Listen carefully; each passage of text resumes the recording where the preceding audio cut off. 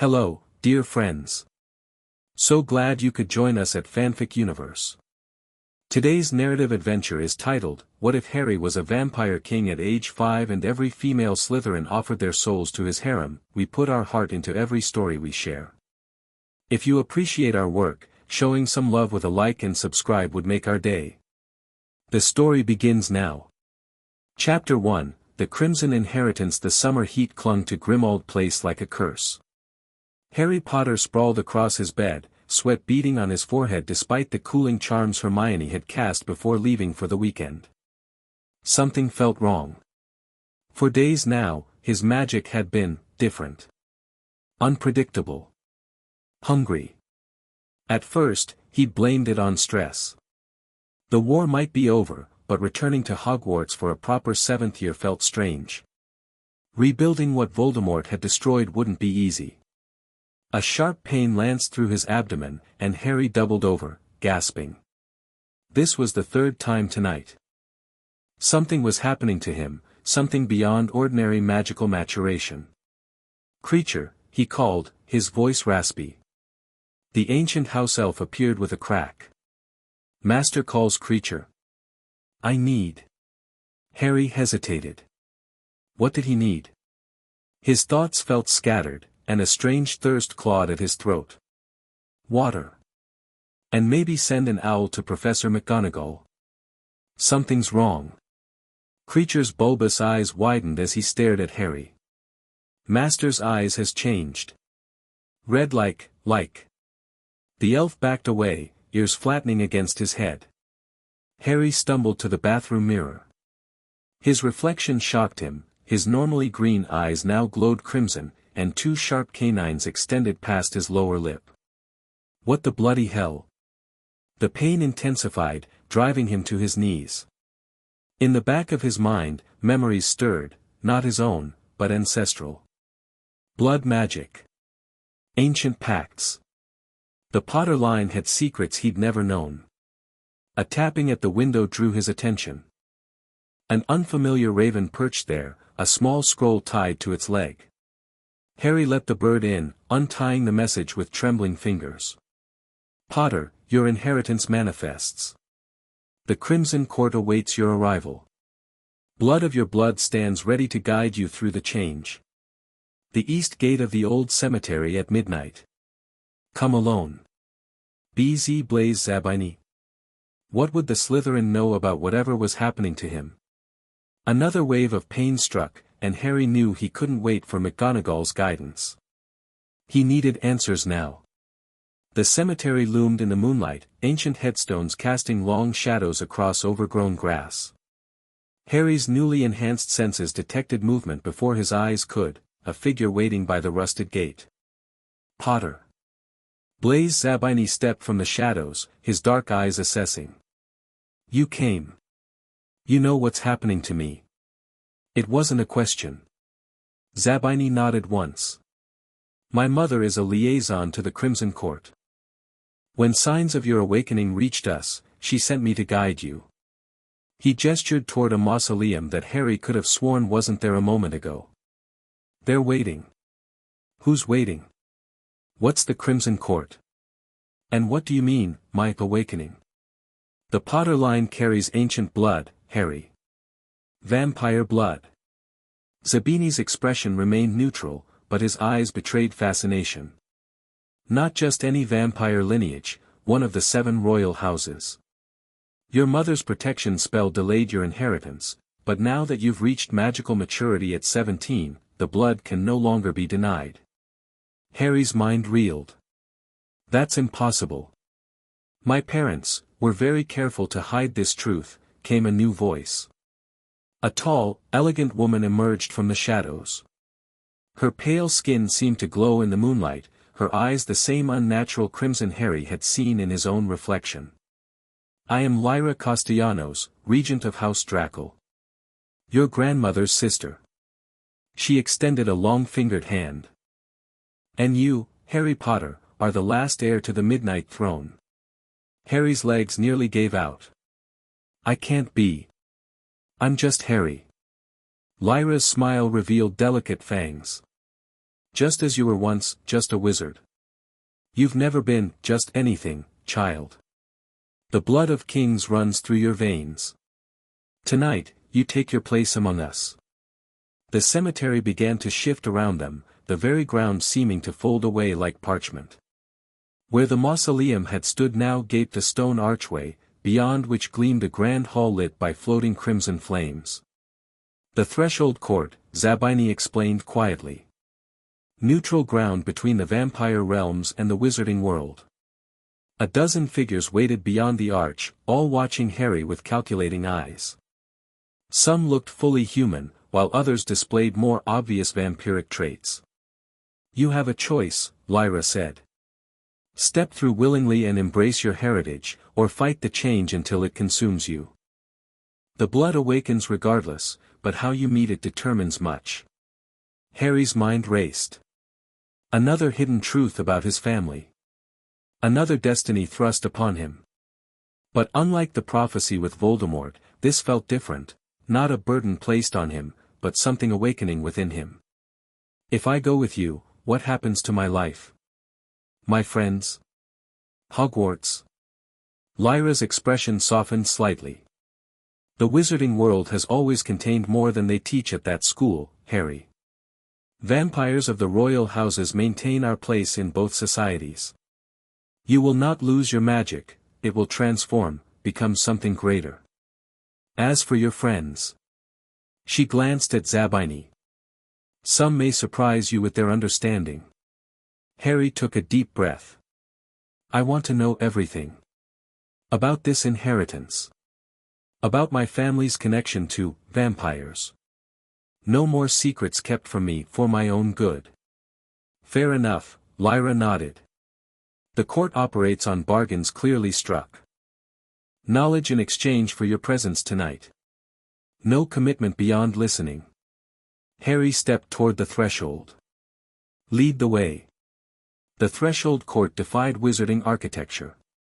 Vast spaces folded into impossible geometries, ceilings that soared higher than the exterior suggested possible. Harry followed Lyra through the grand hall, aware of the eyes tracking their progress. The 7 royal houses have maintained the balance between vampires and wizard kind for millennia, Lyra explained. House Draco, your house, has traditionally stood as mediator between our kind and the wizarding ministries. My parents were vampires. Harry struggled to reconcile this with his memories of their photos, moving, smiling, so ordinary. Your father was born a vampire and wizard union, but chose to suppress his vampire nature through a complex potion regimen. It allowed him to live as a wizard, though the blood remained dormant. Lyra guided him to a private chamber where a goblet of ruby liquid awaited. Your mother's sacrifice invoked ancient blood magic that further buried your heritage. Until now. Harry eyed the goblet suspiciously. Animal blood, Zabini clarified from the doorway. The royal houses abandoned hunting humans centuries ago. Another reason they're tolerated by the ministries. The houses are not merely tolerated, Zabini, came a silky voice. Harry turned to find Daphne Greengrass entering the chamber, her usual Slytherin hauteur replaced by a courtly formality. She curtsied to Lyra, then addressed Harry. The Crimson Court is integral to wizarding governance, Potter. My family has served as diplomatic attaches to House Bathory for generations. Her eyes assessed him with new interest.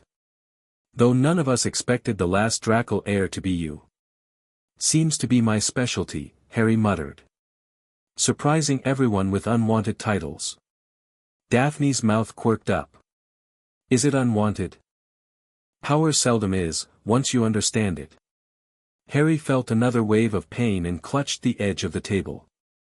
You must complete the transition, Lyra urged, pushing the goblet closer. The awakening has begun, denying it now only causes suffering.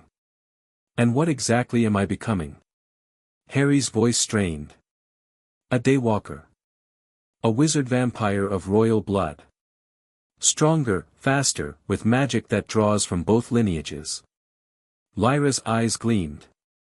The abilities manifest differently in each heir, but all royal vampires command elements of shadow, possess enhanced physical attributes, and develop unique affinities. Harry looked from the goblet to the expectant faces surrounding him. A new destiny. A new identity to reconcile. If I drink this, I can still return to Hogwarts. Still be, me. You will always be you, Harry Potter, Lyra said. Just more. Your wizarding education remains important. Royal vampires have attended Hogwarts throughout its history, though few knew their nature. With a resigned sigh, Harry took the goblet and drank. The effect was immediate and shocking.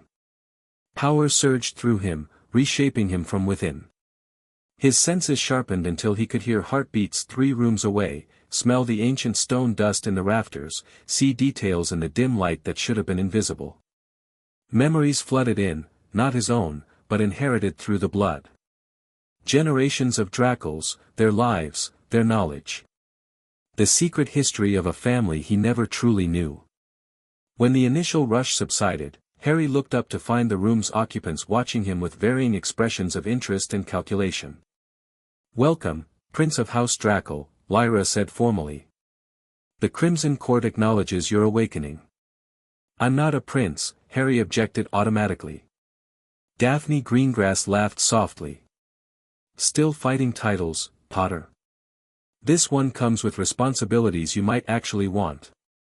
What responsibilities? Protection, said another voice from the doorway. Tracy Davis stepped in, followed by several other Slytherins Harry recognized, Millicent Bulstrode, the Caro twins, even Pansy Parkinson. All girls from Slytherin House, each carrying a ceremonial dagger. The royal houses protect their allies, Tracy continued. And in return, we offer loyalty and service. House Draco has been without leadership for too long, Lyra explained. These daughters of aligned families come to pledge themselves to your banner, to restore the ancient alliances. Harry stared at the gathering of Slytherin girls. You want to pledge loyalty, to me? Don't look so shocked, Potter, Pansy said with a smirk. Politics makes strange bedfellows, and vampire politics even stranger ones. I don't understand, you will, Lyra promised. The blood carries knowledge. By sunrise, you'll understand much that seems confusing now. A gong sounded somewhere in the distance. Lyra straightened. The court convenes. Your formal introduction cannot wait. She gestured toward the door. Come. The other houses must acknowledge your claim. Harry followed, his new vampire senses overwhelmed with information, his mind racing to process this radical change to his identity. Behind him came the Slytherin contingent, their expressions ranging from calculating to curious. Whatever he was becoming, Harry realized one thing clearly, his final year at Hogwarts would be nothing like he'd expected. The Crimson Court's central chamber resembled a Gothic cathedral crossed with an ancient Roman senate. 7 ornate thrones arranged in a semicircle dominated the dais, 5 occupied by figures of varying ages, all exuding an aura of predatory power. 2 thrones stood empty. Hundreds of vampires and human allies filled the chamber, their quiet murmurs ceasing as Lyra led Harry toward the dais. The Midnight Throne has stood empty too long, she announced, her voice carrying effortlessly through the vast space. Tonight, blood awakens blood. I present Harry James Potter, heir of House Draco. A ripple of reaction swept through the gathered court. Harry caught fragments of whispered conversations with his enhanced hearing, the boy who lived. Defeated the Dark Lord. James Potter's son. Can he be trusted? A pale, austere man rose from the centermost throne. I am Vladimir Corvinus, King of House Corvinus and current regent of the Crimson Court. His accent was faintly Eastern European, his manner coldly formal. Your claim to Draco blood is acknowledged, Harry Potter. But a throne requires more than blood right. It demands power, will, and followers. He has defeated the darkest wizard of our age, called out Blaise Zabini from behind Harry. His power is proven. Corvinus inclined his head slightly. Power, perhaps. But loyalty? Alliance? The houses require political foundation. Daphne Greengrass stepped forward. House Greengrass recognizes House Drackle and offers alliance. One by one, the Slytherin girls stepped forward, each pledging their family's support to Harry's claim. With each pledge, Harry felt a strange magical resonance, as though threads of power were connecting him to each ally. Impressive, noted a beautiful vampiress from another throne. Young allies from the Serpent House. Fitting, as Slytherin himself was allied with Drackle in the founding days. Salazar Slytherin knew about vampires. Harry couldn't help asking. Several members of the court chuckled, as though he'd said something amusing. Knew of us? The vampiress smiled. My dear boy, he was married to one. History remembers so little of what truly matters. Vladimir Corvinus raised his hand for silence. The pledges are noted and accepted. However, tradition demands a demonstration of power before a throne is confirmed. His cold eyes fixed on Harry. The trial of Shadow awaits you at tomorrow's midnight court. Until then, you are acknowledged as heir presumptive. He struck a ceremonial staff against the stone floor, and the court session dissolved into smaller gatherings, many eyeing Harry with newfound interest. Lyra guided Harry away from the dais. You've made an impression. The Slytherin pledges were unexpected. They must have been planning this since your symptoms began appearing. Why would they pledge to me? Harry asked. Most of them barely tolerated me at Hogwarts. Vampire politics, Tracy Davis answered, falling into step beside them. We've known about the courts all our lives. When rumors began that the Drackle heir was awakening, every family with vampire connections began calculating advantages. And you calculated that I was the best option? Harry found that hard to believe. You defeated the Dark Lord, Millicent Bulstrode said matter-of-factly. You've proven your power repeatedly. And unlike some heirs, you weren't raised in court politics, which makes you malleable? Harry suggested dryly. Pansy Parkinson laughed. We were going to say, less likely to have centuries-old grudges, but think what you like, Potter. The group reached a luxurious suite of rooms that apparently had been prepared for Harry. Rest, Lyra advised. The blood transition will complete by morning. I'll return before sunset to prepare you for the trial of Shadow. As the others filed out, Daphne Greengrass lingered. This alliance benefits us both, Potter. The Slytherin families aligned with vampire courts have been without a proper champion since your father rejected his heritage. We need a strong Drackle heir. And what do I get from this arrangement? Daphne smiled, revealing the tips of her own delicate fangs. Knowledge. Protection. Political power beyond anything you've imagined. And allies who understand this world far better than your Gryffindor friends ever could. She turned to leave, then paused. Oh, and Potter. When we return to Hogwarts, things will be different. The Slytherins pledged to you tonight will be watching, waiting to see if you're worthy of our loyalty. Don't disappoint us.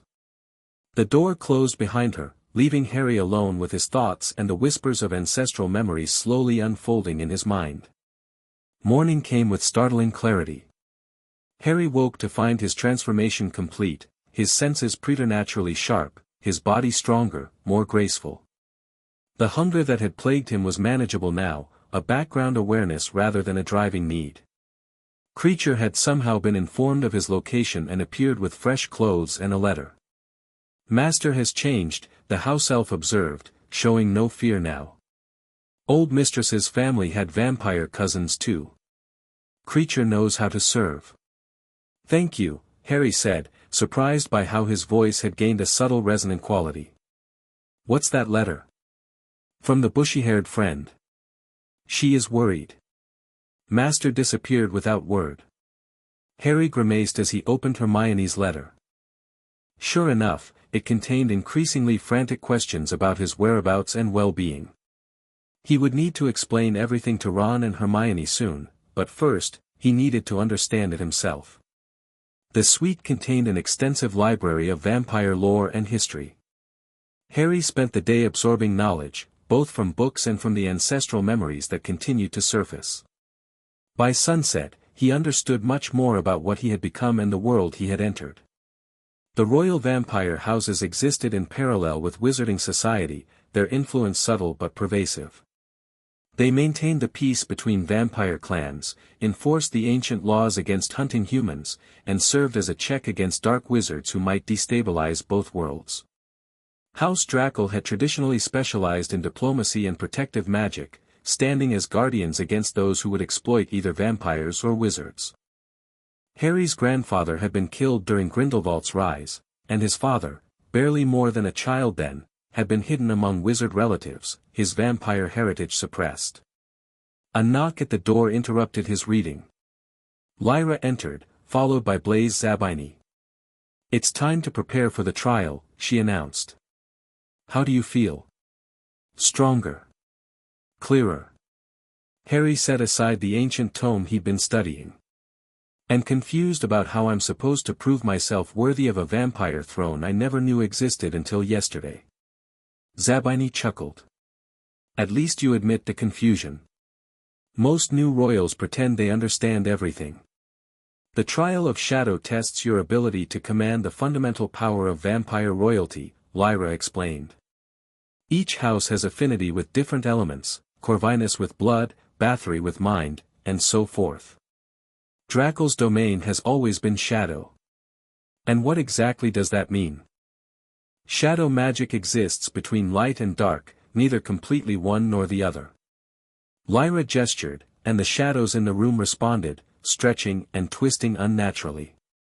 "It allows manipulation of darkness, travel between shadows, and in the most skilled practitioners, the ability to shape shadow into solid form." Harry remembered how, in the cemetery, the very landscape had seemed to fold away. Is that how vampire spaces exist alongside the wizarding world? Shadow manipulation? Precisely. Lyra looked pleased. "The ancestral memory serves you well. The threshold court exists in the shadow of your world, accessible only to those with the blood or those guided by us. The trial will test your ability to navigate the shadow labyrinth," Zabini added. "You must reach the center, claim the Drackle signet, and return. Simple in concept. But I'm guessing not simple in execution," Harry finished. "The shadows contain challenges," Lyra confirmed. "Some physical, some magical, some psychological. The labyrinth reflects your own fears and doubts as much as external obstacles." Harry had faced a maze once before, in the Triwizard Tournament. That hadn't ended well. But he was different now, stronger, faster, with new abilities awakening. "How do I control these shadow powers?" "Intent and will, like most magic," Lyra said. "But unlike wizard magic, vampire abilities require no wand. Feel the shadow as an extension of yourself. During the trial, your instincts will guide you, the blood remembers what the mind has not yet learned." Harry spent the remaining hours before midnight practicing. To his surprise, the shadow manipulation came more naturally than he expected.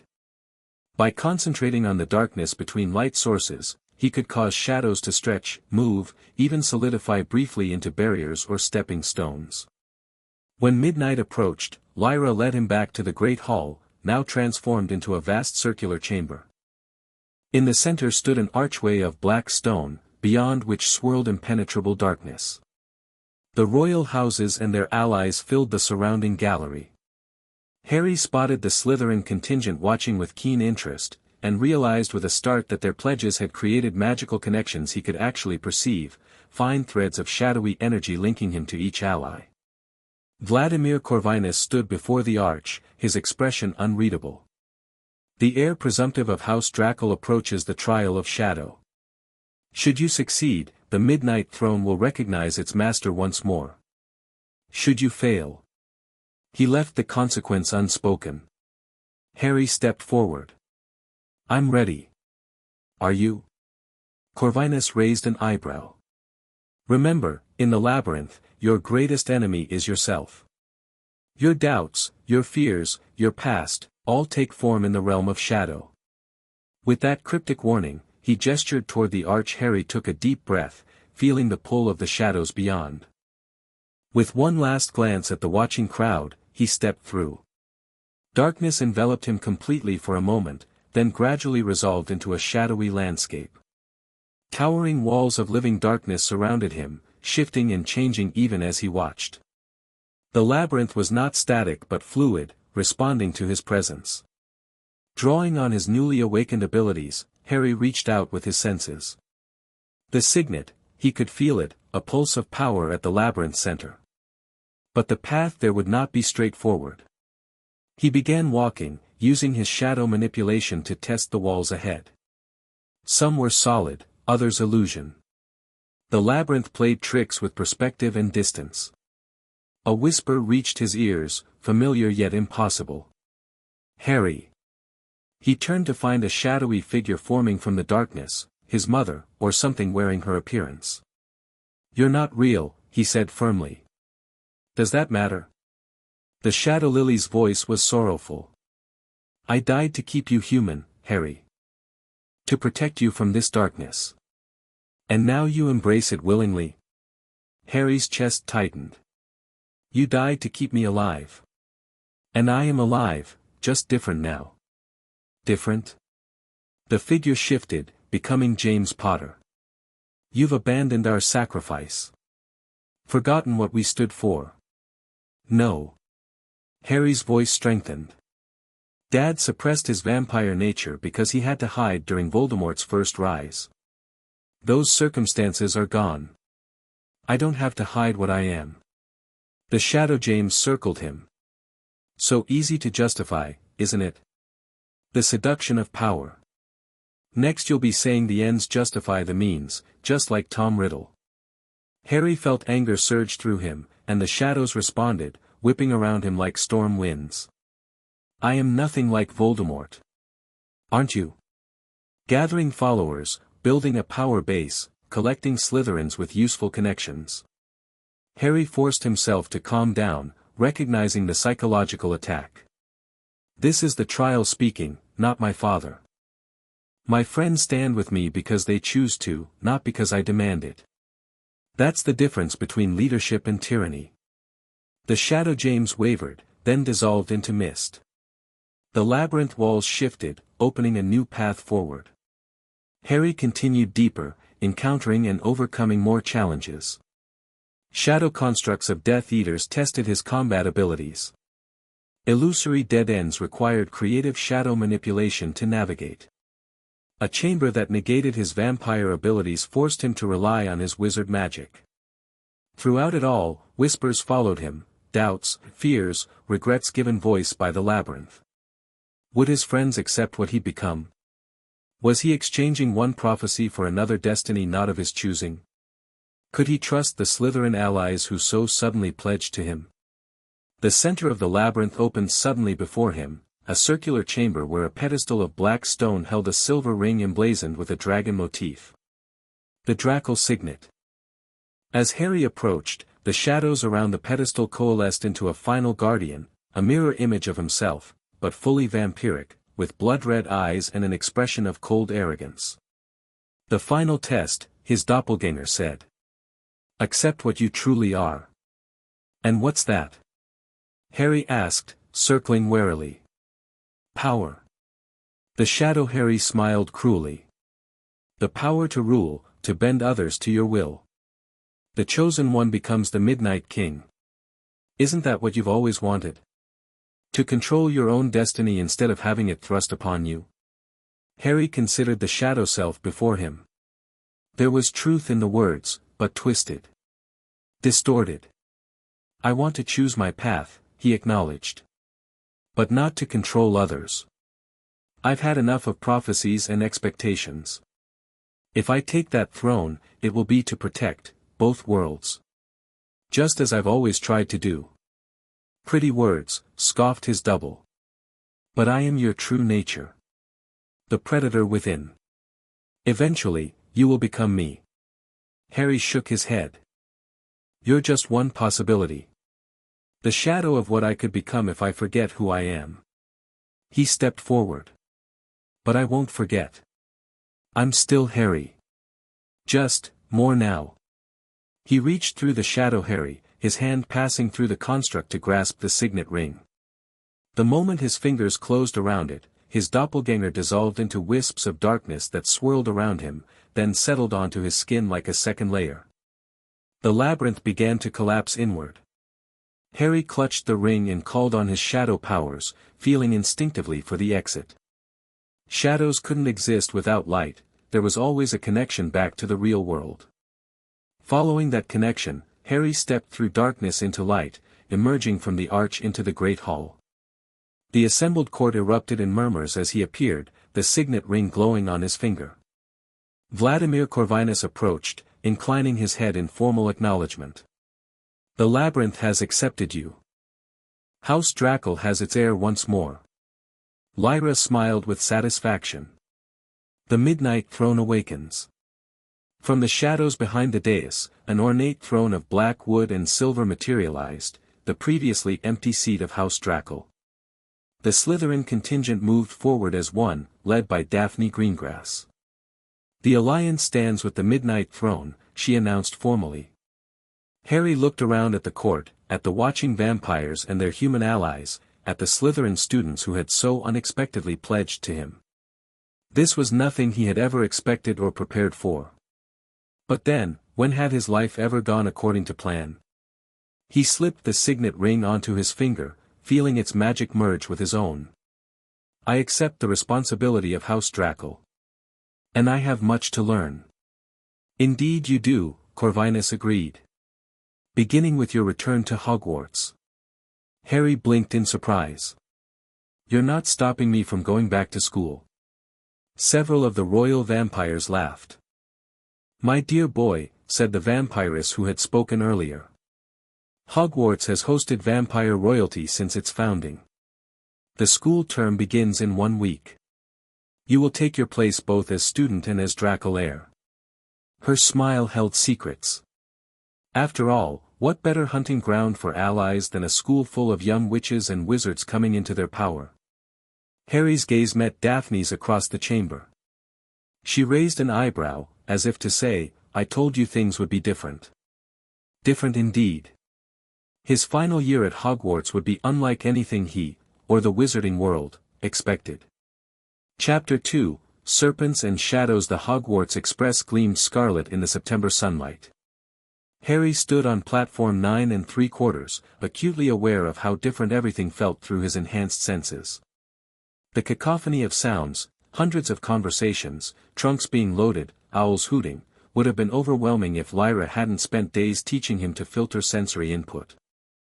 Now he could focus selectively, picking out individual voices from the crowd. Still no sign of him, came Ron's worried tone from somewhere near the front of the train. Hermione, what if something's happened? He promised he'd be here, Hermione replied, though Harry could hear the tension in her voice. His last letter said he had something important to tell us, but he'd explain on the train.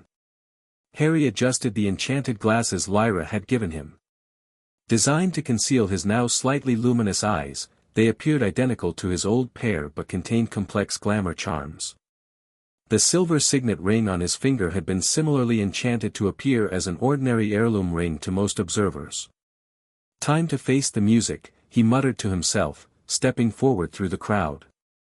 He'd barely gone 3 paces when Blaise Zabini materialized beside him, moving with the subtle grace that Harry now recognized as a sign of vampire blood, though diluted in Blaise's case. The Slytherins are in the 3rd carriage, Zabini informed him quietly. Daphne wants a word before you meet with your Gryffindor friends. Harry frowned.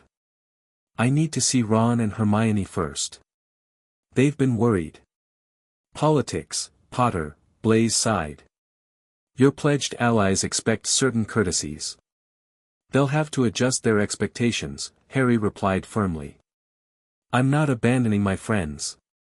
Blaise's expression remained neutral, but Harry detected a hint of approval. As you wish. But remember, the alliances are new and fragile. The Slytherins will be watching how you balance old loyalties with new responsibilities. Harry nodded and continued toward Ron and Hermione, who had just emerged from the train to scan the platform again. When they spotted him, their faces lit with relief. "Harry!"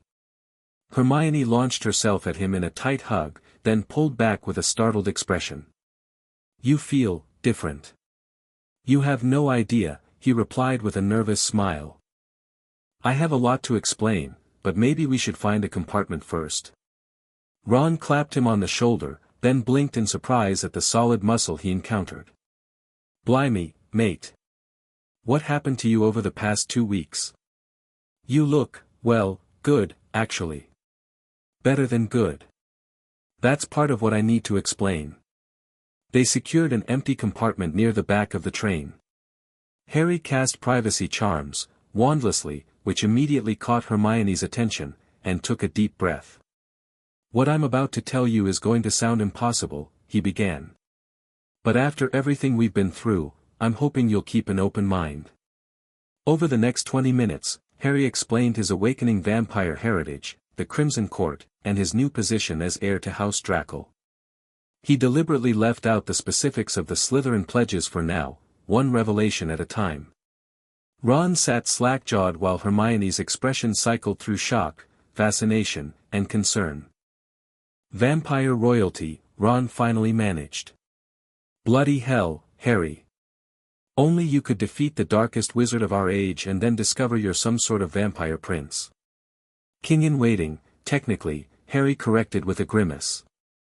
"Believe me, I'm still getting used to it myself." Hermione leaned forward, her analytical mind already processing implications. This explains so much about wizarding history that never made sense. The gaps in the records about certain influential families, the inconsistencies in accounts of magical creatures. Her eyes widened. "Harry, the books on vampire biology are completely wrong, aren't they? The Ministry has been deliberately spreading misinformation." Harry couldn't help but smile. Trust Hermione to focus on the academic implications first. "The royal houses maintain their secrecy by allowing certain misconceptions to persist," he confirmed. "But honestly, Hermione, I haven't had time to read everything. I've been learning on the fly." "What does this mean for you now?" Ron asked, more practically. "I mean, are you even allowed to be at Hogwarts? Do you need, blood?" "The vampire royals have been sending their children to Hogwarts for centuries," Harry explained. "McGonagall knows, she was briefed by the Crimson Court after my transformation. As for blood, yes, I need it, but not how you're thinking. I take a special potion daily that contains processed animal blood. No hunting required." Hermione's expression had turned calculating. "The Slytherins. That's why some of them have been watching you differently since last year, isn't it? They knew about your heritage before you did." Harry winced. He should have known Hermione would make the connection. "Some of them come from families with traditional ties to the vampire courts. When signs of my awakening started appearing, they noticed." Before he could elaborate, the compartment door slid open despite the locking charm. Daphne Greengrass stood in the entryway, elegant in her school robes already adorned with a subtle silver pin in the shape of a dragon that matched Harry's signet. "Potter," she said smoothly. "A moment of your time?" Ron tensed, but Harry gave him a reassuring nod. "It's all right. Daphne's an ally now." "An ally?" Ron repeated, looking between them suspiciously. Daphne's smile revealed just the slightest hint of fawn. "More accurately, a pledged vassal to House Draco, though I prefer diplomatic attaché in mixed company." She glanced pointedly at Harry. "My lord, the others are waiting." "I'll catch up with you both at the feast," Harry told Ron and Hermione, rising. "And we'll talk more tonight. I promise." Hermione grabbed his wrist, her expression serious. "Be careful, Harry.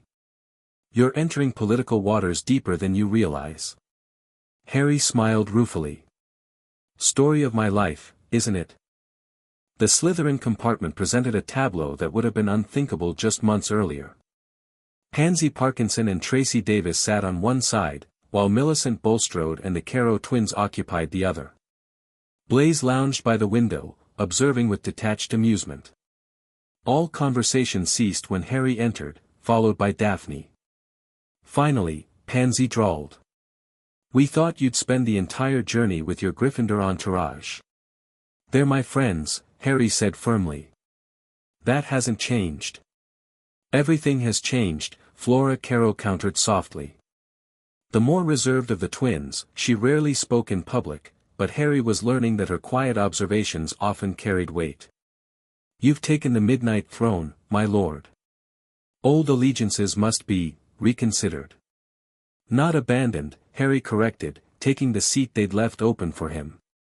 "Reconsidered, perhaps. Expanded, definitely. But I'm not turning my back on anyone who stood by me." Daphne exchanged glances with the others before settling beside him. "Noble sentiment, but potentially problematic. The other houses at Hogwarts don't understand our world, the vampire courts, the political realities. They may not accept your new alliances." "Then I'll make them understand," Harry said with a conviction that surprised even himself. "If I can accept that my entire identity has been rewritten, they can accept that house rivalries aren't what they seemed." Tracy Davis leaned forward, her practical nature asserting itself. "Let's discuss logistics. Hogwarts presents unique challenges for your position. You need regular access to your blood supplements, privacy for court communications, and a secure location for meetings." "I've already arranged for Creature to deliver my supplements discreetly," Harry said. "As for the rest, the room of requirement should serve for meetings." Millicent Bulstrode shook her head. "Too well known after the DA. And frequently compromised." "There are alternatives," Hestia Caro suggested. "The old alchemy laboratory in the dungeons has been abandoned for decades. It connects to passages that lead outside the castle wards, useful for court messengers." "How do you know about that?" Harry asked, surprised. Blaise chuckled. "Slytherins have always known the castle's secrets. Some were specifically created for those with vampire connections. The founders themselves established certain provisions," Daphne elaborated. "Particularly Slytherin, whose wife was from House Bathory." Harry absorbed this information, another piece of hidden history falling into place. "All right. Check this laboratory and secure it. But I want everything above board with McGonagall. No sneaking around like we're doing something wrong." "The headmistress is aware of court protocols," Daphne agreed. "Though speaking of protocol, we need to establish how formal to be in public. Full court etiquette would be conspicuous, but certain acknowledgements are expected." "Keep it subtle," Harry decided. "I'm still getting used to all this myself. The last thing I need is people bowing in the corridors." Pansy smirked. "What about in private?" Harry gave her a flat look. "I didn't ask for any of this, Parkinson." "Few born to power do," Blaise observed. "But you have it nonetheless." The train lurched slightly as it began slowing for Hogsmeade Station. The Slytherins rose with practiced coordination. "We should arrive separately," Daphne advised. "Your friends will be waiting, and we've taken enough of your time for now." "One more thing," Harry said before they dispersed. "I know you all pledged for your own reasons, political advantage, family tradition, whatever. But this only works if there's trust on both sides. I won't treat you as servants, and I expect honesty in return." The Slytherins exchanged glances, seeming to communicate silently in the way of those long accustomed to each other's thoughts. "House Greengrass has served the vampire courts for generations," Daphne finally said. "We understand duty. But you're right, blind allegiance is worthless. You'll have our honest counsel, for better or worse." Harry nodded, satisfied for now. As they prepared to leave, Millicent suddenly froze, her attention caught by something outside the compartment. "Malfoy," she murmured.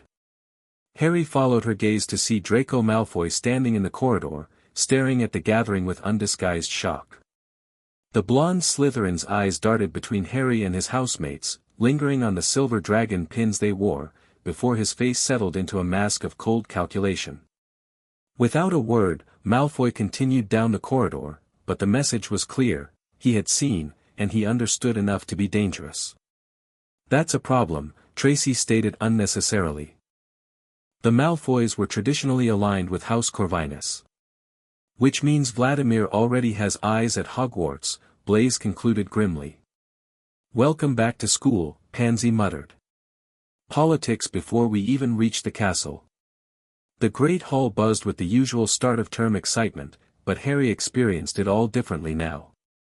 His enhanced senses detected hundreds of individual conversations, the subtle aromas of the feast being prepared below, even the magical energies that sustained the floating candles overhead. He sat between Ron and Hermione at the Gryffindor table, trying to appear normal despite the significant changes he'd undergone. Across the hall, the Slytherins who had pledged to him maintained a careful distance from each other, a strategic decision to avoid drawing attention to their connection. "You still haven't told us everything," Hermione whispered as McGonagall rose to begin the sorting ceremony. "Those Slytherins. They're more than just allies, aren't they?" Harry sighed. "It's complicated. They've pledged formal allegiance to House Draco. It's an old magical tradition within vampire society." Ron nearly choked on his pumpkin juice. "They've what? Like, they're your servants or something?" "Not servants," Harry corrected quickly. "More like diplomatic representatives. Their families have connections to the vampire courts going back centuries." Before Ron could respond, the Sorting Hat began its annual song. Harry listened with newfound interest as the hat described the founders and their qualities. The references to Slytherins, cunning friends, took on new meaning now that he knew about the house's historic vampire connections. After the sorting concluded and the feast appeared, Harry found himself struggling with an unexpected challenge. Regular food now tasted different, almost bland compared to the rich, complex flavors of the blood supplements he required. He managed small portions to maintain appearances, but it was the goblet of deep red liquid that Creature had discreetly placed before him that truly satisfied his hunger. "Is that, you know?" Ron asked quietly, eyeing the goblet. "Blood-replenishing potion with certain modifications," Harry replied, the cover story he'd prepared. "After everything that happened last year, my magic is still stabilizing." The lie wasn't completely convincing, but it would serve for now. Harry had learned that most wizards had a remarkable ability to rationalize away the unusual rather than confront uncomfortable truths. Halfway through the meal, Harry felt a peculiar sensation, like an invisible thread being tugged. He glanced up instinctively toward the Slytherin table to find Daphne watching him intently. With the subtlest of gestures, she directed his attention to the staff table. Professor Slughorn was staring at Harry's signet ring with undisguised recognition. When the potions master caught Harry's eye, he gave a startled little nod of acknowledgement before hurriedly returning to his conversation with Professor Flitwick. "Interesting," Hermione murmured, having tracked the exchange. "Slughorn knows, doesn't he?" "The old families always know," Harry confirmed quietly. "They just pretend not to for political convenience." After the feast, McGonagall gave her start-of-term announcements, including the introduction of a new defense against the dark arts professor, a stern-looking witch named Calliope Winterbourne who surveyed the students with calculating eyes that lingered just a fraction too long on Harry. "Is it my imagination," Ron whispered, "or does she look a bit like?" "She has vampire ancestry," Harry confirmed under his breath. "I can tell by her aura." Hermione frowned. "I thought you said vampires were secretive. Isn't having one as a professor rather obvious?" "Royal vampires are secretive," Harry clarified. "There are plenty of regular vampires integrated into wizarding society. Most just don't advertise it due to prejudice." As the students rose to head to their dormitories, Professor McGonagall's voice cut through the din. "Mr. Potter, a moment in my office, if you please." Harry nodded to his friends. "I'll catch up with you in the common room." McGonagall's office retained many of Dumbledore's touches, though reorganized with her characteristic efficiency. The headmistress gestured Harry to a chair while she settled behind her desk. I received quite the interesting communication from the Crimson Court last week, Mr. Potter, she began without preamble. It seems congratulations are in order for your ascension. Thank you, Professor. It's still sinking in, to be honest. I imagine so. Her expression softened slightly. Your father faced similar challenges when he attended Hogwarts, though he chose a different path regarding his heritage. Harry blinked in surprise. You knew about my father's vampire blood? Minerva has been the Hogwarts liaison to the vampire courts for decades, came a silky voice from the shadows. Harry turned to find Lyra materializing from a darkened corner of the office, a feat that would have startled him before his transformation but now merely impressed him with its subtle use of shadow manipulation.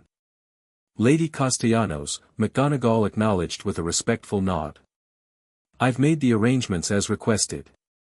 Mr. Potter will have access to the facilities he requires, and certain allowances regarding curfew and restricted areas have been noted. Excellent, Lyra approved. And the other matter? McGonagall's expression turned grave. Professor Winterbourne has been briefed on the situation. As a distant relation of House Nightshade, she understands the delicacy required. However, I must express concern about having two vampire royals at Hogwarts, given the historical tensions. 2. Harry asked, suddenly alert. Who else is here? Lyra and McGonagall exchanged glances. Corvinus sent his granddaughter, Lyra finally revealed. Anastasia will be joining the 6th-year Ravenclaws tomorrow. Her arrival was deliberately delayed to avoid drawing attention during the feast. Vladimir's granddaughter, Harry repeated, remembering the cold, calculating vampire king who had overseen his trial. Is this normal? Or is he watching me? Both, Lyra admitted. The royal houses have always sent their young to Hogwarts. But the timing of Anastasia's arrival is, politically significant. Vladimir wishes to observe the new Draco heir closely. McGonagall sighed. Which brings me to my primary concern, Mr. Potter. Hogwarts is first and foremost an educational institution. While we have accommodated vampire royalty for centuries, we cannot have court politics disrupting school functions. I understand, Professor, Harry assured her. I'm still figuring this all out myself. I just want a normal final year. Lyra's laugh was musical and entirely disbelieving. My dear boy, you claimed the Midnight Throne.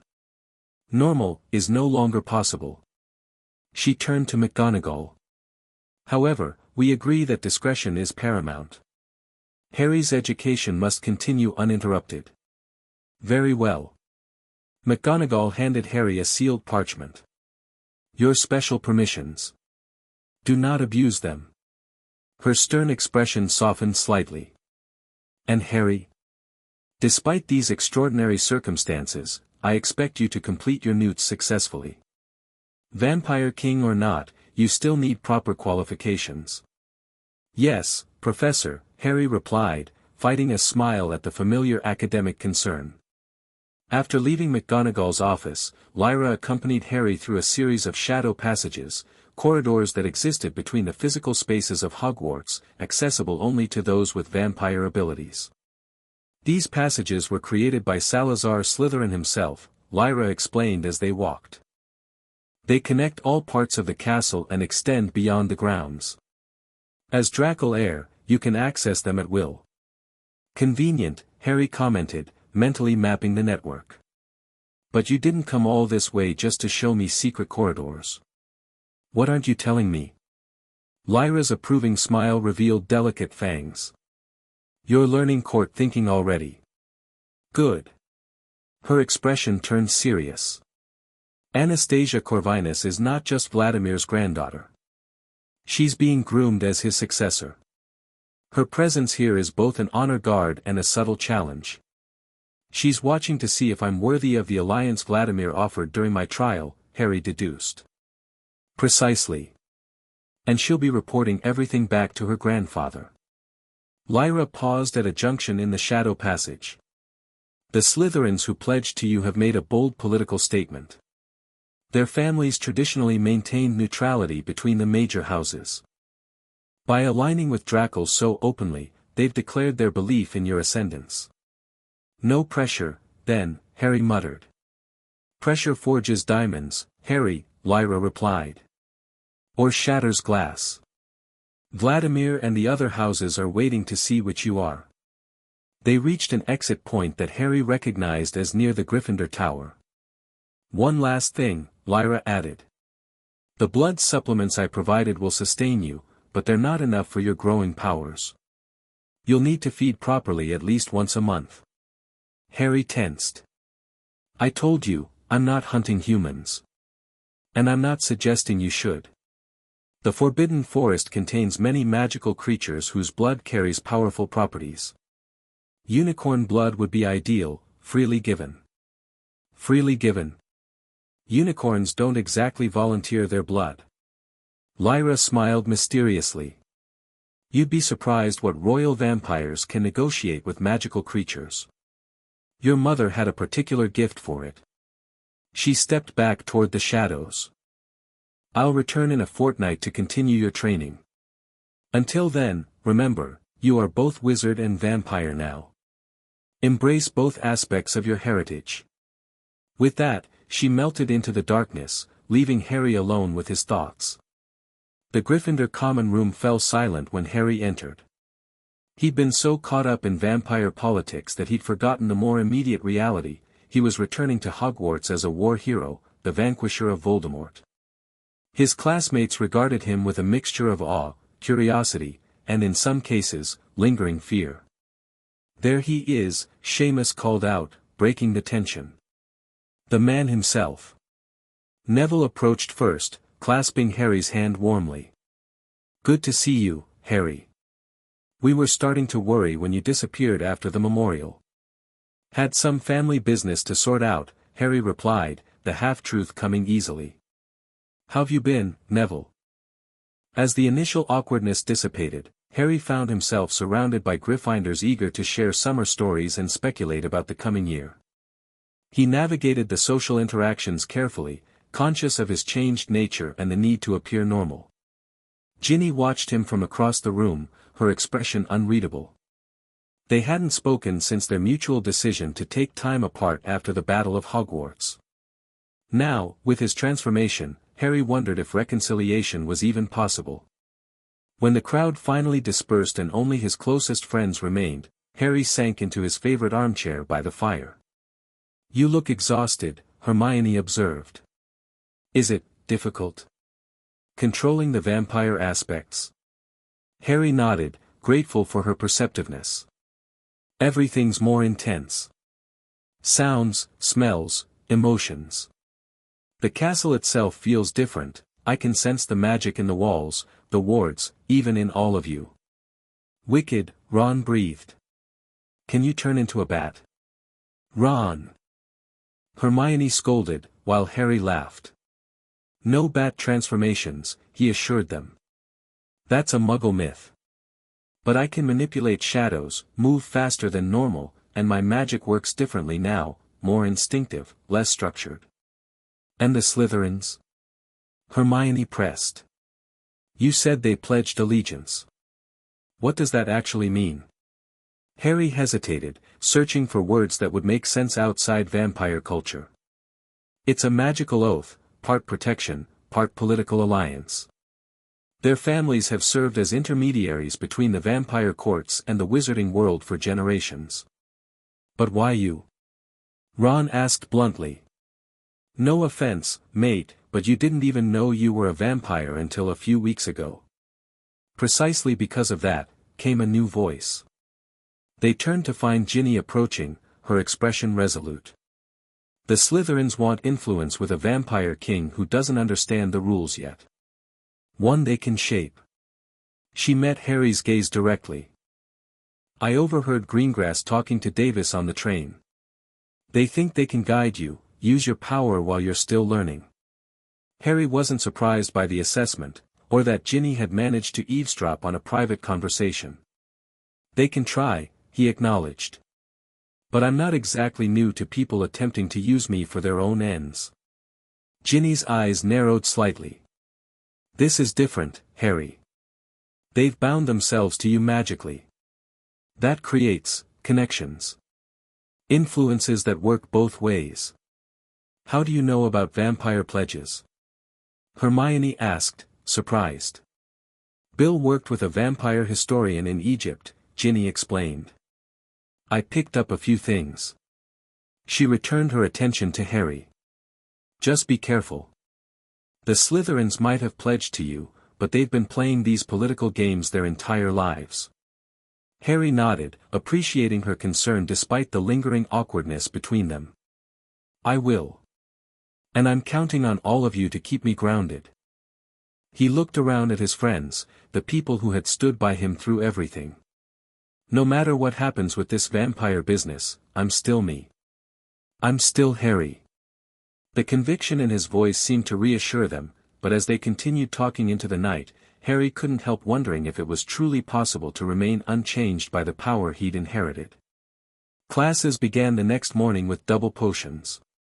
Harry arrived to find the classroom dynamics subtly altered. The Slytherins who had pledged to him maintained a respectful distance, neither avoiding him nor approaching too familiarly. Their strategy became clear when Slughorn entered and immediately noticed the silver dragon pins they wore. The potions master faltered momentarily, his gaze darting between Harry's signet ring and the Slytherin's pins before recovering his jovial demeanor.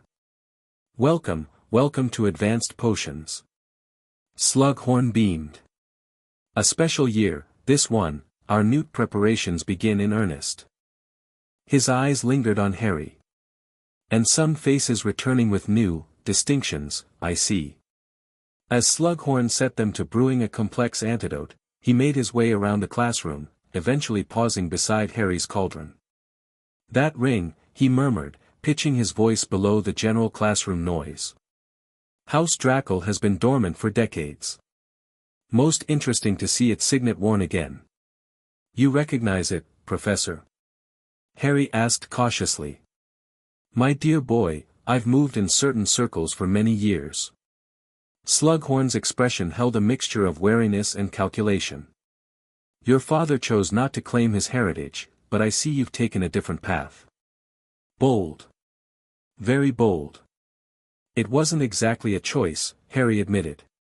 It rarely is, with old blood, Slughorn agreed. Then, more quietly, the Greengrass girl and her associates, traditional vassals of Drackle, I believe. Their allegiance could prove useful. Before Harry could respond, the classroom door opened to admit a latecomer. The girl who entered moved with unmistakable vampiric grace, her dark hair framing aristocratic features that somehow managed to be both youthful and anciently knowing. Ah! Slughorn exclaimed. You must be Miss Corvinus. Headmistress McGonagall mentioned we'd have a transfer student joining us. Anastasia Corvinus surveyed the room with cool detachment until her gaze locked with Harry's. The air between them seemed to vibrate with recognition, one royal vampire sensing another. I apologize for my tardiness, Professor, she said, her accent faintly Eastern European like her grandfather's. I'm still learning the castle's layout. Quite understandable, Slughorn assured her. Please take any empty seat and catch up as best you can. The only available space was beside Blaise Zabini, who watched with careful neutrality as Anastasia approached. The Slytherin gave her a slight nod, the barest acknowledgement of her status without displaying allegiance. Throughout the lesson, Harry felt Anastasia's calculated glances. She was studying him, assessing the new Drackle heir with the practiced eye of someone born to vampire royalty. When class ended, she deliberately lingered, arranging her encounter so they would exit together. Harry Potter, she said, her voice carrying the subtle resonance of vampire royalty. My grandfather sends his regards. Anastasia Corvinus, Harry acknowledged. I trust you're finding Hogwarts accommodating. It has its charms. Her smile revealed perfect teeth, the elongated canines nearly imperceptible unless one knew to look. Though I wonder how you manage the constant humanity of it all. The heartbeats, the warm blood so close, especially now that you've awakened. It was a test, Harry realized, probing his control, his adaptation to vampire nature. I find the humanity comforting, he replied honestly. It reminds me of who I am, where I come from. Anastasia's expression revealed nothing, but her eyes narrowed slightly. Interesting. Most new royals embrace the predator within more, enthusiastically. She glanced at the departing Slytherins. Though you seem to have embraced certain traditional aspects readily enough. The vassals. The politics. I'm learning as I go, Harry admitted, seeing no benefit in pretending expertise he didn't possess. Including when I'm being diplomatically interrogated. That earned him a genuine laugh, brief, but authentic. Direct. Grandfather said you would be. She shifted closer, lowering her voice. Let me offer some friendly advice, new blood to old. The Slytherin vassals you've collected? They serve House Draco's interests, not necessarily yours. Remember that distinction. Before Harry could respond, she continued down the corridor with elegant purpose, leaving him to ponder the warning, and whether it was genuine counsel or another layer of court manipulation. The old alchemy laboratory had been transformed by the time Harry visited that evening. The Slytherins had worked efficiently, converting the abandoned space into a functional meeting room with subtle touches reflecting House Draco's aesthetic, dark wood furnishings, silver accents, and clever magical lighting that mimicked the shadowplay of vampire spaces. Impressive, Harry commented as Daphne guided him through. Though a bit formal for study sessions, isn't it? This isn't just a study space, she corrected. It's your court at Hogwarts. A proper royal needs a proper receiving room. I'm still a student, Greengrass. You're both, she insisted. And maintaining appropriate settings helps reinforce your authority with visitors. Harry noticed a concealed door behind an ornate tapestry. Where does that lead? The shadow passages, Daphne explained. We can't access them ourselves, but we've marked the entry point for your convenience. It connects directly to the network Lady Castellanos showed you.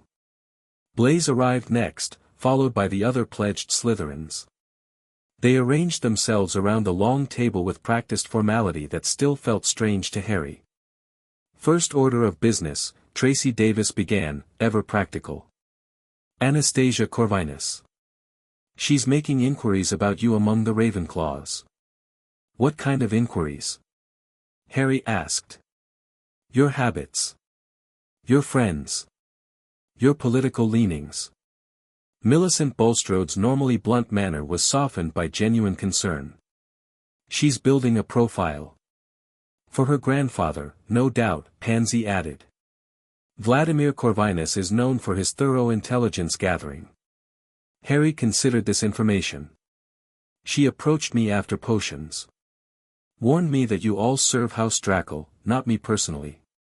The Slytherins exchanged glances. Technically accurate, Daphne acknowledged. But deliberately misleading.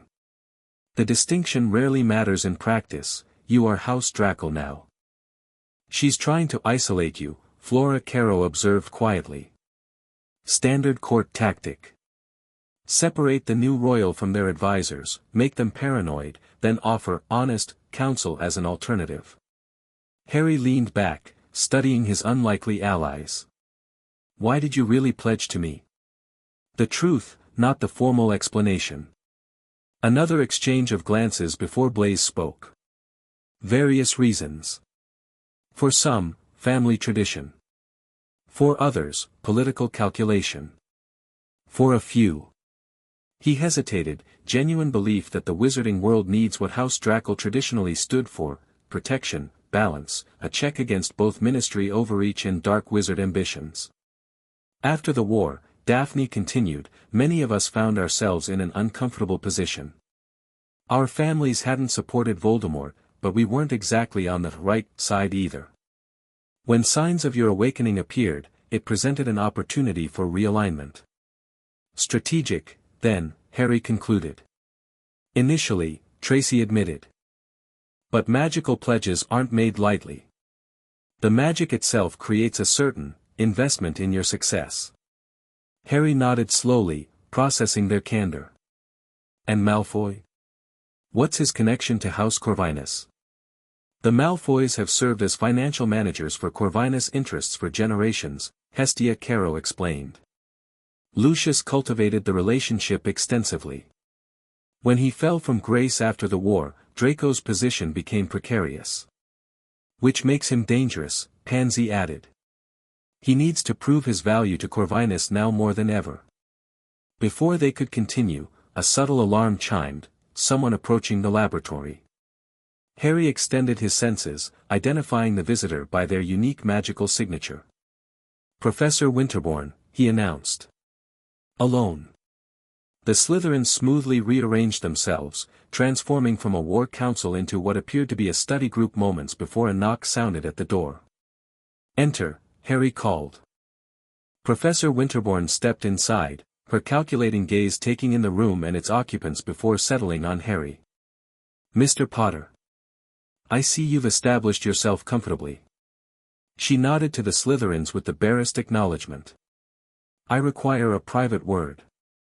The Slytherins looked to Harry for direction, a subtle but significant deference that didn't escape Winterbourne's notice. We'll continue our transfiguration review tomorrow, Harry told them, the dismissal clear but courteous. Once they had departed, Winterbourne cast several privacy charms before addressing Harry directly.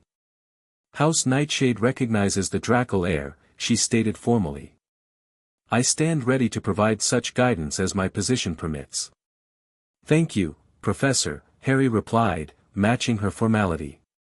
Though I admit I'm curious why Nightshade would send a representative to Hogwarts just as I'm discovering my heritage. Winterbourne's smile was thin but genuine. Not everything revolves around you, Mr. Potter. I was appointed before your awakening became known to the courts. However, the coincidence is fortuitous. Fortuitous how? House Nightshade maintains neutrality between the major vampire houses. We serve as arbiters, historians, and occasionally, teachers. Her expression softened fractionally. Your position is unique, a newly awakened royal with no court upbringing but considerable magical experience. You need guidance that isn't colored by Draco interests alone. Harry considered her words carefully. And what does House Nightshade gain from providing this guidance? Winterbourne's approval was palpable. The right question. We gain balance. Draco's return shifts power dynamics that have been static for decades. Nightshade prefers equilibrium. And my defense against the dark arts education will be thorough and uncompromised, she assured him. Your newts remain important, vampire heritage notwithstanding. In fact, she reached into her robes and withdrew a small, ancient-looking book. This might prove useful for both aspects of your education. Harry accepted the book carefully. The cover bore no title, but the Draco crest was embossed in faded silver on black leather. Your father's notes on balancing his dual nature, Winterbourne explained.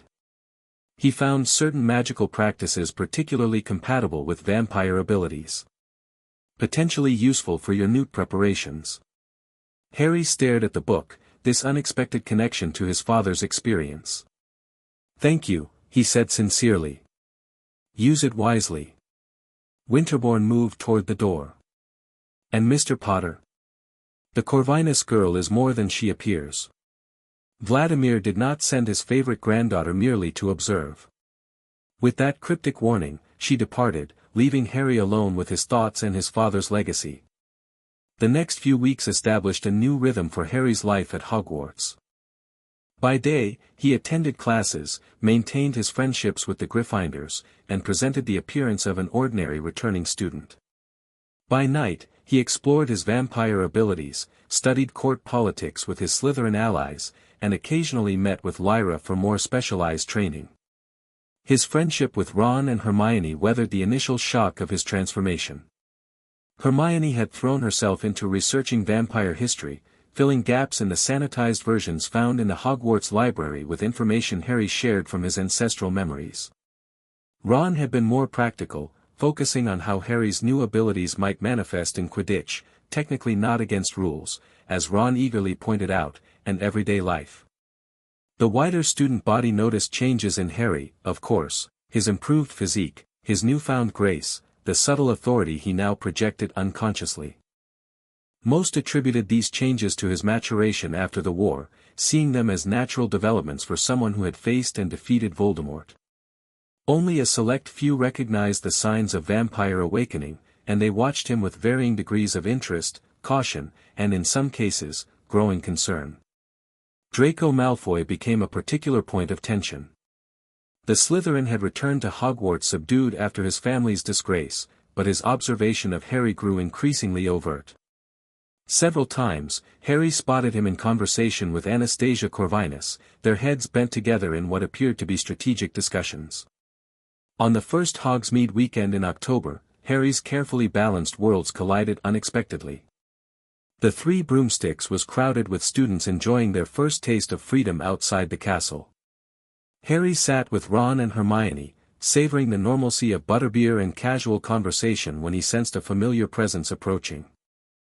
Potter, Daphne Greengrass greeted him with the casual formality she maintained in public.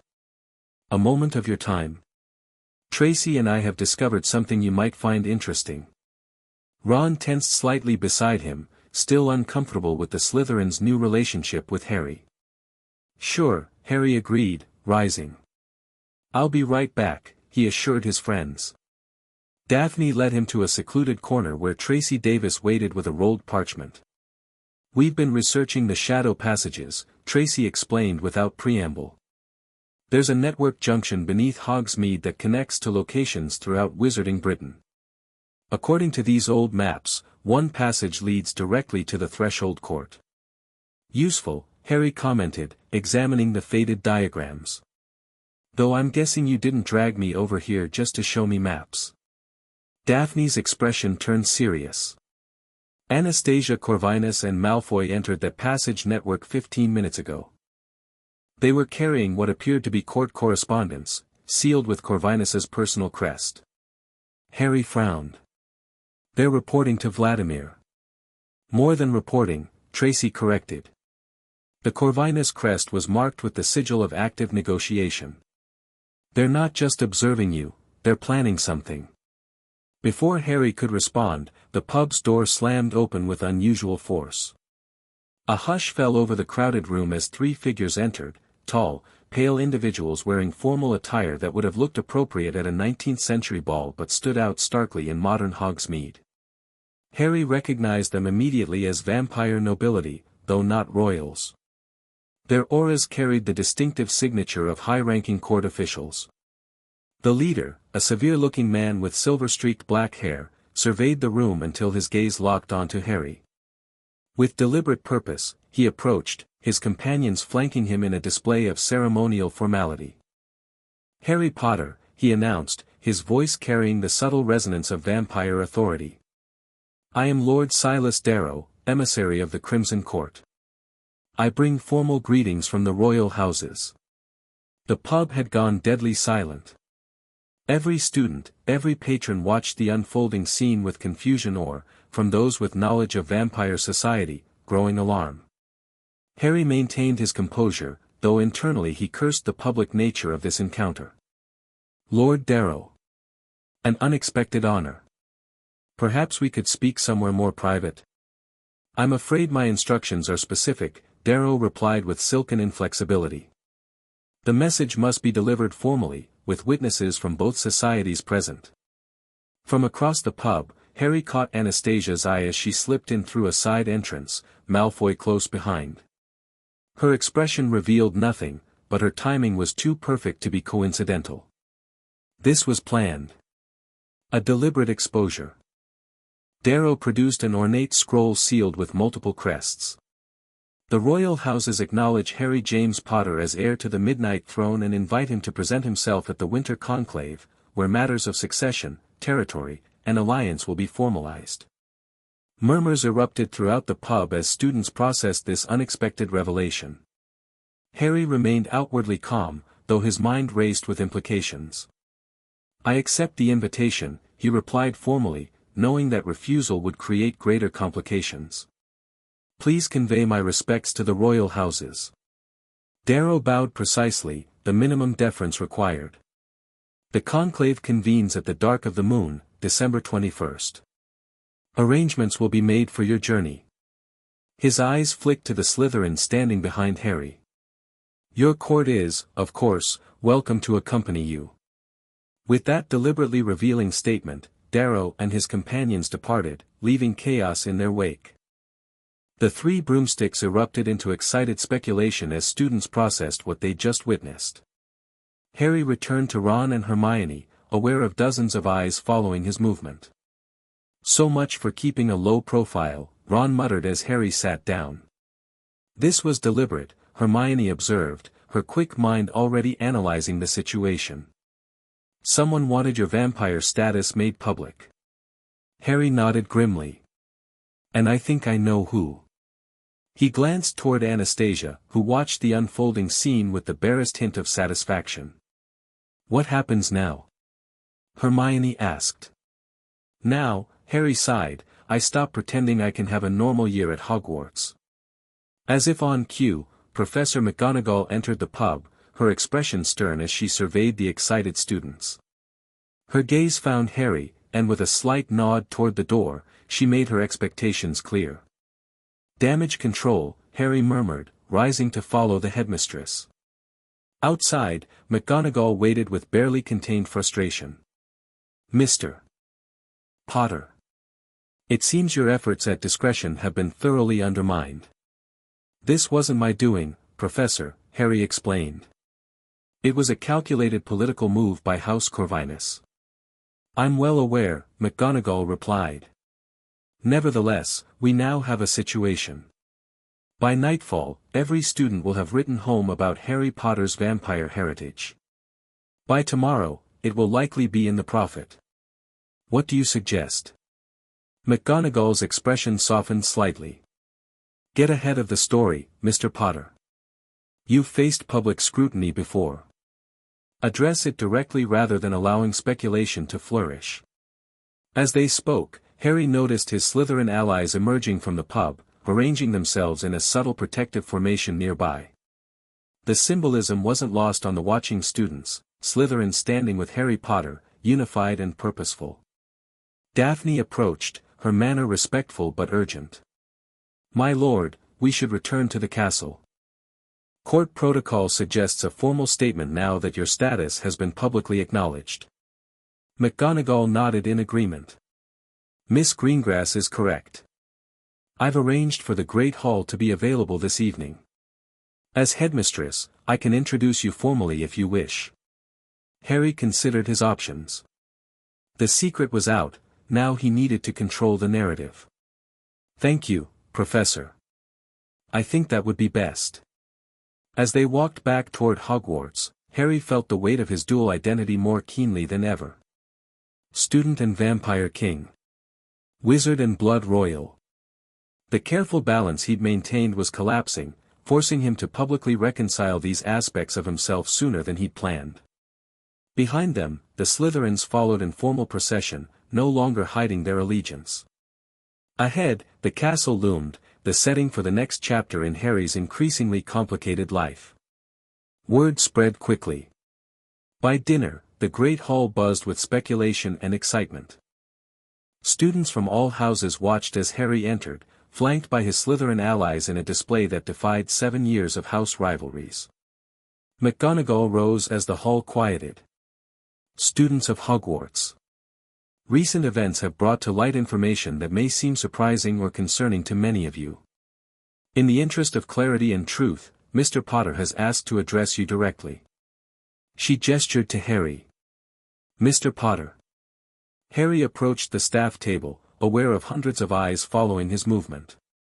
As he turned to face the hall, he caught glimpses of various reactions, confusion from many, knowing recognition from a few, and calculated interest from Anastasia Corvinus at the Ravenclaw table. "Thank you, Professor." Harry's voice carried clearly without effort, his vampire nature lending its subtle resonance. "Most of you know me as Harry Potter, the boy who lived, or more recently, as the wizard who defeated Voldemort. What you don't know, what I myself didn't know until recently, is that I am also heir to an ancient vampire lineage. Gasps and whispers erupted throughout the hall. Harry continued once they subsided. House Draco has been part of wizarding history for centuries, though most history books mention us only in passing, if at all. I discovered my heritage this summer when my vampire nature awakened on my 17th birthday. He held up his hand, allowing the glamour on his signet ring to fade, revealing the true Draco crest. I am still the same person who has studied alongside you for 7 years. I am still committed to completing my education at Hogwarts. But I also have responsibilities to both vampire and wizarding societies that I must now acknowledge publicly. Harry gestured to the Slytherins standing nearby. These students represent families traditionally allied with House Draco. Their support honors ancient pacts between our houses. Daphne stepped forward on cue. House Greengrass recognizes and supports the Draco heir, she announced formally, the other pledged Slytherins echoing similar declarations. From the Ravenclaw table, Anastasia Corvinus rose with deliberate grace. House Corvinus acknowledges the Draco heir, she stated, her formal tone carrying a subtle challenge. And extends the hand of cautious friendship. The political subtext was clear to those who understood vampire relations, neither alliance nor opposition, but calculated neutrality with conditions attached. Professor Winterbourne stood next. House Nightshade recognizes the Draco heir and offers counsel, as we have done for generations. One by one, other students with vampire connections made themselves known, a 6th-year Hufflepuff from a family of vampire scholars, a Ravenclaw prefect whose grandfather served on the Vampire Diplomatic Corps, even a timid 2nd-year Gryffindor whose great-aunt was a vampire historian.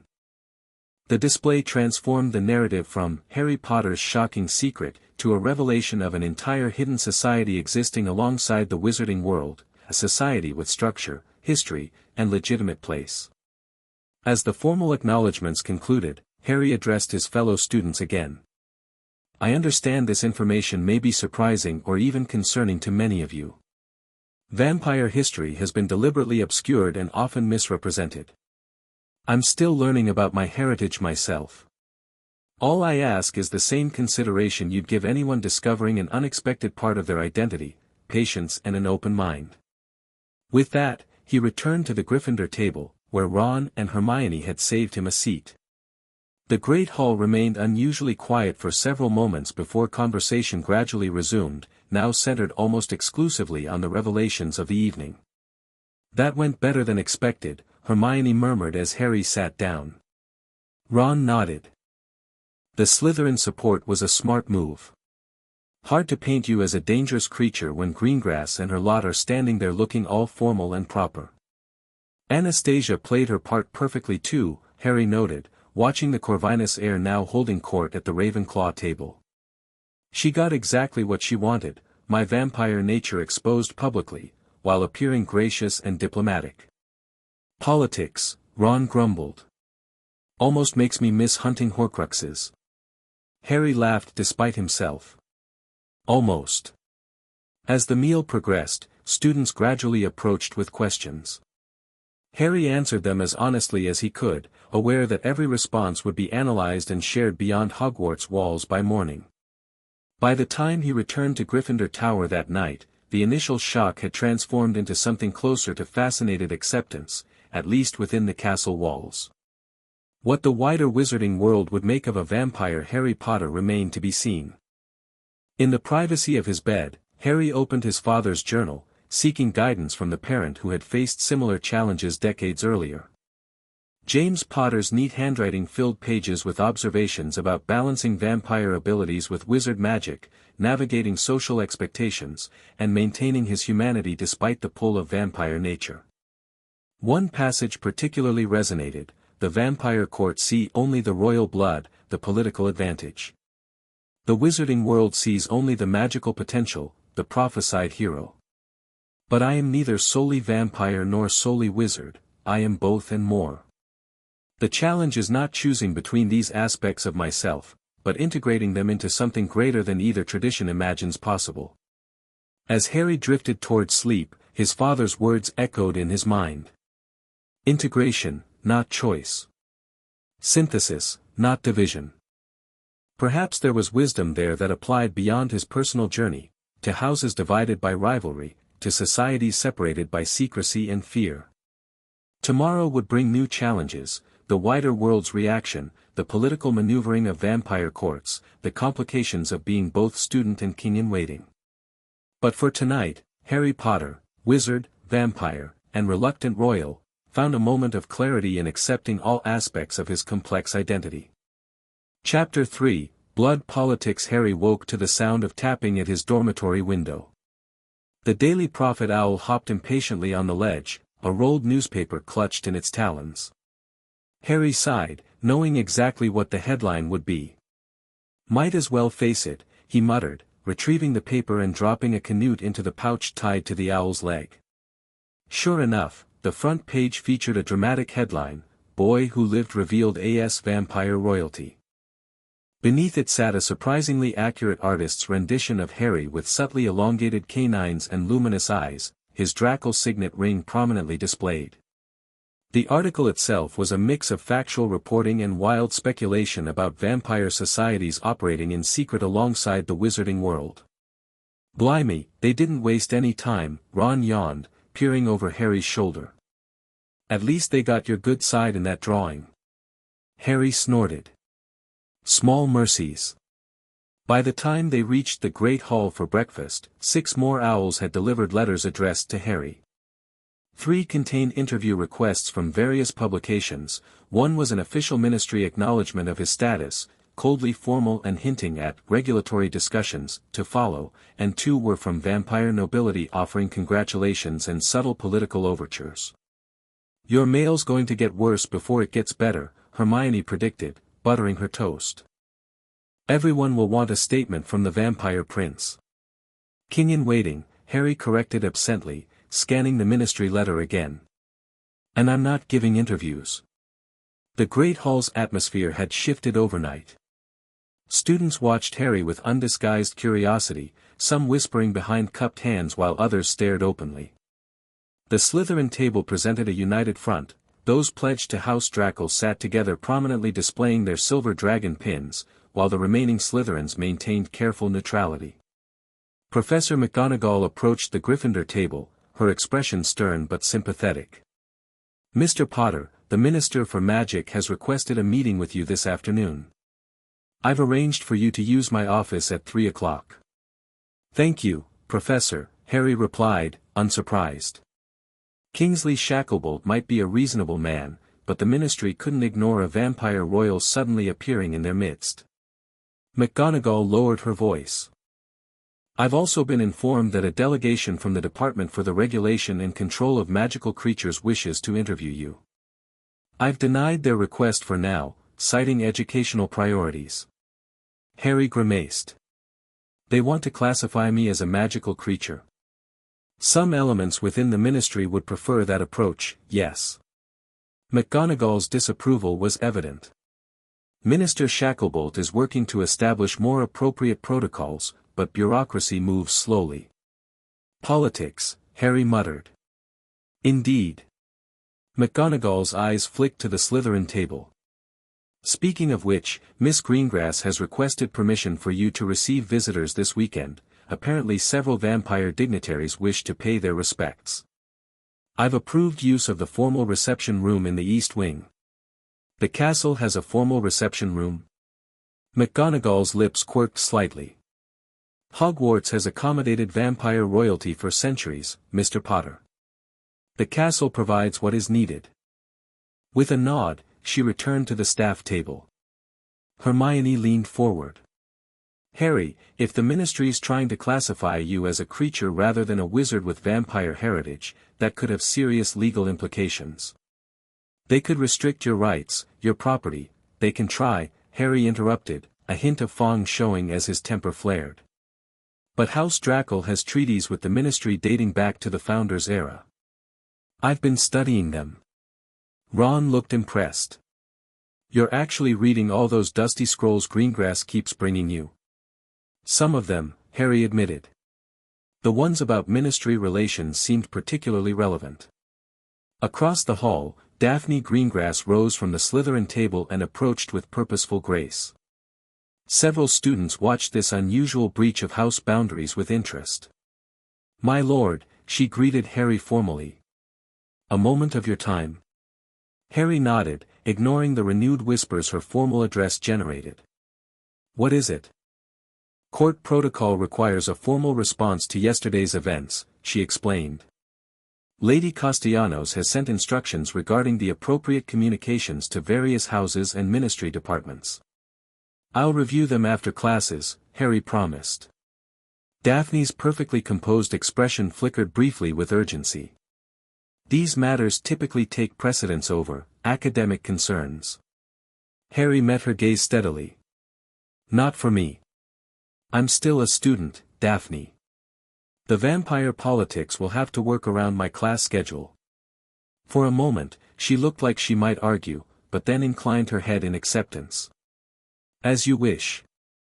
We'll prepare everything for your review this evening." As she turned to leave, Ginny Weasley arrived with the Gryffindor Quidditch team schedule.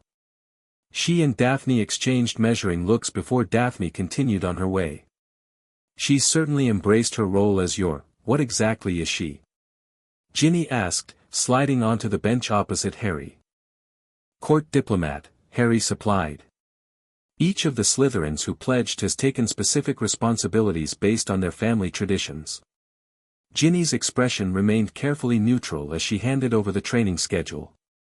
"We have the pitch reserved for tomorrow afternoon. As captain, I need to know if our seekers' new abilities might be relevant." The question was practical rather than accusatory, and Harry appreciated her directness. "I'm faster, with better reflexes and vision," he admitted. "But I'm not using any abilities that would be unfair advantages." "Define unfair," Ginny challenged. "Every seeker has different strengths. I need to know what you can do so we can build strategies around it." Harry considered this. "I can see the snitch from farther away now, track multiple objects simultaneously, and my reaction time is significantly improved. Physical impacts hurt less, and I recover from injuries faster." Ginny nodded, making mental notes. "That's actually perfect for a seeker. Is there anything in the rules against vampire players?" "Technically no," Hermione interjected, having listened with interest. "I checked yesterday. The rules prohibit specific magical enhancements and equipment modifications, but natural abilities, even enhanced ones, are permitted. Otherwise, teams couldn't field players with exceptional natural talents." "Good." Ginny stood, her captain's manner brisk and professional despite the lingering awkwardness between them. "See you at practice tomorrow. Don't be late, Vampire King or not." As Ginny departed, Ron shook his head admiringly. "She's handling this better than I expected. Course, Quidditch always did come first with her." Harry watched Ginny rejoin her friends, remembering simpler times. Some things don't change, thankfully. The Transfiguration classroom fell silent when Harry entered.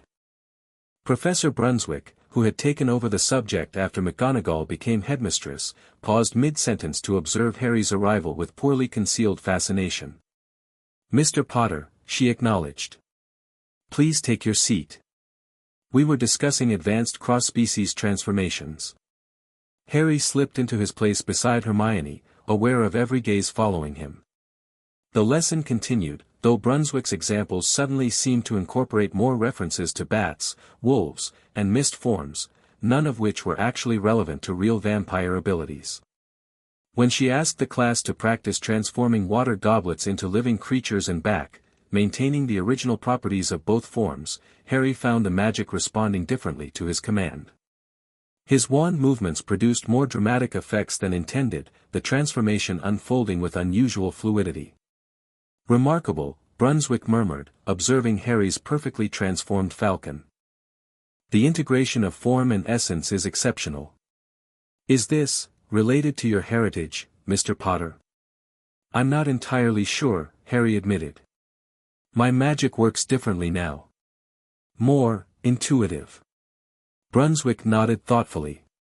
Vampire magic traditionally emphasizes essence over form, the fundamental nature of things rather than their physical structure. Most interesting to see that influence manifesting in standardized wizard spellwork. After class, Hermione bubbled with questions. The way your magic responded was fascinating, Harry. It's like watching two magical traditions blend in real time.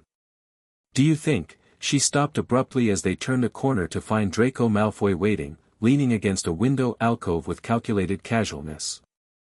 The corridor was otherwise empty. Potter, Malfoy greeted him, grey eyes assessing. Or should I say, Your Majesty now? What do you want, Malfoy? Harry asked, not bothering with the pretense of politeness. A conversation. Malfoy straightened, his posture conveying careful neutrality. Alone. Harry exchanged glances with Hermione. Anything you have to say can be said in front of my friends. Malfoy's expression tightened. Even matters concerning the winter conclave? House politics that your Gryffindor associates might find difficult to comprehend? Especially those matters, Harry countered. I don't keep secrets from them. Something like genuine surprise flickered across Malfoy's face before he composed himself. Very well. House Corvinus has expressed interest in discussing potential alignments with House Draco before the conclave. Anastasia suggested I might serve as an appropriate intermediary, given our history. Our history of animosity, you mean? Harry raised an eyebrow. Our history of knowing each other's true measure, Malfoy corrected. Whatever our past differences, we've both seen each other at our worst and survived. That creates a certain clarity. Harry studied his longtime rival with enhanced senses, detecting the slightly elevated heartbeat and subtle tension that betrayed Malfoy's outward composure. This isn't just about vampire politics for you, is it? Your family's position with Corvinus is at stake. Malfoy's jaw tightened. My family's position everywhere is at stake. The Malfoy name doesn't carry the influence it once did. And aligning with me would help restore that influence? Harry guessed. Not with you, Malfoy clarified. Between our houses. Corvinus and Draco have historically maintained careful distance, but current circumstances might benefit from cooperation. Current circumstances meaning Voldemort's defeat and the reshuffling of power in Wizarding Britain, Hermione interjected, her analytical mind connecting the pieces. Malfoy nodded reluctantly. The old alliances are shifting. New power structures emerging. The vampire courts see opportunity in the transition. And what exactly does Anastasia propose? Harry asked. A private meeting. Just the three of us, to discuss potential terms before the formal negotiations at the conclave. Harry considered this. Anastasia had orchestrated the public revelation of his vampire status, yet now sought private negotiations. The contradiction suggested complex motives beyond simple political maneuvering. I'll think about it, he finally said. If I agree, I'll send word through Daphne. Malfoy looked like he wanted to press further but instead gave a stiff nod. Don't wait too long. Opportunities in court politics rarely linger. With that, he continued down the corridor, his posture betraying none of the desperation Harry had sensed beneath his words. You're not seriously considering meeting with them alone, are you? Hermione asked once Malfoy was out of earshot. No, Harry assured her. But outright rejection would make an enemy unnecessarily. Better to let them think I'm considering it while I figure out what they're really after. Ron whistled as he joined them from a nearby classroom. That was properly political, mate. The Slytherins are rubbing off on you. Is that a bad thing? Harry asked, genuinely curious. Ron considered the question seriously. Not necessarily. Just different. You've always been brave and loyal, but now you're thinking 3 moves ahead instead of charging in. Evolution, not replacement, Hermione suggested, squeezing Harry's arm reassuringly. You're integrating aspects of both worlds. Harry smiled gratefully at her understanding. Speaking of integration, I could use your help with something. There's a ritual I need to perform before the Winter Conclave, a formal acknowledgement of my dual heritage. It requires both vampire blood magic and traditional wizard spellwork. Blood magic? Hermione looked concerned. Isn't that considered dark arts? Only certain applications, Harry explained. Vampire blood magic works differently, it's about connecting to ancestral memory and power, not control or harm. Fascinating, Hermione breathed, her academic curiosity overcoming initial reservations. I'd be happy to help research the wizard components. Great. Lyra's sending more information tonight. We can go through it together. As they headed toward the Great Hall for lunch, Harry felt a subtle tug on his awareness, the magical connection he shared with his pledged allies signaling urgency. Extending his vampire senses, he detected Tracy Davis waiting in a nearby corridor, her heartbeat rapid with controlled anxiety. I need to check something, he told Ron and Hermione. Save me a seat. Tracy stepped forward as Harry approached, her expression grave. We have a situation. The Ministry sent an Auror to escort you to your meeting with Shacklebolt. He's waiting in the entrance hall with official papers. McGonagall said the meeting was at 3, Harry frowned. It seems the Ministry decided not to wait, Tracy replied. Daphne's stalling him, but his documentation appears legitimate. Harry quickened his pace, reaching the entrance hall to find Daphne engaged in icy conversation with a stern-faced Auror. Her posture was perfectly composed, but Harry detected the subtle tension in her shoulders. Absolutely cannot interrupt Mr. Potter's educational schedule without proper clearance from the headmistress, Daphne was saying, her tone unyieldingly polite. Ministry authority supersedes school administration in matters concerning magical creatures, the Auror replied, his hand resting too casually near his wand. Then it's fortunate I'm not classified as a magical creature, Harry interrupted, stepping forward. At least, not yet. The Auror turned, his expression hardening as he took in Harry's appearance. Mr. Potter. I have orders to escort you to the Ministry immediately for your meeting with the Minister. May I see those orders? Harry extended his hand calmly. The Auror hesitated before producing a sealed parchment. Harry broke the seal and scanned the contents, immediately noting discrepancies. This is from the Department for the Regulation of Magical Creatures, not the Minister's office, he observed. And it specifies an examination rather than a meeting. Standard procedure, the Auror replied stiffly. I think not. Professor McGonagall's voice cut through the tension as she descended the marble staircase. Mr. Potter has a scheduled appointment with Minister Shacklebolt at 3 o'clock today. This. She glanced at the parchment with distaste, irregular summons appears to circumvent established protocols.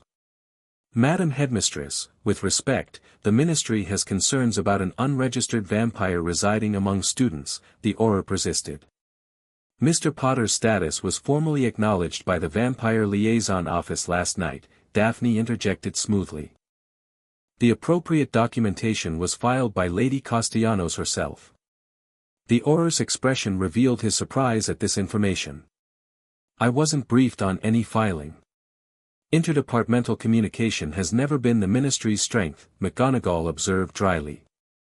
Now, unless you have direct orders from Minister Shacklebolt himself, I must ask you to leave my school. Mr. Potter will attend his properly scheduled meeting this afternoon. For a moment, it seemed the Auror might argue further, but McGonagall's unwavering stare eventually compelled him to retreat. With a stiff nod, he turned and marched toward the castle doors. Thank you, Professor, Harry said once the Auror had departed. This won't be the last attempt, McGonagall warned. Certain factions within the Ministry are uncomfortable with the implications of your heritage. Minister Shacklebolt is sympathetic to your position, but he cannot control every department. The Creature Registration Commission has been trying to expand its authority since the war ended, Daphne added. They see vampire royalty as a potential threat to ministry sovereignty. Harry nodded grimly. I'll be ready for my meeting with Kingsley. In the meantime, he turned to Daphne, is there actually a vampire liaison office that filed documentation for me? A rare smile touched Daphne's lips. There is now. Lady Castellanos reactivated the long-dormant office last night and filed the necessary paperwork. It's technically a subdepartment of international magical cooperation, established by treaty in 1702 but largely forgotten until now. Politically astute, McGonagall commented with grudging approval. Creating administrative obstacles that the ministry must navigate through its own bureaucracy. Harry shook his head, impressed despite himself. Vampire politics move quickly. Blood politics, Daphne corrected. The courts have always understood that power flows through proper channels, or creates new ones when necessary. The headmistress's office had been arranged to accommodate an official meeting, with a formal seating area replacing the usual arrangement. At precisely 3 o'clock, the fireplace flared green, and Kingsley Shacklebolt stepped through, followed by Percy Weasley carrying a portfolio of documents. Minister, McGonagall greeted them. Welcome to Hogwarts. Minerva, Kingsley nodded respectfully before turning to Harry. Harry. Quite the development since we last spoke. Minister, Harry replied, extending his hand. Thank you for coming rather than insisting I visit the ministry. After this morning's unauthorized attempt to bring you in, it seemed prudent, Kingsley said, shaking Harry's hand firmly. Some departments are moving rather zealously without proper authorization. Daphne, who had insisted on attending as Harry's diplomatic representative, stepped forward with formal grace. Minister Shacklebolt, Daphne Greengrass, diplomatic attaché to House Draco. Thank you for recognizing the proper protocols. Kingsley's eyebrows rose slightly at the formal introduction, but he nodded acknowledgement. Miss Greengrass. I wasn't aware Harry had established a formal court. Recent developments, Harry explained. The Slytherin students who pledged allegiance come from families traditionally aligned with House Draco. I see. Kingsley settled into a chair, gesturing for the others to sit. Well, let's address the Thestral in the room. Your newly revealed status presents some administrative challenges for the ministry. Such as whether I should be classified as a wizard or a magical creature. Harry suggested directly. Kingsley smiled thinly. Among others. Percy, the relevant precedents. Percy shuffled through his papers with officious precision. The legal status of vampires has historically been complex. While standard vampires are classified as magical beings with restricted rights, vampire nobility has traditionally been granted special diplomatic status through various treaties and agreements. Royal vampires have never been subject to creature classification, Daphne stated firmly. The Treaty of Carpathia in 1542 specifically established vampire royalty as sovereign entities with diplomatic recognition. Which the ministry has honored selectively at best, Percy countered. The last officially recognized vampire royal in Britain was Lord Alexander Draco in 1891. My great-grandfather, Harry noted. Whose diplomatic credentials were never formally revoked, merely ignored after his departure from Britain. Kingsley leaned forward with interest. You've been researching your family history. Ancestral memory, Harry corrected. Part of vampire royal heritage. I have access to certain memories from my bloodline. Fascinating, Percy murmured, making notes. The immediate issue, Kingsley continued, is establishing your legal status in a way that satisfies both ministry requirements and acknowledges your unique position. The Department for Regulation and Control of Magical Creatures is pushing for classification and registration. Which I will not accept, Harry stated firmly, allowing a hint of vampire resonance to enter his voice. House Draco has ancient treaties with the wizarding governments of Britain that predate the ministry itself. Those treaties recognize our sovereign status. Treaties that haven't been invoked in over a century, Percy pointed out. But which were never dissolved, Daphne countered smoothly. International magical law is clear on this point, dormant treaties remain valid until formally abrogated by both parties. Kingsley smiled slightly. I see you've come prepared. He turned to Harry. What exactly are you seeking, Harry? What is your intention regarding your place in wizarding society? The direct question cut through the diplomatic maneuvering. Harry considered his answer carefully. I intend to complete my education at Hogwarts, he began. To continue living in both wizarding and vampire societies as my father could have chosen to do. I have no interest in challenging ministry authority or creating political instability. But I won't accept being classified as a creature or subject to restrictions that undermine my birthright in either world. Reasonable, Kingsley acknowledged. And your obligations to vampire society? The courts. I'll fulfill my responsibilities as Draco heir, including attending the winter conclave in December. Beyond that, I'm still learning what my position entails. Kingsley exchanged glances with Percy, who nodded almost imperceptibly. I propose a compromise, the minister said. We'll establish a special diplomatic designation for you, magical dignitary of sovereign status. This recognizes your position without creating precedent for vampires generally, while avoiding creature classification.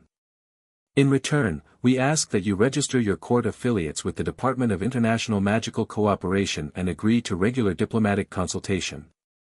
Acceptable, Daphne responded before Harry could speak. With the stipulation that House Draco reserves all rights and privileges established under previous treaties. We can work out the details through proper channels, Kingsley agreed. I'll have the designation formalized by the end of the week.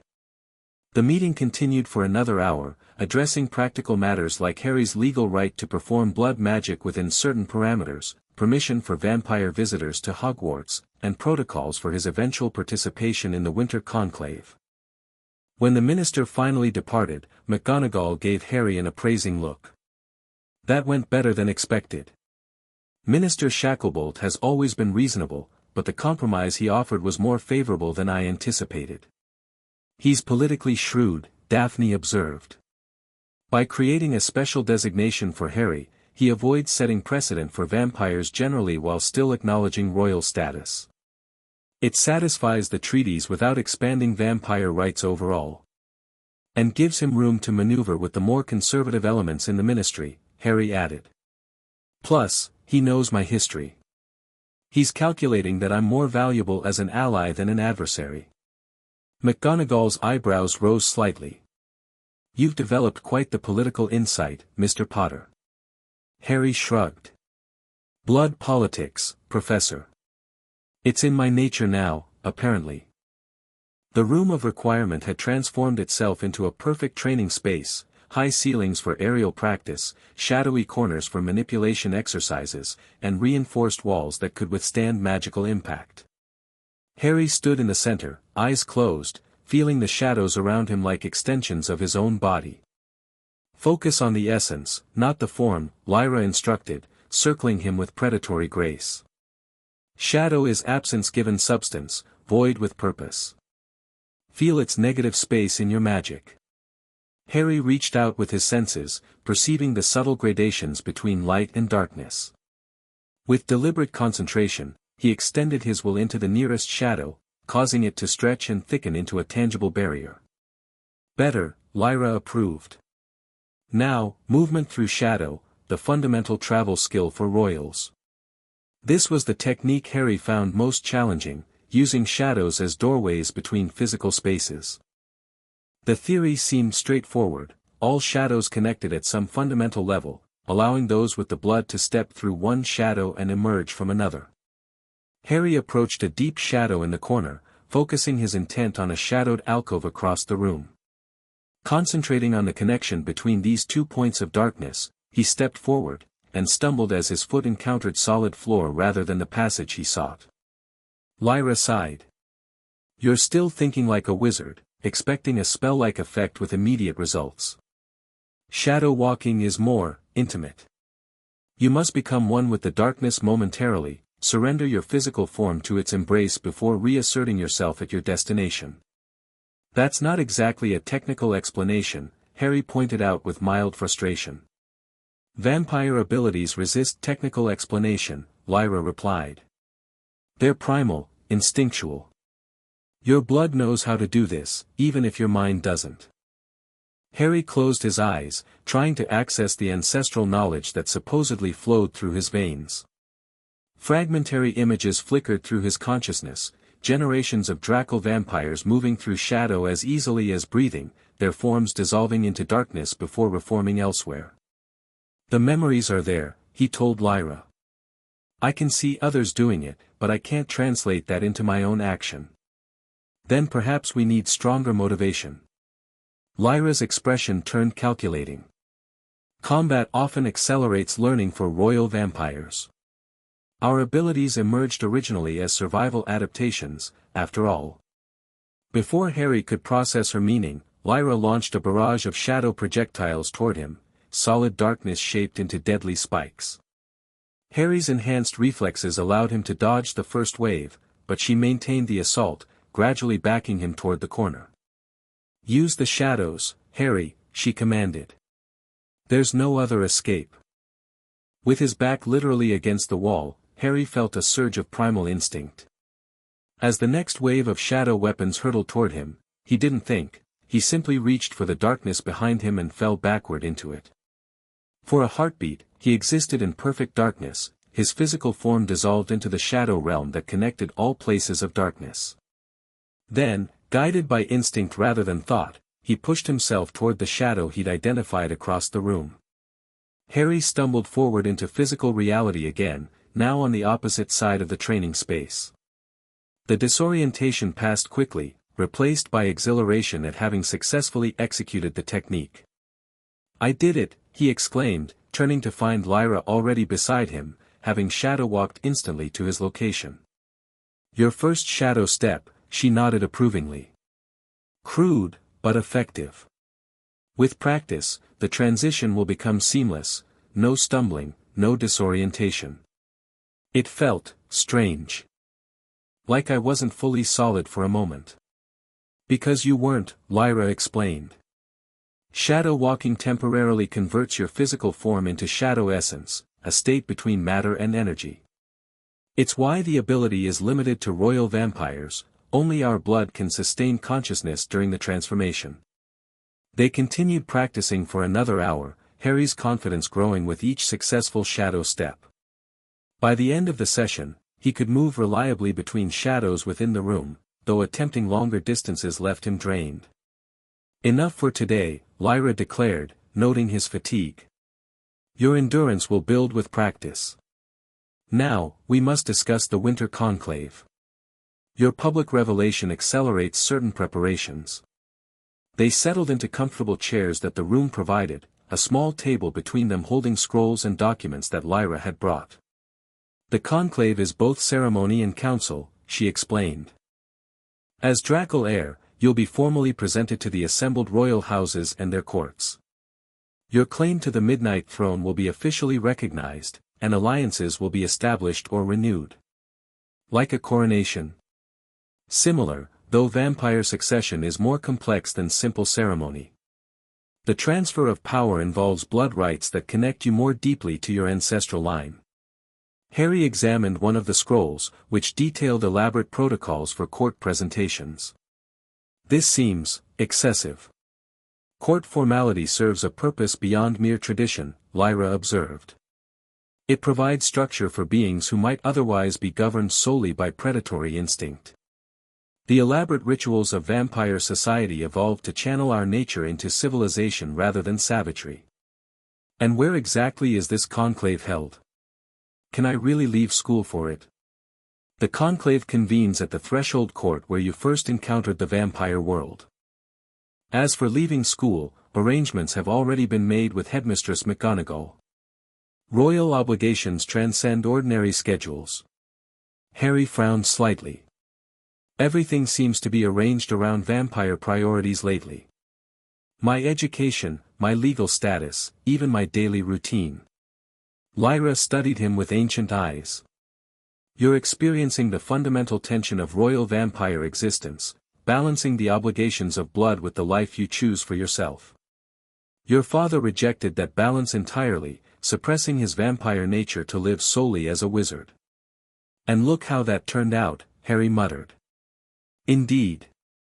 Lyra's expression softened slightly. James Potter's choice left him vulnerable in ways he didn't anticipate.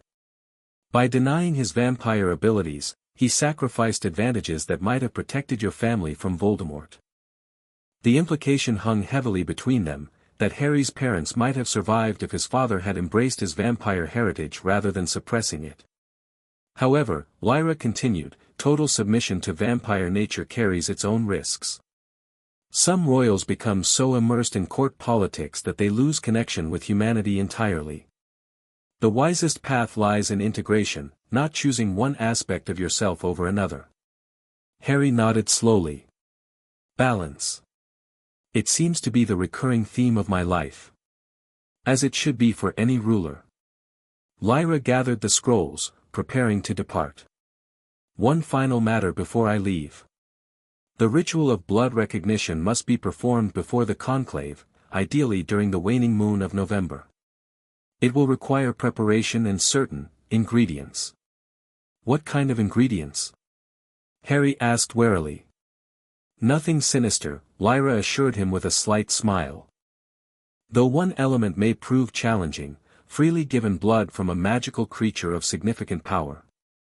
Traditionally, unicorn blood is preferred for its purity. Unicorn blood is cursed if taken by force, Harry recalled from his first year at Hogwarts. Precisely why it must be freely given, a gift that acknowledges your rightful place in the magical hierarchy. The Forbidden Forest contains a unicorn herd that has historically recognized House Draco. With the proper approach, they may offer what you need. Harry considered this. I'll need to speak with Hagrid. He knows the forest creatures better than anyone. A sensible precaution, Lyra agreed, rising.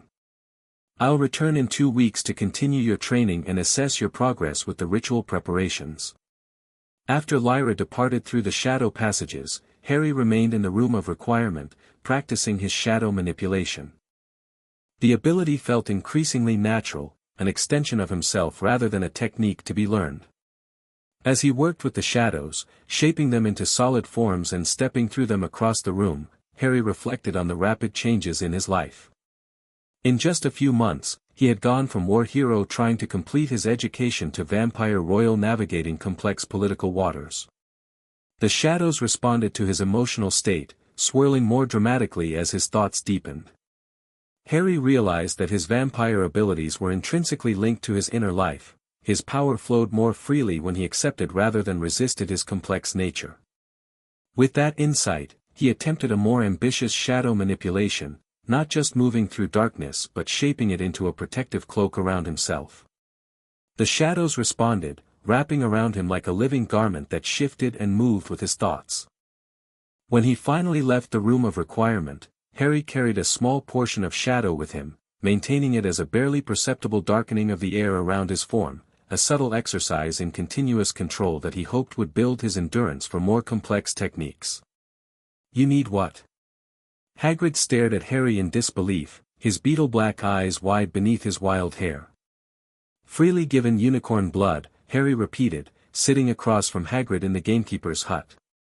For a ritual I need to perform before the winter conclave. Fong drooled contentedly on Harry's boot, apparently unbothered by his vampire status. Hagrid himself had taken the news of Harry's transformation with surprising equanimity. Just another interesting creature trait, ain't it? Like Remus being a werewolf, except fancier with all that royal business. Unicorn blood, Hagrid repeated slowly. Freely given. That's rare, Harry. Very rare. Unicorns don't generally offer their blood to anyone, let alone. He hesitated. A vampire? Harry supplied. Well, yes. They're creatures pure light magic, see. Vampires tend toward shadow magic. Natural opposites, in a way. Lyra said House Draco has a historical connection to the unicorn herd in the Forbidden Forest. Something about my ancestors serving as protectors. Hagrid scratched his beard thoughtfully. There is an old story about a vampire lord who saved the herd from a pack of Nunda centuries ago. The unicorns granted him a boon in return, blood freely given when needed. But that's ancient history, Harry. Don't know if the herd would remember such a debt. Is there a way to find out? To approach them properly? Might be, Hagrid allowed. Unicorns respond to purity of intention. If your ritual's purpose is honorable, they might sense that. He stood suddenly. Tell ya what, there's a full moon tonight.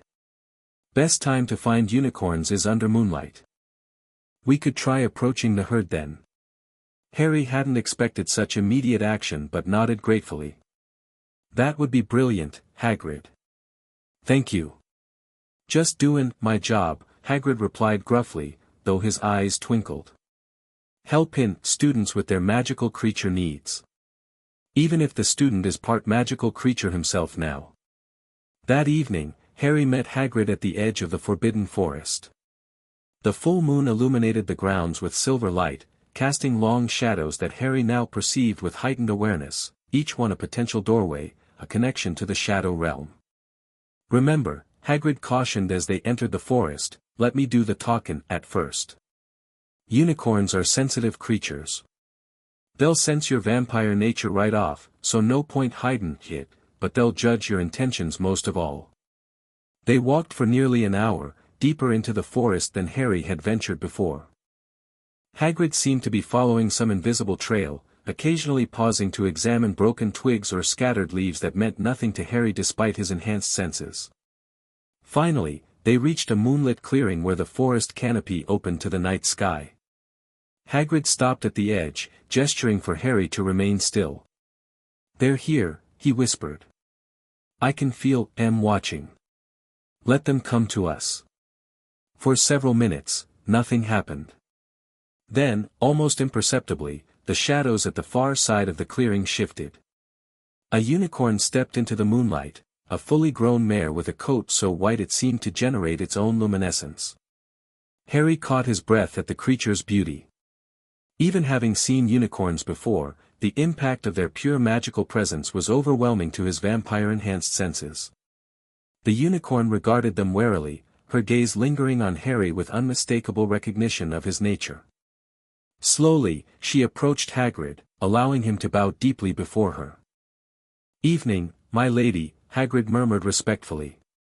Thank ya for showin' yourself. We've come with a request, if you'd be willin' to hear it. The unicorn nickered softly, then turned her attention fully to Harry. Her intelligent eyes seemed to peer directly into his soul, measuring his worth beyond his vampire nature. She's evaluatin' you, Hagrid whispered. Step forward slowly and state your purpose. Honest and direct, they can sense deception. Harry approached carefully, stopping several paces from the magnificent creature. I am Harry Potter, heir to House Draco, he began, feeling somewhat foolish talking to a unicorn but trusting Hagrid's guidance. I seek freely given blood for the ritual of blood recognition, to fully claim my heritage and restore the ancient protections my family once provided to magical creatures. The unicorn's ears flicked forward with interest. She stepped closer to Harry, her horn catching the moonlight. She's interested, Hagrid translated unnecessarily. Keep going. My ancestor pledged House Draco's protection to your herd, Harry continued. I wish to renew that pledge. The ritual requires freely given blood from a magical creature of power, offered without coercion or harm. The unicorn circled Harry slowly, her magical aura washing over him in waves. He remained still, allowing her inspection. Finally, she stopped before him and, to Harry's astonishment, knelt on her forelegs in a clear gesture of acknowledgement. Blimey, Hagrid breathed. She's acceptin' your claim to the old pledge. More unicorns emerged from the forest, 2 more mares, a magnificent stallion, and a golden foal that stayed close to its mother. They formed a semicircle around the kneeling mare, watching the proceedings with solemn attention. The lead unicorn rose and stepped directly before Harry. With deliberate purpose, she lowered her horn to her own leg and made a tiny nick in her silvery hide. A single drop of mercury-bright blood welled from the small wound. "She's off Aaron," Hagrid whispered, awestruck. "Have you got something to collect it in?" Harry produced a small crystal vial that Lyra had provided specifically for this purpose. With reverent care, he held it beneath the unicorn's self-inflicted wound, collecting 3 precious drops of freely given blood before the wound sealed itself. "Thank you," he told the unicorn sincerely. "I will honor the ancient pact between our kinds." The unicorn touched her horn gently to Harry's forehead, not piercing the skin but leaving a tingling sensation that resonated with his vampire blood. The magic felt like liquid moonlight flowing through his veins, temporarily brightening the shadows of his nature without diminishing them. "A blessing," Hagrid explained, his voice thick with emotion. "Rare beyond measure. She's recognized you as worthy despite your vampire nature, or perhaps because of how you balance it with your humanity." The unicorns departed as silently as they had appeared, melting back into the forest until only the lead mare remained. She gazed at Harry once more, communicating something wordless but profound before following her herd into the darkness. "That," said Hagrid as they walked back toward the castle, "was one of the most remarkable things I've ever seen. Unicorns don't usually acknowledge vampires at all, let alone offer blood and a blessing." "What does the blessing mean?" Harry asked, still feeling the lingering resonance of the unicorn's magic mingling with his vampire nature. "Hard to say exactly. Unicorn magic isn't well understood. But generally, their blessings offer protection against corruption of the soul." Hagrid gave Harry a significant look. "Might be particularly valuable for someone balancing light and shadow magic." Harry carefully stored the crystal vial in an inner pocket, acutely aware of its precious contents. "One ingredient down. The ritual still requires several more components, including blood from my closest living relatives." Hagrid's bushy eyebrows shot up. "You don't mean those awful Dursleys?" "Unfortunately, yes. Petunia carries a trace of the same bloodline, though dormant. I'll need to visit them before the ritual." "Want company for that?" Hagrid offered loyally. "Might help convince M if they're reluctant." Harry smiled at the mental image of the Dursleys faced with Hagrid's imposing presence again. "Thanks, but I think this is something I need to handle myself. Besides," he added with a hint of fawn, "I suspect they'll find my new status quite persuasive." The abandoned alchemy laboratory had transformed yet again when Harry arrived the following evening. The Slytherins had arranged it for a formal court session, complete with a raised chair for Harry that stopped just short of being an actual throne. "Is this really necessary?" he asked Daphne as she guided him through the latest modifications. "Absolutely," she confirmed. "Word of your unicorn blessing has already reached certain circles. The symbolic significance is considerable. Unicorn acknowledgement of a vampire royal hasn't occurred in over a century." Harry blinked in surprise. How could anyone possibly know about that already? "It just happened last night." "The forest has many eyes," Tracy Davis remarked, entering with an armful of scrolls. "Centaurs witnessed the encounter and conveyed the information through their networks. By sunrise, the news had reached several magical creature enclaves, including vampire observers. Magical communication networks operate independently of wizard methods," Pansy added, arranging formal court robes over a standing form. "Particularly for matters concerning blood politics." Harry shook his head in amazement. "I'm still getting used to the idea that there's this entire political ecosystem operating alongside the wizarding world that most wizards know nothing about."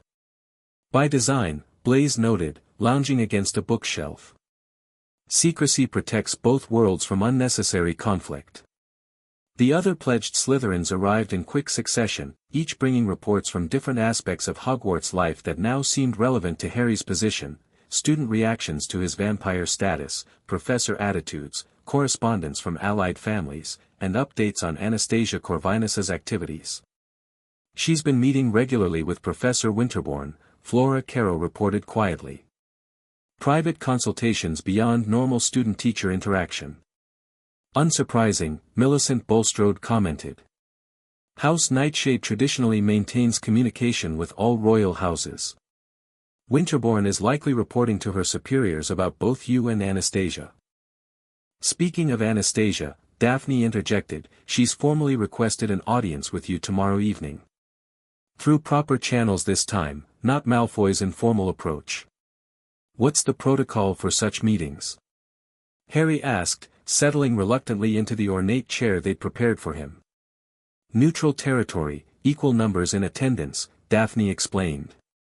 As diplomatic attaché, I would accompany you, along with one other of your choosing. Blaise, Harry decided immediately. His family has connections to multiple houses. His presence signals openness to broader alliances beyond traditional Draco connections. Daphne nodded approvingly. Politically astute. We'll arrange the meeting in the formal reception room McGonagall mentioned. The court session continued with discussions of the upcoming ritual preparations, arrangements for visiting dignitaries who had requested audiences, and strategies for managing Harry's public image in the wake of his revealed vampire status. Throughout it all, Harry found himself increasingly comfortable with the formal proceedings. The vampire blood in his veins responded to the ancient protocols, recognizing patterns established over centuries of court politics. One final matter, Tracy said as the session neared its conclusion. The Ministry Liaison Office requests clarification on who should be listed as your official court members for diplomatic recognition. All of you, obviously, Harry replied. But in what capacities? Tracy pressed. Court positions carry specific diplomatic privileges and responsibilities. Traditional Draco courts include formal roles that should be filled for proper recognition. Harry looked around at the assembled Slytherins, students who had become his unlikely allies and advisors in this strange new world of vampire politics. What positions would traditionally be appropriate? Daphne unfurled a scroll listing historical court structures. House Draco traditionally maintains 7 primary positions: diplomatic attaché, court sentinel, knowledge keeper, shadow whisperer, blood warden, treasury master, and voice of the throne. Those sound medieval, Harry commented. The titles are ancient, but the functions remain relevant, Daphne explained. Each role serves specific purposes in court operations and external relations. Harry considered the Slytherins gathered before him, their individual strengths and personalities now familiar after weeks of close association. All right. Daphne as diplomatic attaché is already established.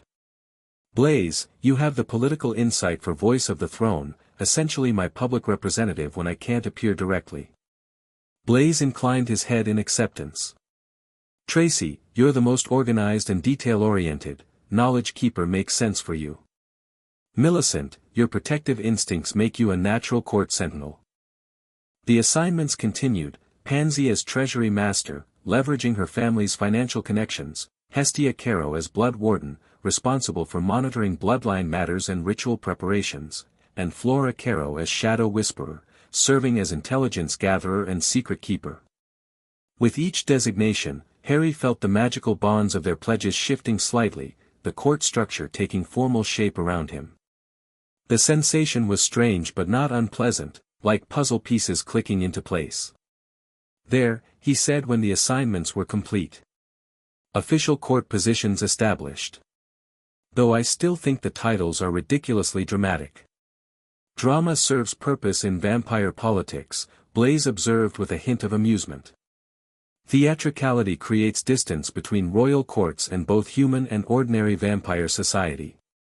It reminds everyone involved that they're operating in a different realm with different rules. Speaking of different rules, Daphne interjected, we should discuss your feeding schedule before the conclave. Your power will need to be at its peak for the formal presentation. Harry tensed slightly. Despite months of adjustment to his vampire nature, the matter of feeding still made him uncomfortable. The supplements provided by Lyra sustained him adequately for daily life, but major magical workings, like the upcoming ritual and conclave, required more substantial nourishment. What's the protocol for royal feeding? He asked reluctantly. Traditionally, court members offer blood voluntarily on formal occasions, Daphne explained matter-of-factly. It strengthens the magical bonds between ruler and court while providing the royal with power drawn from willing allies rather than random sources. Harry's discomfort must have shown on his face, because Tracy added quickly, "It's considered an honor, not a burden. The amount required is minimal from any individual, and the magic involved creates mutual benefit." "I don't know." Harry hedged. "Your reluctance honors you," Flora Caro said softly, her quiet voice drawing everyone's attention. "But accepting freely offered blood from those pledged to you completes the magical circuit established by our oaths. To refuse, leaves the magic unbalanced." "Think of it as similar to the unicorn's gift," Blaze suggested. "Freely given blood carries intention and magic that mere supplements cannot provide." Harry considered this perspective. The unicorn's blood, freely offered, had felt fundamentally different from the supplements he consumed daily, not just physically nourishing but magically resonant. If blood from his pledged court carried similar qualities. "I'll consider it," he finally said. "But only if each of you makes the decision individually, without pressure or expectation." Of course, Daphne agreed immediately. "Consent is fundamental to all court relationships. We'll discuss the matter again closer to the ritual date." As the court session concluded and the Slytherins departed, Harry remained in the laboratory, contemplating the increasingly complex web of relationships and responsibilities developing around him.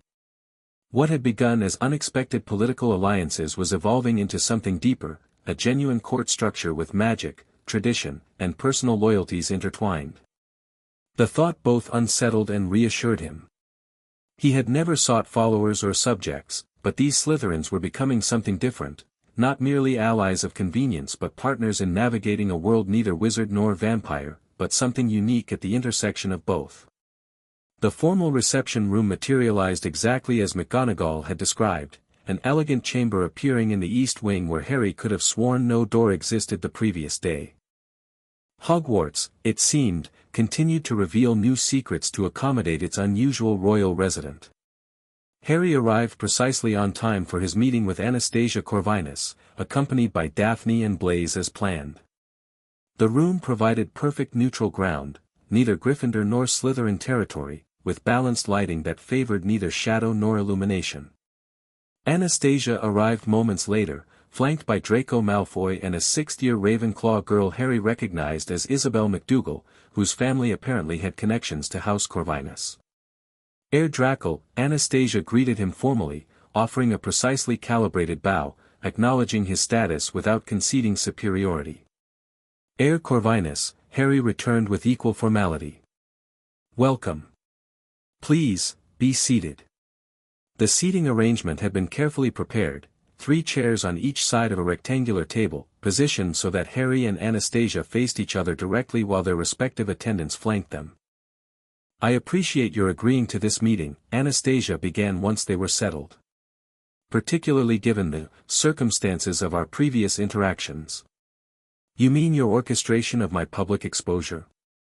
Harry asked directly, seeing no benefit in diplomatic evasion. A smile touched Anastasia's lips. "Direct, as always." "Yes, I arranged for the court emissary's rather theatrical announcement. A necessary catalyst." "Necessary for what?" "For precisely this conversation," she replied. "Public acknowledgement of your status changes the political landscape. It forces both the ministry and the vampire courts to address your position officially rather than through backroom maneuvering." "And benefits House Corvinus how?" Daphne inquired smoothly. "Transparency serves everyone's interests when power structures are shifting," Malfoy answered. "House Corvinus has maintained order among the royal houses for generations. Uncertainty about Draco's re-emergence created instability. So this is about maintaining Corvinus dominance," Blaze observed. "This is about preventing unnecessary conflict," Anastasia corrected.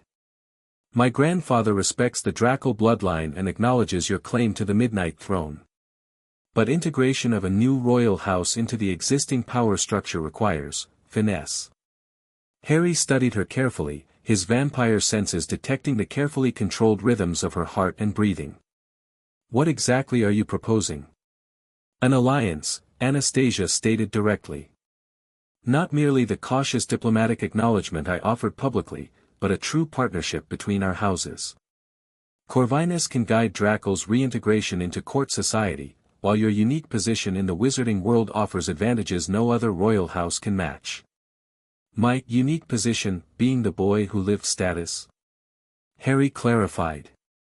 Among other factors, Anastasia nodded. Your defeat of Voldemort earned you political capital in wizarding society that normally takes centuries for vampire royals to accumulate.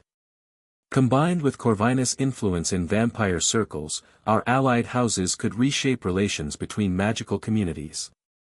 The proposal was undeniably tempting from a purely political standpoint. House Corvinus controlled significant resources and held traditional authority among the royal houses. Their support would smooth Harry's acceptance in vampire society considerably. And what would this alliance entail specifically? Daphne asked, her diplomatic training evident in her precise questioning. Malfoy produced a sealed parchment. A formal treaty outlining mutual obligations and benefits.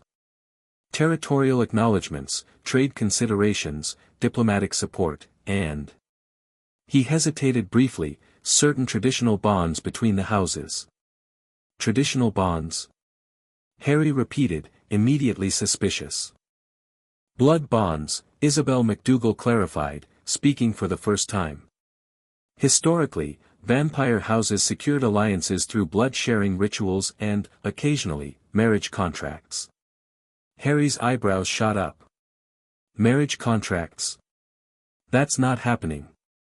Anastasia laughed softly. Not immediately, certainly. But you must understand, Heir Draco, that vampire politics operates on longer timelines than wizard concerns. Formal blood alliances between our houses would be expected eventually, though specific arrangements could remain flexible. This is premature, Blaise stated flatly. House Draco is still establishing its independent position. Binding alliances with any royal house should follow the Winter Conclave, not precede it. Precisely why this is the optimal moment to secure favorable terms, Malfoy countered. Once the conclave formalizes your status, competing offers from other houses will create complications. Or opportunities, Daphne observed coolly. Anastasia smiled, revealing perfect teeth with the barest hint of fawn. You've advised your lord well, Miss Greengrass. But consider this, the Winter Conclave will subject Heir Draco to intense scrutiny from all royal houses. Having Corvinus support already established would provide significant advantage during those proceedings. Harry considered the proposal carefully. The political logic was sound, but something about the timing felt calculated to pressure him into commitment before he fully understood the implications. I appreciate House Corvinus's interest in alliance, he finally said. And I agree that cooperation between our houses could benefit both vampire and wizarding societies. However, I'm not prepared to enter formal blood treaties until after the conclave and my official recognition by all royal houses. Anastasia's expression remained pleasant, though Harry detected a flicker of frustration in her aura. A cautious approach. My grandfather predicted as much. Not caution, Harry corrected. Prudence. I'm still learning vampire politics, and binding commitments should be made with full understanding of their implications. A reasonable position, Anastasia acknowledged. Perhaps a compromise. A preliminary declaration of friendly intent, with formal negotiations to follow the conclave. Daphne and Blaise exchanged subtle glances before Daphne spoke. A public acknowledgement of amicable relations between our houses would be acceptable, provided it explicitly preserves House Draco's freedom to negotiate independently with all royal houses following the conclave. Acceptable, Anastasia agreed after brief consideration. Shall we draft the statement now? The next hour was spent carefully crafting the diplomatic language of their agreement. Harry found himself impressed by both Daphne and Blaise's negotiating skills as they maneuvered through Corvinus' attempts to include subtly binding language in seemingly innocuous phrases. When the document was finally complete, Anastasia produced a ceremonial silver knife. The traditional seal requires a drop of blood from each heir. Harry hesitated only briefly before accepting the knife. The small ritual was common in vampire diplomacy, not a binding blood oath but a symbolic acknowledgement of the agreement's importance. He pricked his finger, allowing a single drop of his blood to fall onto the parchment, which Anastasia matched with her own. The blood droplets merged and sank into the parchment, leaving a faint silvery mark where they had been, the magical signature of their agreement. To favorable relations between our houses, Anastasia said, extending her hand to Harry.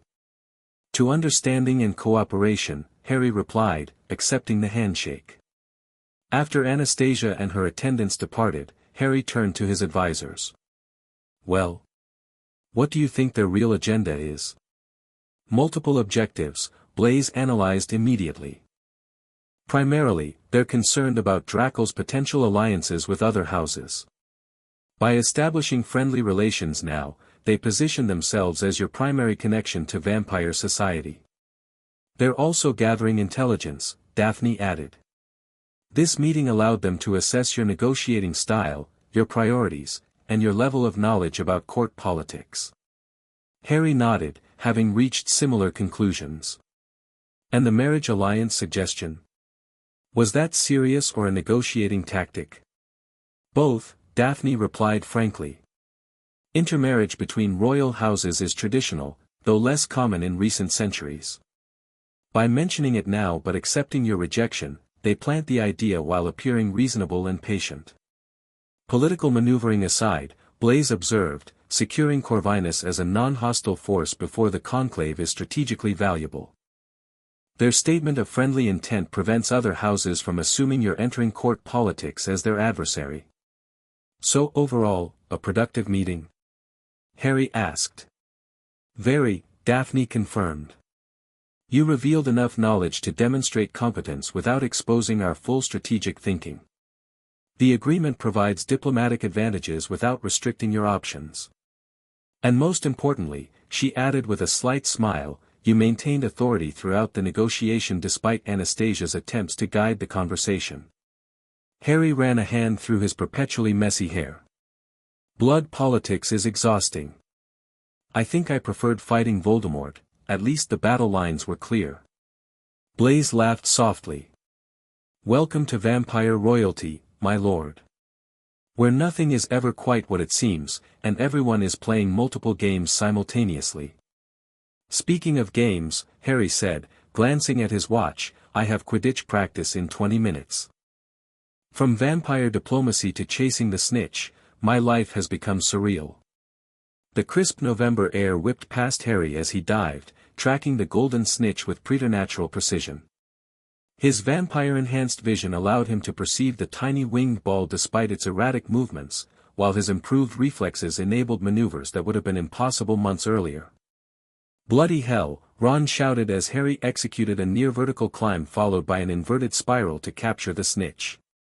That was incredible. The Gryffindor team gathered as Harry descended, clutching the struggling snitch in his gloved hand. Right, Ginny said, her captain's manner brisk but impressed. I think we need to redesign our game strategies to take advantage of Harry's improvements.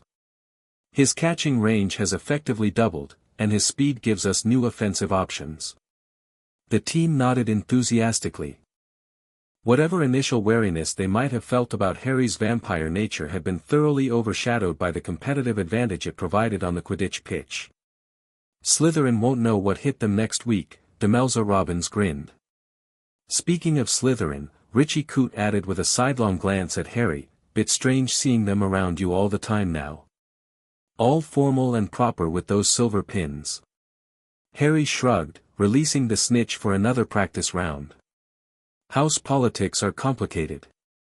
They have their reasons for the alliance. Sure, but Pansy Parkinson? Ron questioned incredulously. The same girl who wanted to hand you over to Voldemort last year. People change, Harry replied simply. The war forced everyone to re-evaluate their positions. Ginny gave him a penetrating look but kept her thoughts to herself, instead focusing the team on their next practice drill. As they returned to the air, Harry caught a glimpse of observers in the stands, Anastasia Corvinus and several Ravenclaws, watching with calculated interest.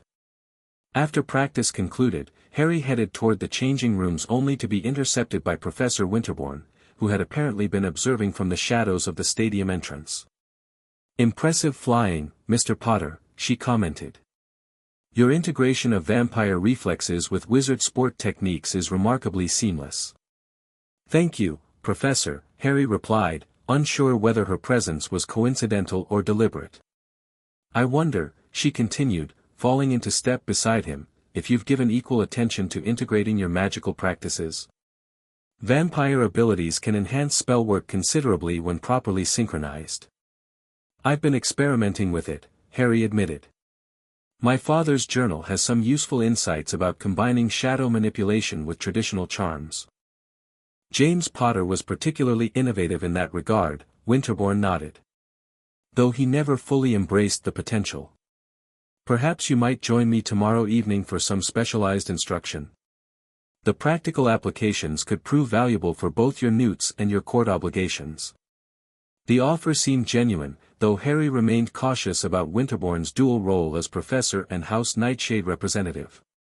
"That would be helpful, thank you." "Excellent. My office at 8 o'clock. She glanced toward the stands where Anastasia was now departing with her entourage. "I understand you met with Heir Corvinus yesterday. A productive conversation, I hope." "Productive enough," Harry replied noncommittally. "We established mutual recognition and friendly intent. Without binding commitments, I trust." Winterbourne's tone remained casual, but her gaze sharpened. "Of course not. No formal alliances before the conclave." "Prudent." She seemed satisfied with his answer. "House Nightshade maintains that new royals should enter the conclave unencumbered by premature alliances.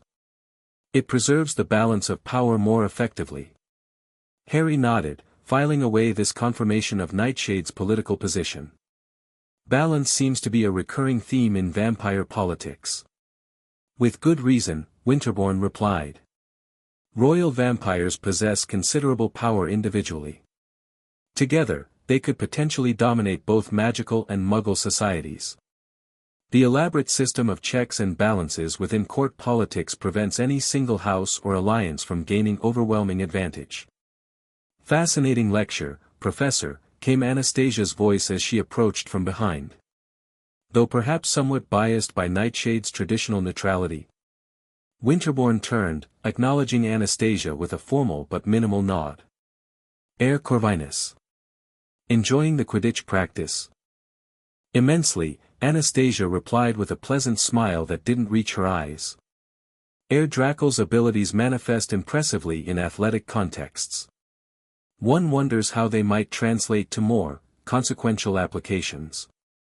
The subtle probing for information about Harry's developing vampire powers wasn't lost on either Harry or Winterbourne. "Student progress is confidential, naturally," Winterbourne replied smoothly. "But I'm sure Heir Draco will demonstrate appropriate mastery at the conclave." "I look forward to it," Anastasia said, her gaze shifting to Harry. "Our house's friendship agreement has generated considerable interest, by the way. My grandfather sends his personal regards and anticipates meeting you formally next month. Please convey my respect to King Corvinus," Harry responded with the formal courtesy Daphne had drilled into him for such exchanges. Anastasia's smile widened slightly. "I shall. Until tomorrow, Heir Draco. We have potions together, I believe." After she departed, Winterbourne's expression turned thoughtful. "She's assessing you systematically: academic performance, athletic capabilities, social connections, magical potential. Classic Corvinus intelligence gathering." "I've noticed," Harry confirmed. "Though she's been relatively transparent about it." "The transparency itself is calculated," Winterbourne observed. "It establishes an appearance of honest intent while normalizing her constant evaluation. Very clever." She gestured toward the castle. "We should return before dinner. And Mr. Potter?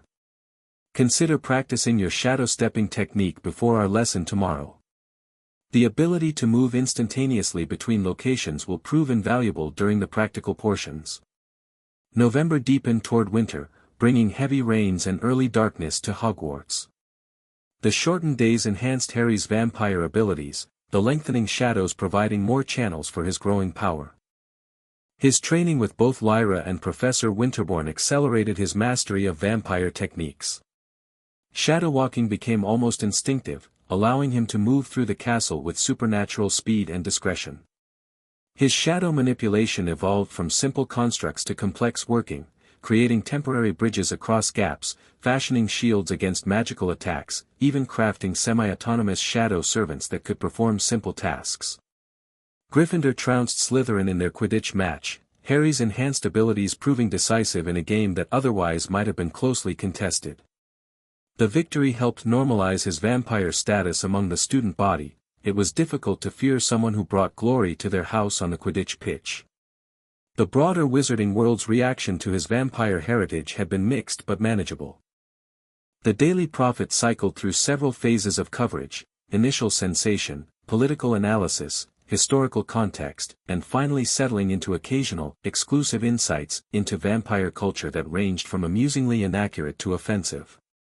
Rita Skeeter had published a particularly lurid piece titled "Fangs and Fame: The Dark Secret Behind Harry Potter's Power," which implied his defeat of Voldemort had been accomplished through forbidden vampire blood magic rather than conventional spellwork.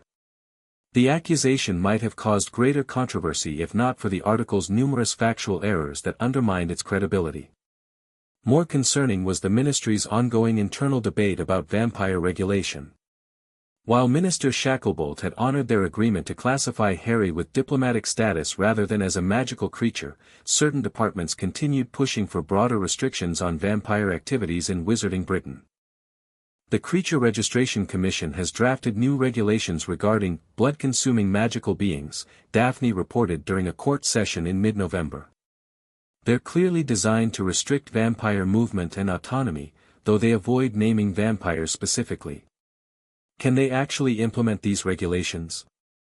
Harry asked, reviewing the document she'd provided. Not without Wizengamot approval, Blaise explained.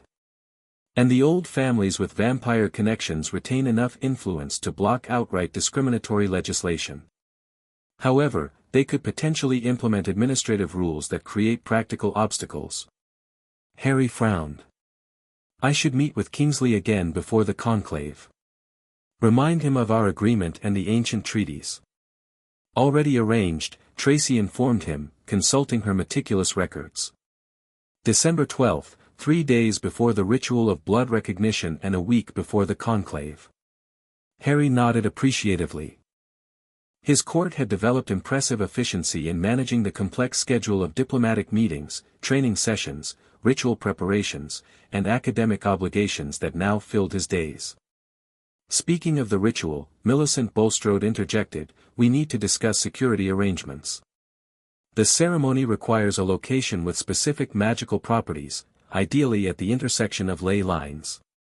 The traditional site is in the Forbidden Forest, but that presents obvious vulnerabilities. We've identified 3 potential alternatives, Flora Caro added quietly.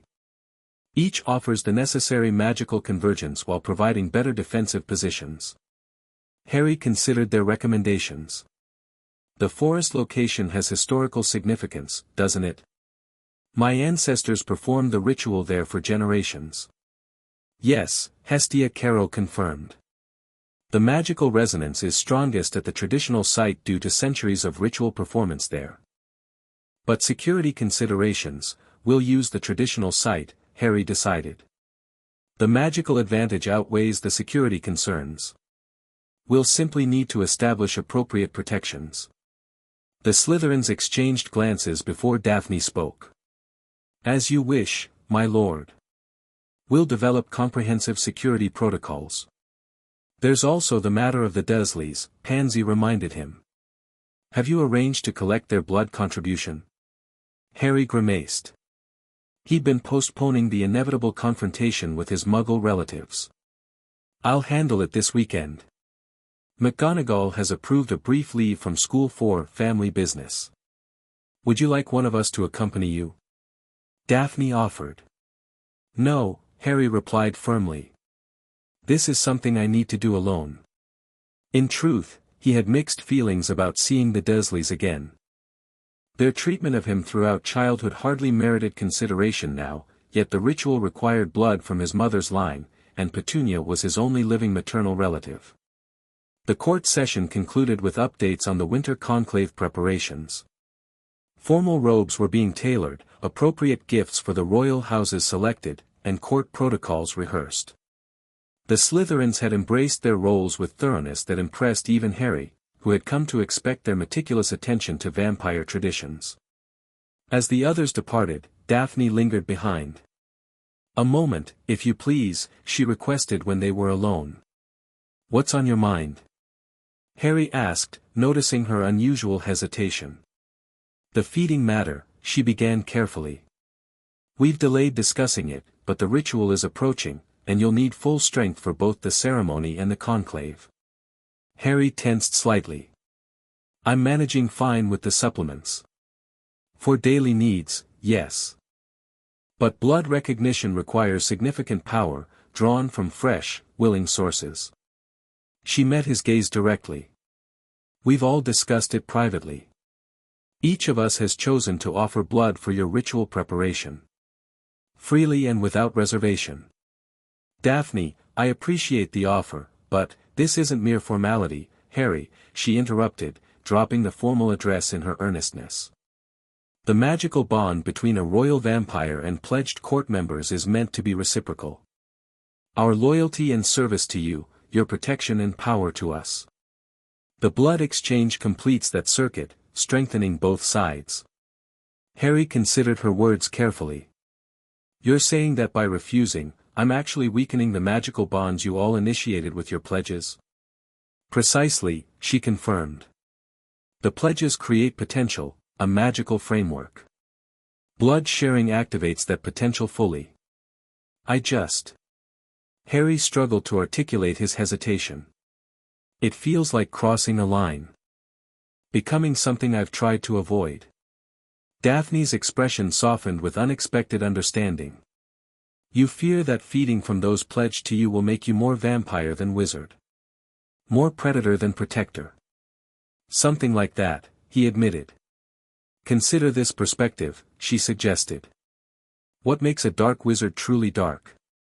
Is it the spells they cast, or the intent behind them? The difference between using the Imperious Curse to control someone for your pleasure and using it to move a civilian from danger in battle is entirely about intention and consent. Harry nodded slowly, following her reasoning.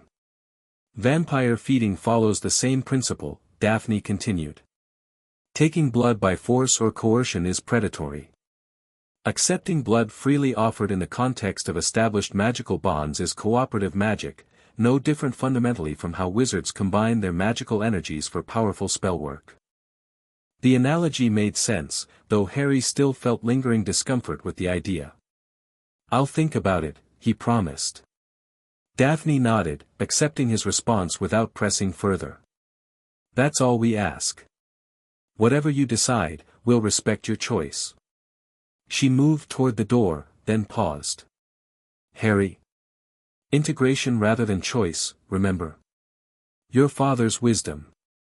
As she departed, Harry reflected on how thoroughly the Slytherins had studied his situation, even reading his father's journal to better understand his perspective. Their commitment to their pledged roles went beyond political advantage or traditional obligation. They had become genuinely invested in his success. The realization was both comforting and sobering. The weight of their loyalty added another layer of responsibility to his already complex position. Number 4, Privet Drive looked exactly as Harry remembered, meticulously ordinary, aggressively normal, and completely unchanged by the magical war that had transformed the wizarding world. Standing before the front door, Harry felt a strange disconnect between his current reality as vampire royalty and the mundane suburban setting where he had spent so many miserable years. He rang the doorbell, adjusting the glamour charms that temporarily muted his more obvious vampire traits. There was no need to alarm the Dursleys immediately, at least not until he'd explained his purpose. The door opened to reveal Petunia, who froze in shock at the sight of her nephew. "You," she gasped. "What are you doing here?" "Hello, Aunt Petunia," Harry replied calmly. "I need to speak with you." "May I come in?" Her instinctive move to block the doorway was transparent. "Vernon isn't home. Come back another time." "This can't wait," Harry stated firmly. "And it concerns family matters. Blood matters, specifically." The word blood caused Petunia's face to pale slightly. With obvious reluctance, she stepped aside, allowing Harry to enter the immaculate house. "Make it quick," she said tersely, leading him to the living room. "And I don't want any of your abnormality in this house." Harry bit back a laugh at the irony of her statement. If she only knew exactly how abnormal he had become. "I'll be direct," he began once they were seated. "I've recently discovered aspects of my heritage that were previously unknown to me. Specifically, that the Potter line carries vampire blood, royal vampire blood, to be precise." Petunia's expression shifted from disdain to horror. "Vampire? You're a vampire now?" "A vampire royal, actually," Harry corrected.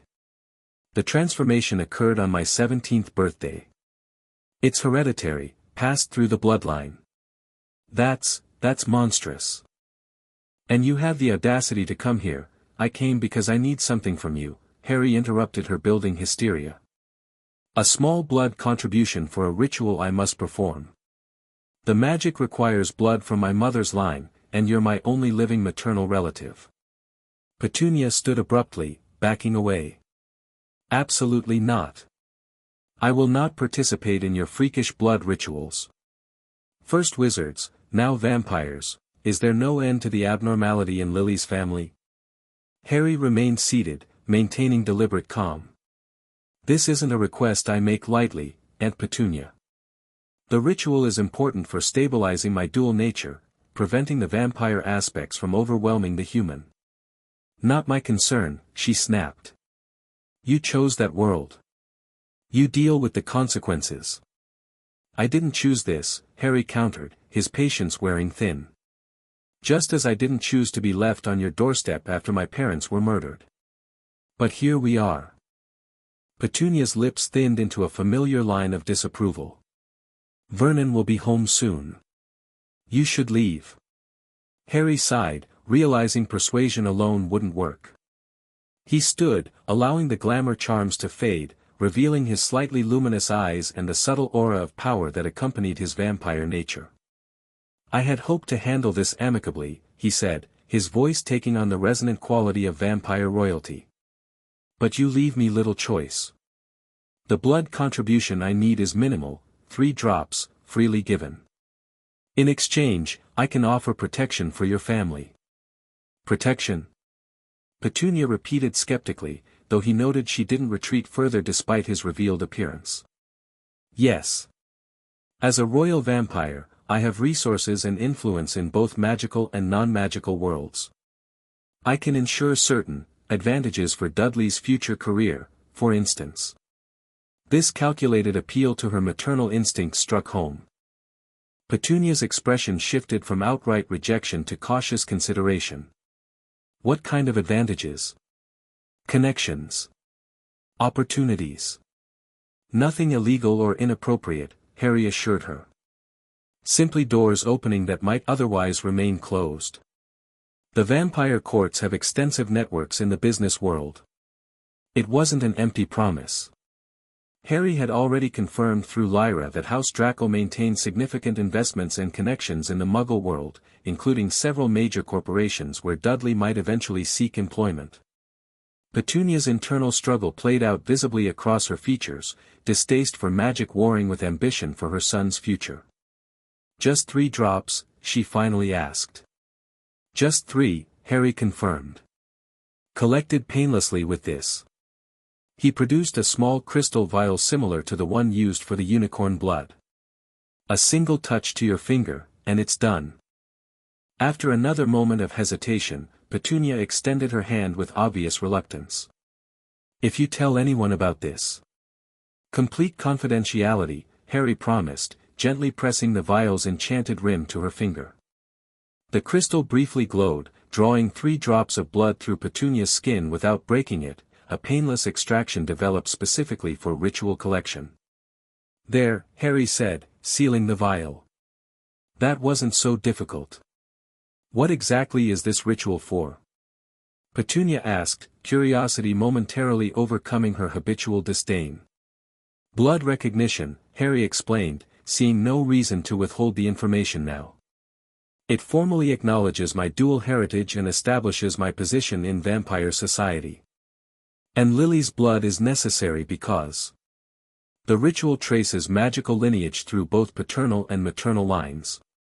My father's vampire blood provides one aspect, while my mother's magical blood, which you share, however dormantly, provides the other."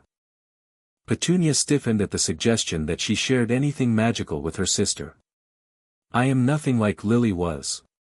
"You carry the same blood," Harry replied simply. "Magic expresses itself differently in different individuals. In my mother, it manifested as witch abilities. In you, it remained latent. But it's there, which is why your blood works for this ritual." A car door slammed outside, signaling Vernon's return. Petunia glanced nervously toward the window. "You should go. Now." Harry nodded, pocketing the vial carefully.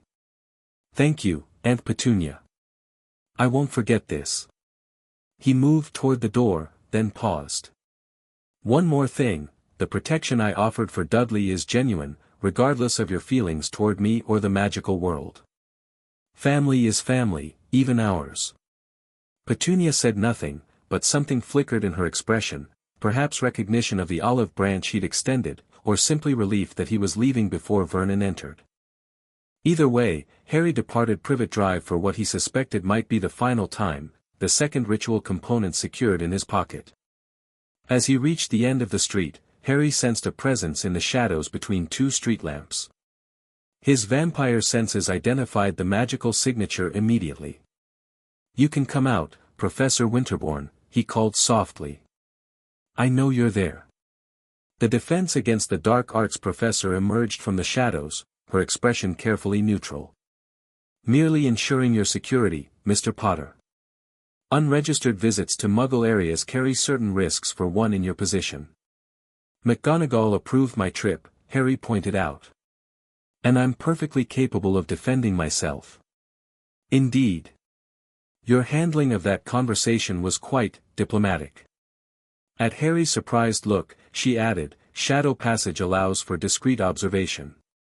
House Nightshade takes its advisory responsibilities seriously." "You were spying on me," Harry translated flatly. "Monitoring," Winterbourne corrected. "The blood recognition ritual is significant beyond personal heritage. It affects the balance between royal houses. Nightshade has overseen such rituals for centuries." Harry considered challenging her intrusion but decided the political complications weren't worth it. "Well, you saw what you came for. I have the blood component from my mother's line. So I observed. Along with a rather generous offer of protection for your cousin." Winterbourne's tone revealed nothing of her thoughts on this matter. "The unicorn blood and family blood are secured. What remains?" "Willingly offered blood from pledged allies," Harry replied. "And the catalytic agent, which Lyra is providing." Winterbourne nodded. "The ritual preparations proceed appropriately, then. I will inform my superiors that House Drackle observes the traditional protocols." She gestured toward a shadowed alley. "Shall we return to Hogwarts? The shadow passages are particularly clear tonight." Together, they stepped into darkness, emerging moments later in the shadow corridor network beneath Hogwarts. Harry had grown proficient enough with shadow walking to maintain conversation during transit. "Professor, what exactly is House Nightshade's interest in my ascension?" "Beyond the general, maintaining balance explanation." Winterbourne considered the question as they navigated the shadow passages. "Each royal house maintains a particular specialty, shall we say. Corvinus focuses on traditional authority and lineage politics. Bathory cultivates influence through wealth and material power. Others have their domains of expertise. And Drackle? Harry prompted. Historically, House Drackle served as the bridge between vampire society and the wider magical world. Your ancestors maintained connections with wizard governments, centaur herds, goblin nations, all the disparate magical communities. When your grandfather died and your father rejected his heritage, those connections weakened significantly. Creating a power vacuum, Harry surmised. Precisely. Other houses attempted to fill that diplomatic role, but none possessed Drackle's traditional relationships or approach. The result has been increasing isolation between magical communities, vampires, wizards, and other beings drawing further apart rather than maintaining cooperative engagement. And Nightshade believes I can restore those connections? Harry asked as they reached the exit point near the Gryffindor Tower. House Nightshade observes and advises. We maintain balance. Winterbourne's expression revealed nothing of her personal opinion. But yes, your unique position, raised in the wizarding world, connected to its recent history, yet carrying royal vampire blood, creates potential for renewed integration of magical communities. No pressure, Harry muttered. Winterbourne's lips quirked in a rare smile. The weight of expectations is the universal burden of those born to power, Mr. Potter. You've carried it before as the boy who lived. Now you carry it as Drackle heir. Different titles, same fundamental challenge. With that philosophical observation, she departed, leaving Harry to ponder the parallels between his past and present destinies as he climbed toward Gryffindor Tower. The following week brought increasing preparations for both the ritual and the approaching winter conclave. Harry's court worked with remarkable efficiency, coordinating the complex logistics required for both events while maintaining the appearance of normal student activities. In the midst of these preparations, Harry faced an unexpected challenge when Ron and Hermione confronted him after dinner one evening, concern evident in their expressions. We need to talk, Hermione said without preamble, guiding him toward an empty classroom. About what's happening with you and the Slytherins. What about them? Harry asked, though he suspected the direction of their concerns. Ron leaned against a desk, his expression troubled. Mate, you're spending more time with them than with us lately. And they're acting less like allies and more like, well, servants, Hermione finished bluntly. Or subjects. The way they defer to you, the formal address, those titles they use in private, it's changing the dynamic between you and everyone else. Harry sighed, recognizing the legitimacy of their concern. It's complicated. The court structure is traditional for vampire royalty. The formality serves political purposes beyond Hogwarts. We understand that, Hermione assured him. But Harry, we're worried about how it's affecting you. You're different lately, more distant, more caught up in vampire politics than anything happening here at school. I have responsibilities now, Harry explained, trying not to sound defensive. The ritual, the conclave, these aren't just ceremonies. They affect magical relations beyond just vampire courts. We get that, Ron said, surprising Harry with his insight. But you've always had responsibilities, saving the wizarding world, defeating Voldemort. The difference is how you're handling them. Before, you relied on friends as equals. Now you have subjects who call you, my lord, and you don't even blink at it. The observation struck uncomfortably close to home. Had he become so accustomed to the court formalities that he no longer noticed their strangeness? Look, Harry said carefully, I'm still figuring out how to balance everything. The vampire aspects of my life require certain protocols, especially with the conclave approaching. But that doesn't change who I am or how I value our friendship. Doesn't it? Hermione challenged gently. Harry, we watched you in the Great Hall yesterday. Greengrass approached with some document, and you barely looked up from your meal while signing it. That's not the Harry Potter who questioned everything, who insisted on understanding before acting. Harry winced, recognizing the moment she described. It was just the formal request for leave during the ritual. We'd already discussed it. That's not the point, Ron insisted. The point is, you're starting to act like royalty for real, expecting others to handle details while you make the important decisions. Next thing we know, you'll be having Kreacher dress you in fancy robes and demanding people bow before speaking to you. Despite the seriousness of the conversation, Harry couldn't help laughing at the ridiculous image. I promise, that's not happening. Ever. His amusement seemed to break some of the tension. Hermione's expression softened slightly. We're not saying the vampire court stuff isn't important. We just don't want you to lose yourself in it. The Harry we know values friendship over formality and treats everyone as equals regardless of their status. I'm trying, Harry assured them. It's a balancing act, fulfilling vampire obligations while remaining true to my wizard upbringing. Sometimes I lean too far in one direction. As long as you're aware of it, Ron said. And willing to let your friends call you out when you start getting too high and mighty. No, my lords from us, mate. I wouldn't have it any other way, Harry replied sincerely. They continued talking, Harry sharing more details about the upcoming ritual and conclave than he had previously. Their conversation drifted to more normal school concerns, Newt's preparation, Quidditch standings, and the latest Hogwarts gossip. By the time they returned to Gryffindor Tower, Harry felt more grounded than he had in weeks. Ron and Hermione had always served as his connection to normalcy, his reminder of what truly mattered beyond prophecies and destinies. As he prepared for bed that night, Harry reflected on the different types of relationships that now filled his life, the formal, politically calculated connections with his Slytherin court, the ancient, blood-based obligations to vampire society, and the straightforward, honest friendship of Ron and Hermione. Each relationship served different aspects of his increasingly complex identity. The challenge, as always, lay in integration rather than choice, finding the balance that allowed him to fulfill his responsibilities without sacrificing his core values. With the ritual of blood recognition approaching and the winter conclave beyond it, that balance would face its greatest test yet. Harry would need to navigate court politics, ancient ceremonies, and diplomatic negotiations while remembering the simple truth that had guided him through his most difficult challenges: power meant nothing without purpose, and titles meant nothing without the character to deserve them. Chapter 4, The Midnight Throne. December descended upon Hogwarts in a flurry of snow and shadow.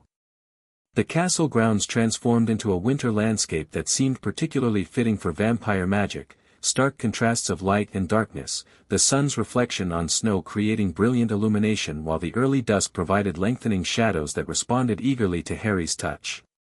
With the winter solstice approaching, Harry's power had reached unprecedented levels. The increasing darkness of winter strengthened his vampire abilities, making his shadow manipulation more fluid, his senses more acute, his very presence more commanding. Even his fellow students had begun to notice, giving him a slightly wider berth in hallways, their heartbeats accelerating subtly when he entered a room. Your aura is intensifying, Daphne observed as they walked toward the abandoned alchemy laboratory for their final court session before the ritual. The proximity to the solstice amplifies royal vampire abilities. I've noticed, Harry replied, acutely aware of the shadows that seemed to caress his footsteps as he moved. Everything feels sharper. More immediate. The convergence of natural and magical cycles, Daphne explained.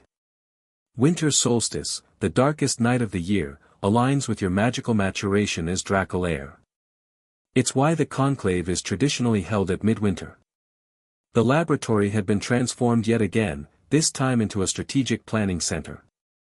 Maps of the ritual site in the Forbidden Forest covered one wall, while diagrams of the threshold court where the conclave would be held dominated another. Elaborate security plans, ceremonial protocols, and diplomatic briefings were organized with military precision. Harry's court rose as one when he entered, the formal acknowledgement now second nature to them all. The silver dragon pins they wore seemed to catch the light with unusual brilliance, responding to his strengthened presence. Final preparations are complete, Tracy Davis reported once they were seated. The ritual site has been secured according to traditional protocols. Wards are in place to prevent unauthorized observation or interference. Minister Shacklebolt has confirmed his attendance at the conclave as diplomatic observer, Daphne added. The first ministry representative to officially attend a vampire court gathering in over a century. Blood politics is reaching new levels of complexity, Blaze noted with sardonic amusement. Between wizard ministers, vampire royalty, and magical creature representatives, the conclave will be an unprecedented gathering. Harry nodded, absorbing the information while studying the ritual site diagram. And the feeding matter? A brief silence fell over the court. They had avoided directly addressing this topic since their previous discussion, respecting Harry's ambivalence. Arrangements have been made, Millicent finally answered, her usual bluntness softened by formality. Should you choose to accept, each court member has prepared appropriately. Harry met their expectant gazes, sensing the subtle magical connections that linked him to each pledged ally. Over the past months, those bonds had strengthened through shared purpose and mutual respect. The final step in completing the traditional relationship between vampire royal and court remained his decision alone. I've given this considerable thought, he began carefully. After researching the magical principles involved and consulting with both Lyra and Professor Winterbourne, I understand the significance of the blood exchange in completing our covenant. Relief visibly washed over several court members. The ritual requires significant magical reserves, Harry continued. And the winter conclave immediately following will test my abilities further. If each of you is truly willing, without coercion or expectation, I accept the traditional offering. We are willing, Daphne confirmed, speaking for the group. The offering completes the magic begun with our pledges. It is both honor and purpose fulfilled. They proceeded to discuss the practical details of the feeding, a formal ritual in itself that would precede the blood recognition ceremony. Each court member would offer a small amount of blood, carefully collected rather than taken directly, combining wizard blood with vampire magic to create a powerful synthesis. As the meeting continued, addressing final logistical concerns for both the ritual and conclave, Harry found himself reflecting on how naturally he now operated within vampire protocols. What had once seemed alien and uncomfortable had become a familiar framework, not replacing but enhancing his wizard identity. One final matter, Blaze said as the meeting neared conclusion. Intelligence suggests House Corvinus is planning something beyond the formal alliance discussions at the conclave. Anastasia's recent activities indicate preparation for a more dramatic gesture. What kind of gesture? Harry asked. Unclear, Flora Caro replied softly. But she's been corresponding more frequently with Vladimir, and Malfoy has been gathering information about the specific location of the Midnight Throne within the Threshold Court. The physical throne itself? Harry clarified, surprised. The ancient seat of Draco authority had manifested briefly during his trial but returned to shadow afterward, awaiting his formal claim at the conclave. The throne locations are magically significant, Daphne explained. They represent the literal seat of each house's power. In ancient times, challenges for authority between royal vampires often centered around throne access. You think Vladimir or Anastasia might challenge my claim? Harry frowned, remembering the cold calculation in Vladimir's eyes during their first meeting. Not directly, Blaze assessed. The blood trial already confirmed your right to the Draco inheritance. But they might be planning something to influence how that inheritance manifests, or to establish dominance within the new power structure. We've incorporated additional security measures into our conclave preparations, Millicent assured him. But forewarned is forearmed. Harry nodded, filing away the warning. Keep monitoring their activities. I want to know what they're planning before we arrive at the conclave. As the court session concluded and the Slytherins departed, Daphne remained behind. May I speak frankly? She asked once they were alone. Always, Harry replied, noting her unusual hesitation. You've changed, she observed. When we first pledged to House Draco, you were uncertain, resistant to the formalities and responsibilities. Now you command with natural authority. Is that a problem? Harry asked, genuinely curious about her assessment. Not a problem, Daphne clarified. An evolution. Your Gryffindor friends worry you're becoming someone else entirely, replacing Harry Potter with the Draco heir. But what I've observed is integration, not replacement. Integration is the goal, Harry agreed, remembering his father's journal. Finding balance between vampire and wizard, between duty and choice. You found that balance more successfully than many born to vampire royalty, Daphne said with surprising candor. Those raised in court often struggle to see beyond political advantage and traditional rivalries. Your outsider perspective brings humanity to the role. High praise from a Slytherin, Harry noted with a smile. Objective assessment, Daphne corrected, though her lips quirked slightly. The blood recognition ritual will accelerate this integration, binding your dual natures more completely. Be prepared for further changes. What kind of changes? Heightened abilities, certainly. Deeper connection to ancestral memory. But also a stronger pull toward vampire instincts, territorial authority, predatory awareness, dominance hierarchies. The humanity you've maintained will be tested. Harry considered her warning. I've faced tests before. Indeed. Daphne's expression softened momentarily. And surprised us all with the outcomes. She straightened, resuming her formal demeanor. I should prepare for tomorrow's ceremony. With your permission, my lord. Harry nodded, watching her depart with graceful efficiency. Alone in the laboratory, he studied the maps and diagrams his court had prepared, evidence of their commitment to his success, their integration into his unexpected destiny. Tomorrow would bring the ritual that formally acknowledged his dual heritage. Beyond that, the Winter Conclave would establish his place within vampire society. And through it all, he would need to maintain the core of himself, the values and connections that defined Harry Potter beyond titles or thrones. The shadows in the room seemed to pulse in rhythm with his thoughts, responding to the crescendo of power building within him as the solstice approached. Harry extended his hand, gathering darkness into his palm like liquid silk, shaping it with casual precision into a miniature replica of the Midnight Throne. He was ready. Dawn broke over the forbidden forest with muted gray light filtering through snow-laden clouds. Harry stood at his dormitory window, watching the day emerge with the enhanced perception of his vampire senses. Even from this distance, he could distinguish individual trees at the forest's edge, sense the magical creatures stirring within its depths, feel the convergence of natural energies at the ritual site deep within the ancient woods. Today he would complete the blood recognition ritual. Tonight, under the dark moon of winter solstice, he would stand before the assembled vampire courts and claim his inheritance fully. The culmination of a journey that had begun with his unexpected transformation months earlier. A soft knock at the dormitory door pulled him from his contemplation.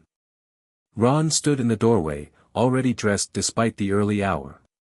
Thought you might want company at breakfast, he offered. Big day and all that. Harry smiled, grateful for the simple normality of his friend's presence. Thanks. I could use some regular conversation before all the formal vampire business begins. They headed down to the Great Hall, which was nearly empty at this hour. Hermione was already there, surrounded by books despite the fact that classes had ended for the winter break. Last-minute research? Harry asked as they joined her. Historical accounts of blood recognition rituals, Hermione confirmed, pushing a particularly ancient tome toward him. Most descriptions are frustratingly vague about the actual magical mechanics involved, but I've pieced together some interesting patterns. She's been at it since midnight, Ron informed him around a mouthful of toast. Apparently, vampire history is full of contradictions and missing information. By design, Harry noted, skimming the text Hermione had indicated. The royal houses maintain secrecy through selective documentation. What looks like historical inconsistency is actually deliberate obfuscation. Hermione nodded eagerly. That's what makes the first-hand accounts so valuable.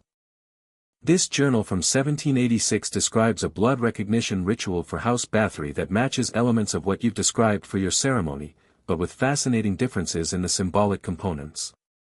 Harry couldn't help smiling at her academic enthusiasm. Even faced with ancient vampire rituals and political machinations, Hermione approached it all as an intellectual puzzle to be solved. "Nervous about tonight?" Ron asked, redirecting the conversation to more immediate concerns.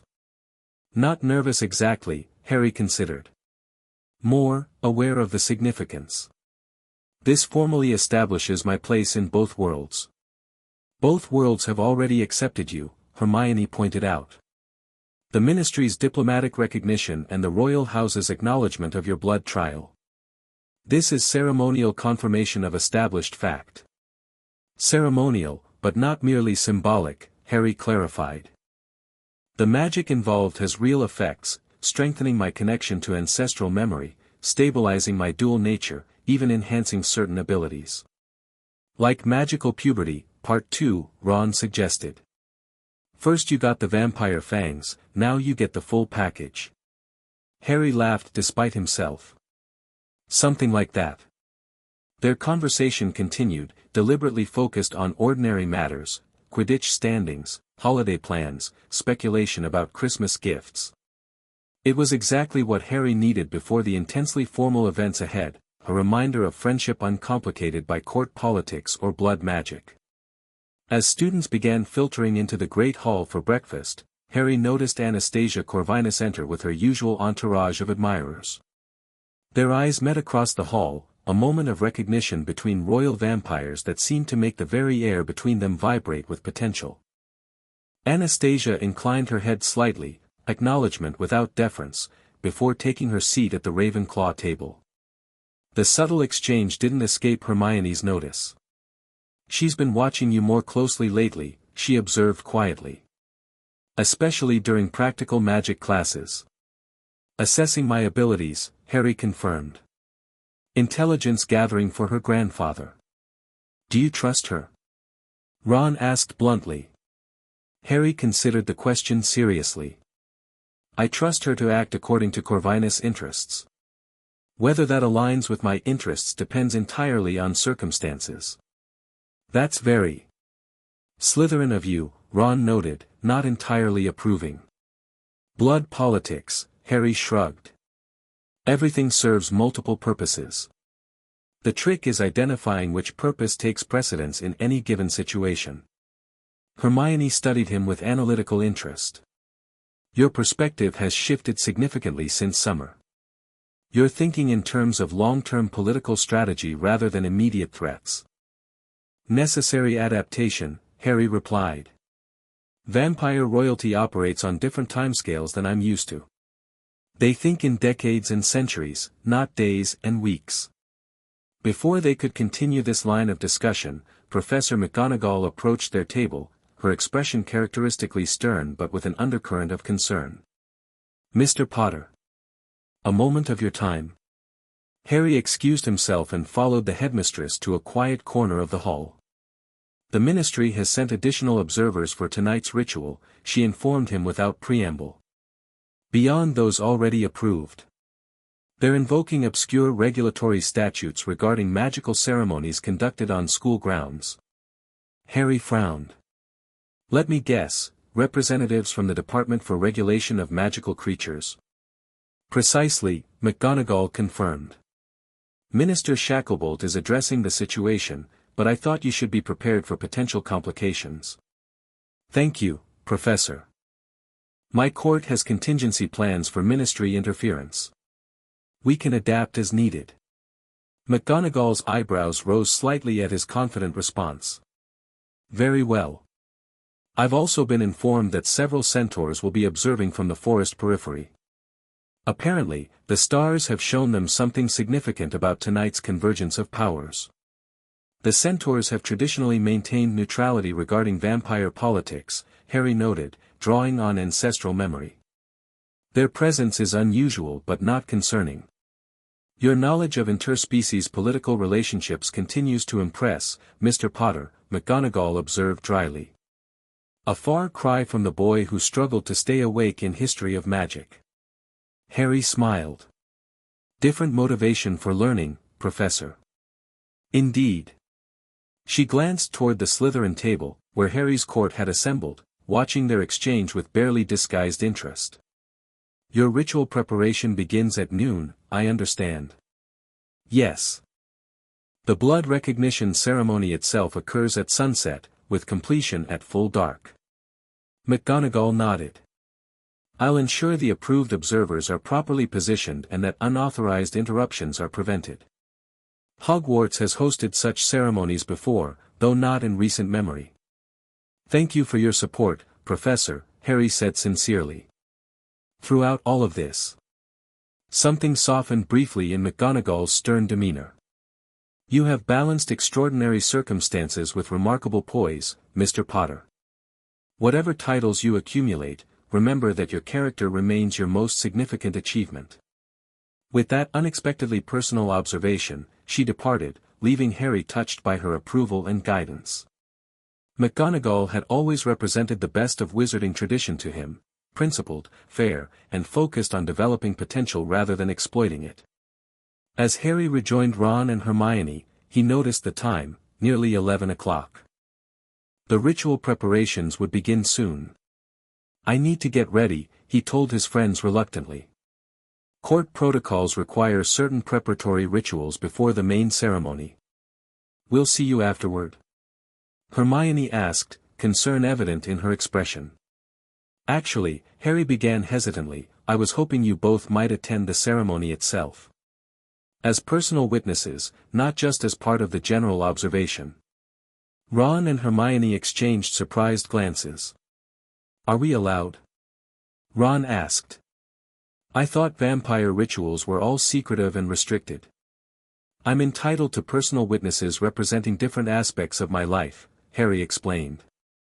You two represent my wizard connections beyond court politics. Your presence would be meaningful to me. Of course we'll come, Hermione said immediately, reaching across the table to squeeze his hand. Whatever you need. Just tell us where to be and when, Ron added. And whether we need to know any fancy vampire etiquette to avoid accidentally starting a blood feud or something. Harry laughed. Just be yourselves. That's all I need. He stood, preparing to leave. Daphne will collect you before sunset and explain the witness protocols. They're straightforward, mostly just observing without interfering. With final arrangements confirmed, Harry headed toward the abandoned alchemy laboratory where his court awaited. As he walked through the castle corridors, he felt the magic within Hogwarts itself responding to his passing, the ancient stones recognizing something kindred in his dual nature, the merging of traditions and powers that had once been united in the founding days. The blood recognition ritual would complete his transformation from reluctant heir to acknowledged royal.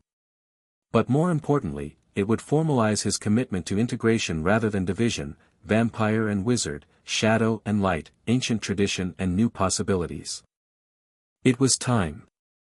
The ritual chamber deep within the Forbidden Forest seemed to exist between worlds, neither fully in the mundane forest nor entirely in the magical realm. Ancient trees formed a natural circle around a clearing where the ground itself had been worn smooth by centuries of ceremonial use. Harry stood at the center, his formal ritual robes catching the last rays of the setting sun. The garments were a blend of wizard and vampire traditions, dark material that seemed to absorb light, embroidered with silver runes that shifted and changed as if alive, cut in a style reminiscent of formal wizard robes but with elements that evoked much older ceremonial vestments. Around the perimeter of the clearing, witnesses had gathered in carefully designated positions. Ministry observers stood to the west, vampire representatives to the east, magical creature delegates to the north, and personal witnesses to the south. Harry spotted Ron and Hermione among his personal witnesses, standing alongside Neville Longbottom and Luna Lovegood, who had requested to attend after learning of the ceremony from Professor Winterbourne. The four of them represented his connections to the wizarding world beyond politics, friendship and loyalty that transcended blood status or house rivalries. The ritual preparations had taken hours, purification ceremonies, meditation, and finally, the formal court feeding. That experience had been nothing like Harry expected. Each court member had offered blood willingly, collected in ceremonial goblets rather than taken directly. The magic involved had created connections beyond mere sustenance, a sharing of strength and purpose that enhanced the pledges already binding them. Now, as twilight deepened toward night, Lyra approached, carrying a silver bowl containing the final ritual components: unicorn blood freely given, Petunia Desley's blood representing his mother's line, contributions from his court, and the catalytic agent Lyra had provided, a crystalline substance that seemed to contain captured starlight. The convergence approaches, Lyra announced formally. The blood will speak to blood, and recognition will be complete. From the opposite side of the clearing, Professor Winterbourne stepped forward as the House Nightshade representative, her ceremonial robes marking her official capacity as ritual observer. House Nightshade witnesses this convergence, she intoned. May balance be preserved and truth revealed through blood. The formal call and response continued, representatives from each attending group acknowledging their witnessing role in language that dated back centuries. When all had spoken, Lyra raised the silver bowl. Blood of ancestry, she began, her voice carrying through the clearing with supernatural resonance. Blood of alliance. Blood of magical covenant. Combined in willing sacrifice to acknowledge the heir of House Drackle, claimant to the Midnight Throne, guardian of the shadow passages between worlds.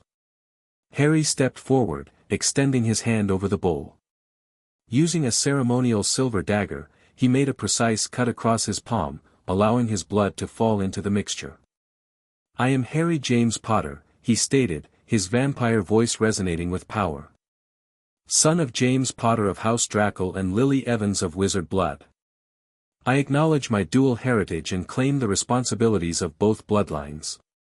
The mixture in the bowl began to glow with an unearthly light, silver and crimson intertwining like living things. Lyra spoke ancient words in a language Harry recognized from ancestral memory, the original vampire tongue, predating even Latin. As the final word was spoken, Harry plunged his bleeding hand into the mixture. Magic surged through him like lightning, connecting him to bloodlines stretching back millennia. Ancestral memories flooded his consciousness, not just fragments as before, but complete experiences, knowledge, perspectives from generations of Drackle vampires. He saw the founding of the royal houses, the ancient pacts with magical creatures, the first treaties with wizard governments. He experienced the rise and fall of Drackle influence through centuries, the internal politics of vampire courts, the careful balance maintained between predatory nature and civilized cooperation. Most strikingly, he accessed memories of his father as a child, before James Potter had chosen to suppress his vampire heritage. He witnessed his grandfather's death during Grindelwald's rise, the desperate decision to hide young James among wizard relatives, the complex magic used to bind his vampire nature. The cascade of memories and knowledge should have been overwhelming, but Harry's mind expanded to accommodate it all, integrating centuries of experience with his own identity. When the magical surge finally subsided, he withdrew his hand from the bowl to find the cut healed, replaced by a faint silver mark in the shape of the Drackle crest. The blood recognizes its own, Lyra declared. The heir is acknowledged by magic ancient and renewed. Let all witness the completion of this recognition. As she spoke, the magic released in the ritual manifested visibly around Harry, a nimbus of shadow and silver light that pulsed in rhythm with his heartbeat. His appearance subtly shifted, becoming more clearly a blend of human and vampire traits, his eyes luminous with power, his bearing regal without conscious effort, his very presence commanding attention. The witnesses remained silent, awed by the magical display. Even the ministry representatives seemed momentarily humbled by the ancient power made manifest before them. Professor Winterbourne stepped forward, formally concluding her observation role. House Nightshade acknowledges the ritual complete and properly conducted. The balance is maintained, the heir is recognized. One by one, the official representatives made similar declarations, acknowledging the ceremony's validity according to their various traditions. When the formalities concluded, the gathered witnesses began to disperse, many casting final curious glances at Harry as they departed. Ron and Hermione approached cautiously, uncertainty evident in their expressions. They had witnessed a side of magical society few wizards ever saw, ancient, powerful, operating according to traditions that predated Hogwarts itself. Harry?" Hermione questioned softly. "Are you, all right?" Harry turned to them, aware that his appearance had changed subtly but permanently. The ritual had completed his transformation, integrating wizard and vampire aspects into something unique. "I'm more than all right," he assured them, his voice carrying new resonance. "I'm complete. For the first time, everything makes sense, both aspects of my heritage, working in harmony rather than opposition." Ron studied him with frank curiosity. "You look different." "Not bad different, just, more." "More is an accurate description," Harry agreed with a smile. "More knowledge, more ability, more awareness." He gestured around them at the forest, which his enhanced senses now perceived in extraordinary detail. "I can feel the magic in everything, the trees, the earth, the air itself. Not just detect it, but understand how it connects to both wizard and vampire traditions." "The ancestral memories?" Hermione asked, her academic curiosity overcoming initial wariness. "Fully accessible now," Harry confirmed. "Centuries of experience and knowledge, integrated with my own perspective. It's like having 100 lifetimes of learning instantly available." "Bloody hell," Ron breathed. "That would have been useful during exams." Harry laughed, the sound rich with genuine amusement. The reaction seemed to reassure his friends that despite the dramatic magical transformation, he remained essentially himself. "The conclave begins at midnight," Lyra reminded him, approaching with Daphne. "We should proceed to the threshold court for final preparations." Harry nodded, turning back to his friends. "I have to go. Royal duties await." "Will we see you afterward?" Hermione asked. "Before you leave for the conclave?" "I'll return to Hogwarts tomorrow," Harry promised. "The conclave itself lasts 3 days, but I'll be able to move between the threshold court and the castle using the shadow passages." With final farewells, Harry departed with his court and Lyra, heading deeper into the forest where the passage to the threshold court would manifest at moonrise. Behind them, Ron and Hermione watched with mixed emotions, pride in their friend's remarkable journey, concern for the challenges still ahead, and wonder at the magical world that continued to reveal new depths and complexities. "He's still Harry," Ron said after a moment. "Underneath all the vampire royalty business." "Yes," Hermione agreed thoughtfully. "But more," as he said. "Not just more powerful, but more integrated. As though he's finally reconciled all the different aspects of himself." "Good," Ron declared firmly. "Because he'll need that balance for whatever vampire politics throws at him next." As if in answer to Ron's observation, a shadowy figure emerged from the trees nearby, Anastasia Corvinus, who had observed the ritual from a distance despite not being formally invited. "Quite the spectacle," she commented, her accent more pronounced than usual. "House Draco returns in full glory. My grandfather will be most interested." "You weren't invited to the ritual," Hermione noted coolly. "Yet I observed nonetheless," Anastasia replied with a slight smile. "Information is power in court politics. Speaking of which," she focused on Ron, "your brother Percy requested I deliver a message. The ministry contingent for tonight's conclave has been adjusted. Additional representatives from creature regulation will be attending, despite Minister Shacklebolt's objections." "Why tell us this?" Ron asked suspiciously. "Consider it a gesture of goodwill." Anastasia's expression revealed nothing of her true motives. "House Corvinus values accurate information flow. If you happen to communicate with Heir Draco before the conclave begins, perhaps mention that the playing field has shifted." With a formal nod that stopped just short of respectful, she melted back into the forest shadows. "We need to warn Harry," Hermione said immediately. "Those additional ministry representatives could complicate the conclave negotiations." "How?" Ron asked practically. "He's already headed to the vampire court, and we don't exactly have access to their secret shadow passages." Hermione's expression turned determined. "Then we'll find someone who does. Professor Winterbourne represents House Nightshade, She must have ways of communicating with the vampire courts. Together, they hurried back toward the castle, intent on ensuring Harry had all available information before facing the political complexities of the winter conclave.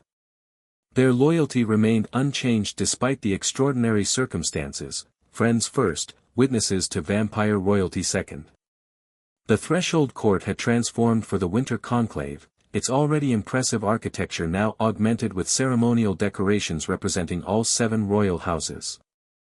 Massive crystal chandeliers illuminated the grand hall with magical light that somehow enhanced shadows rather than banishing them, creating a dramatic interplay of brilliance and darkness.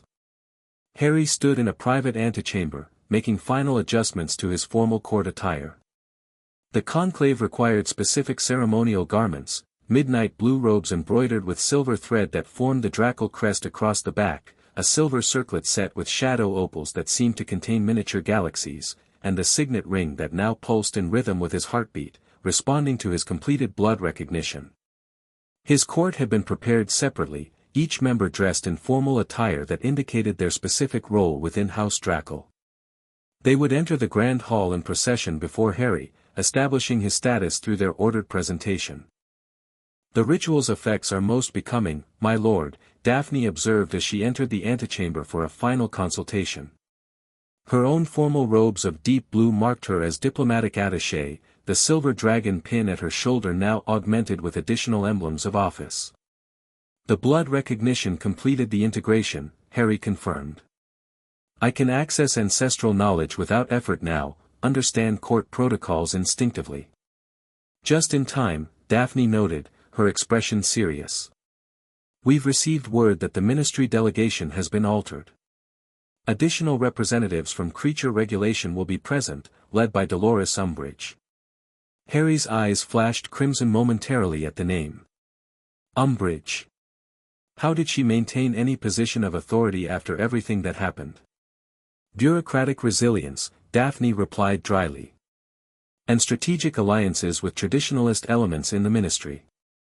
Her presence suggests an attempt to undermine your diplomatic status." Before Harry could respond, a shadowy distortion appeared in the corner of the antechamber, resolving into Professor Winterbourne's form as she stepped through the shadow passage. "Heir Dracal," she greeted him formally. "I bring urgent information. Your friends asked me to convey a warning, about Umbridge and the expanded ministry delegation," Harry finished. "We just received similar intelligence." Winterbourne nodded, unsurprised. "There's more. House Nightshade has detected unusual magical preparations within the Corvinus delegation. Something beyond normal ceremonial magic, possibly centered around the Midnight Throne itself. Vladimir wouldn't risk directly challenging a blood-recognized heir, Daphne said with a frown. The other houses would never support such a blatant power grab. "Not a challenge to the inheritance," Winterbourne clarified. "But perhaps an attempt to influence its expression or limit its potential. Ancient magic often allows for nuanced interference." Harry absorbed this information, drawing on newly accessible ancestral knowledge to understand the implications. The Midnight Throne represents more than symbolic authority. It's a magical nexus for House Dracal's power, connecting the ruler to ancestral magic. "Precisely," Winterbourne confirmed. "Interfere with that connection, and you limit the house's effective influence without directly challenging succession rights." "Clever," Harry acknowledged. "And difficult to prove as deliberate sabotage rather than ceremonial complication. House Nightshade offers this information as neutral observer," Winterbourne stated formally. "Our interest remains in balanced power distribution among the royal houses." "Your warning is appreciated," Harry replied with equal formality, though his eyes conveyed more personal gratitude. After Winterbourne departed, Harry turned to Daphne. "We need to adjust our approach. If Corvinus is planning something involving the throne, and Umbridge is seeking to undermine my diplomatic status, we're facing coordinated opposition from multiple directions. What do you suggest?" Daphne asked, watching him with newfound respect as he seamlessly integrated political strategy with magical knowledge. "We maintain the formal presentation as planned," Harry decided after brief consideration. But I want Blaze and Tracy prepared for immediate diplomatic intervention if Umbridge attempts to reclassify my status. And Millicent should coordinate with the security team to monitor the throne dais for any unusual magic. And Corvinus himself? Harry's expression hardened slightly. I'll address Vladimir directly once the formal introductions are complete. A private conversation between royal heads might be enlightening. A ceremonial chime sounded throughout the threshold court, signaling 30 minutes until the conclave officially began. Daphne nodded briskly. I'll convey your instructions to the court. We assemble in the presentation chamber in 15 minutes. Left alone, Harry took a moment to center himself, drawing on both his wizard training and vampire instincts to prepare for the complex political event ahead. The blood recognition ritual had indeed transformed him, not just magically but psychologically, integrating his different aspects into a coherent whole. He was Harry Potter, wizard trained at Hogwarts, friend to Ron and Hermione, Quidditch seeker, former Dumbledore's army leader. He was also heir Draco, royal vampire, shadow wielder, claimant to the Midnight Throne. Neither identity negated the other, together they created something unique and potentially powerful. With newfound clarity and purpose, Harry left the antechamber to join his court for their formal presentation to Vampire Society. The grand hall of the Threshold Court had filled to capacity with representatives from all 7 royal houses, their courts, allied magical beings, and diplomatic observers from wizard governments worldwide. The assembled gathering represented one of the largest convergences of vampire royalty in centuries, all drawn by the formal recognition of a new Draco heir.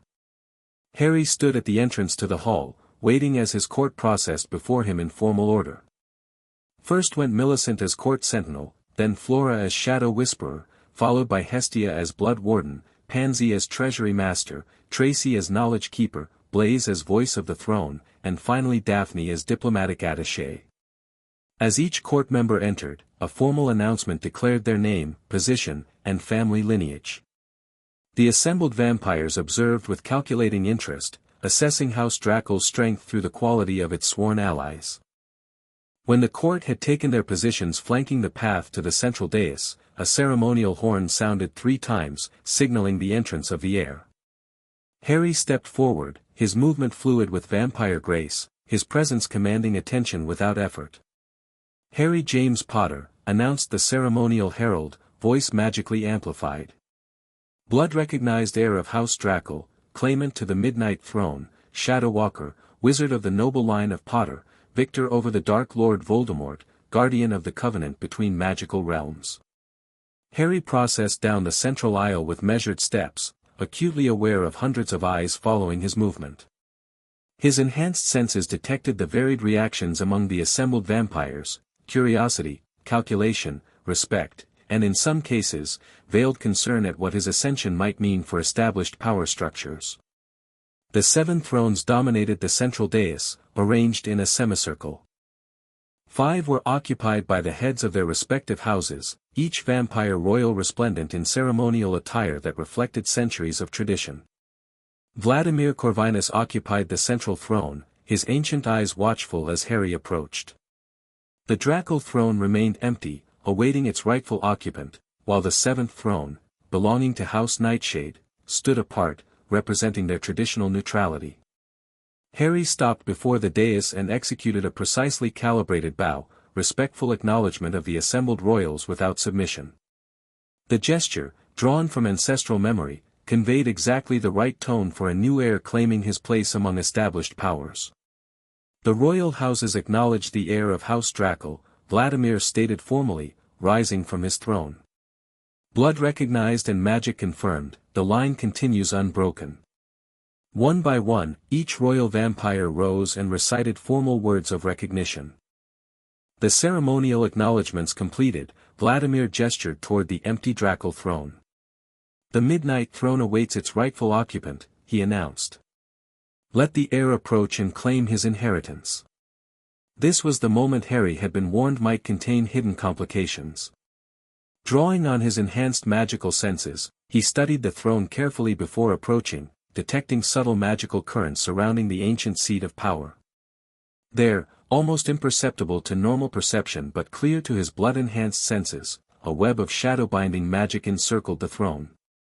The sophisticated working would not prevent him from claiming the seat but would subtly constrain the magical connection between ruler and throne, limiting access to certain ancestral powers. Harry maintained his composed expression, giving no indication he had detected the magical trap.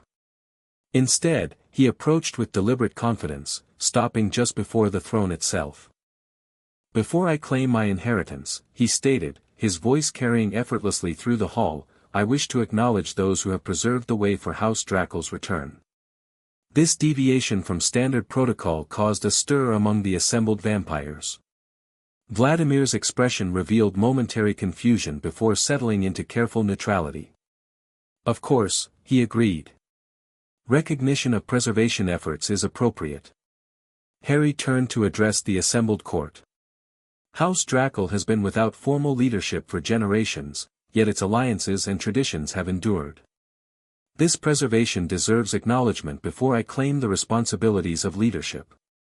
As he spoke, Harry subtly gathered his shadow magic, extending his awareness into the trap surrounding the throne. The blood recognition ritual had enhanced his ability significantly, allowing him to perceive the intricate working in detail, Corvinus magic primarily, with subtle contributions from other sources, possibly including ministry magic.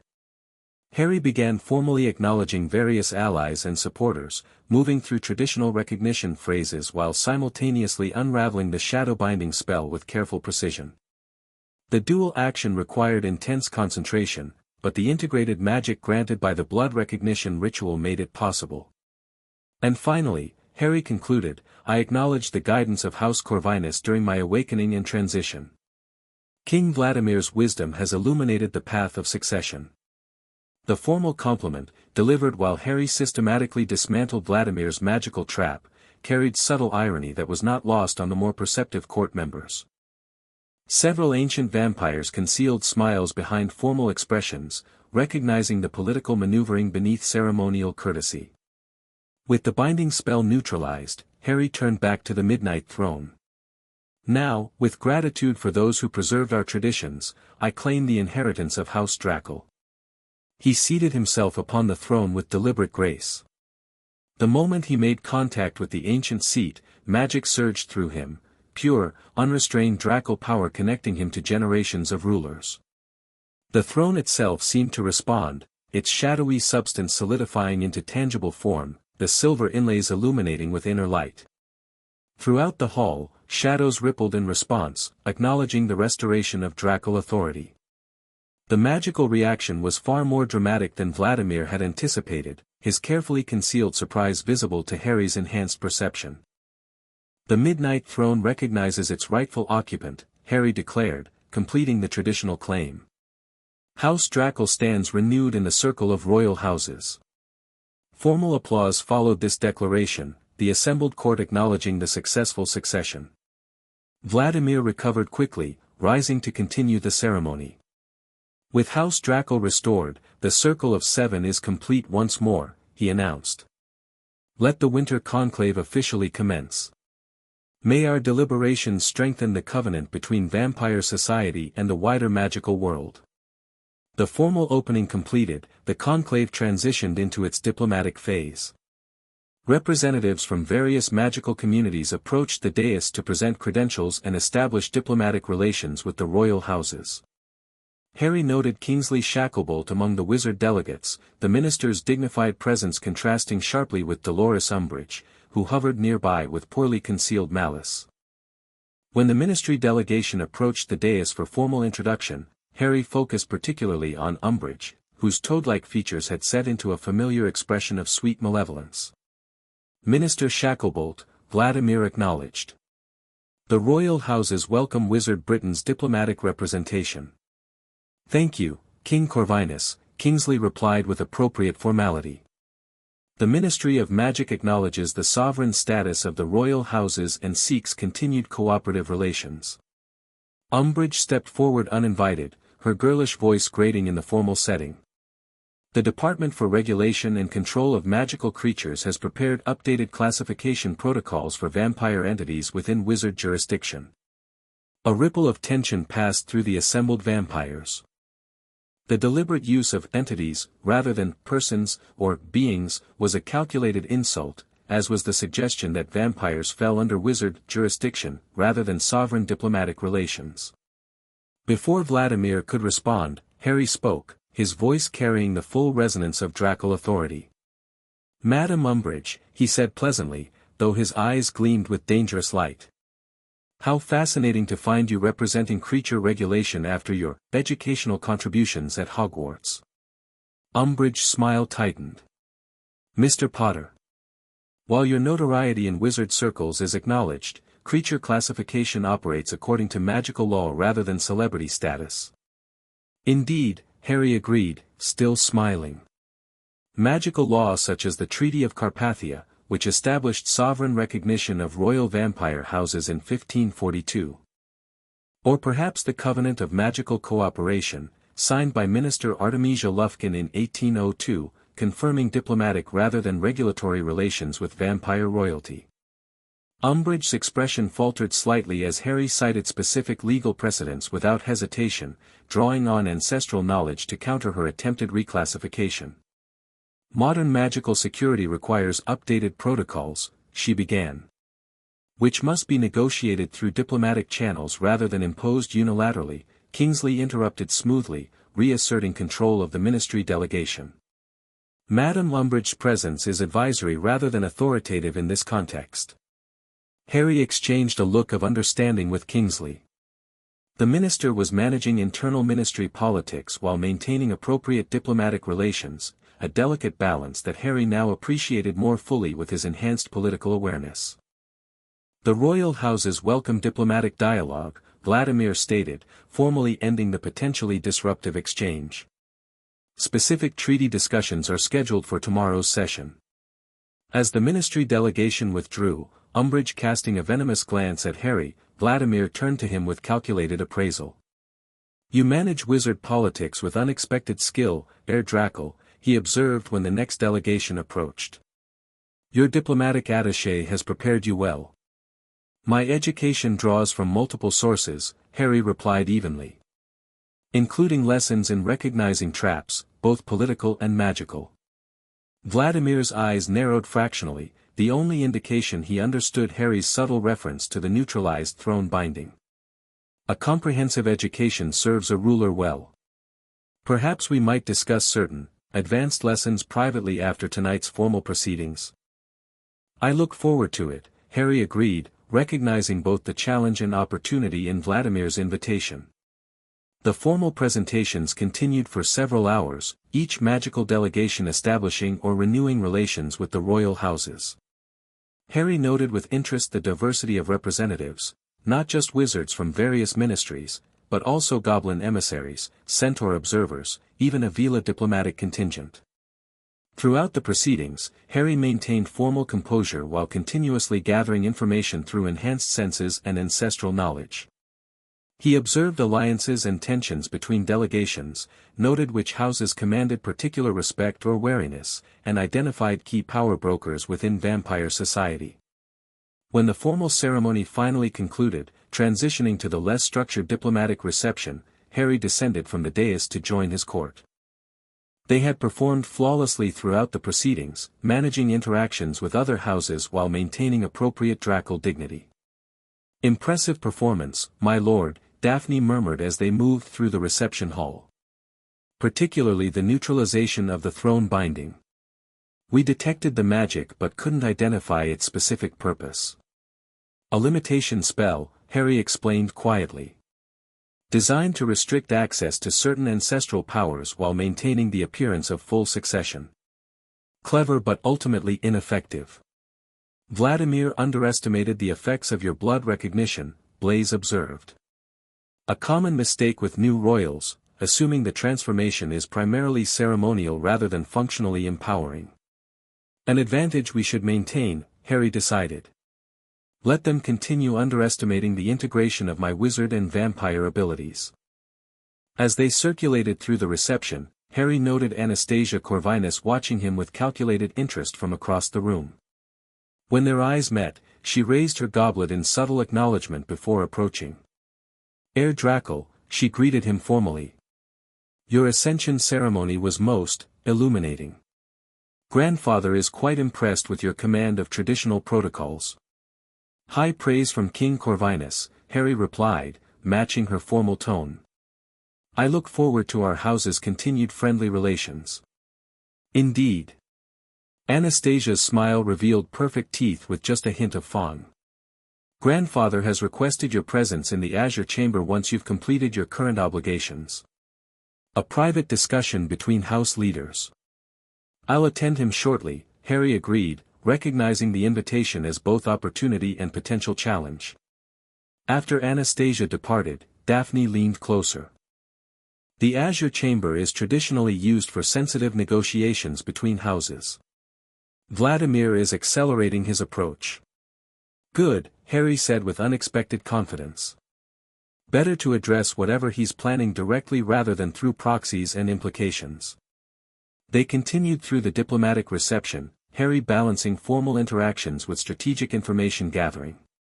His court worked seamlessly around him, each member fulfilling their designated role while maintaining constant awareness of potential complications. After completing the necessary diplomatic exchanges, Harry prepared for his private meeting with Vladimir.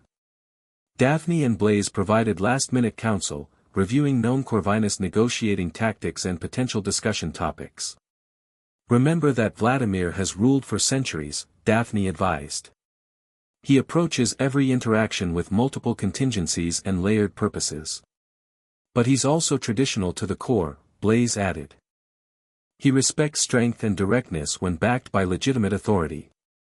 Don't let diplomatic niceties obscure clear positions. Harry nodded, appreciating their insights while integrating them with his own strategy. The blood recognition had indeed transformed his approach. He no longer felt uncertain about vampire protocols or political complexities. Instead, he drew on centuries of accumulated knowledge while maintaining his own distinct perspective. If I'm not back in an hour, implement contingency protocols, he instructed. But I expect this conversation to be productive rather than confrontational. With that, Harry departed for the Azure Chamber, moving through the threshold court with confident purpose. Vampires from various houses acknowledged him as he passed, many showing genuine respect rather than merely formal recognition. His successful claiming of the Midnight Throne had established his position beyond dispute, whatever Vladimir's ultimate intentions might be. The Azure Chamber lived up to its name, a hexagonal room with walls of deep blue crystal that seemed to capture and amplify magical energies. Vladimir waited inside, seated at a small table with 2 goblets of dark liquid that Harry's enhanced senses immediately identified as ancient vintage blood mixed with rare magical essences, a traditional offering for significant negotiations between royal vampires. Heir Drackle, Vladimir acknowledged, rising as Harry entered. Thank you for accepting my invitation. King Corvinus, Harry returned with appropriate formality. The opportunity for direct discussion between our houses is always welcome. Vladimir gestured to the second chair. Please, join me. The formalities of the conclave serve their purpose, but real understanding comes through private conversation. Harry took the offered seat, accepting but not immediately drinking from the goblet Vladimir pushed toward him. The older vampire noticed this caution and smiled thinly. Prudent, he commented. Though I assure you, poisoning a fellow royal would violate traditions I've personally upheld for 7 centuries. Traditions are fascinating things, Harry replied evenly. So easily respected in form while being undermined in substance.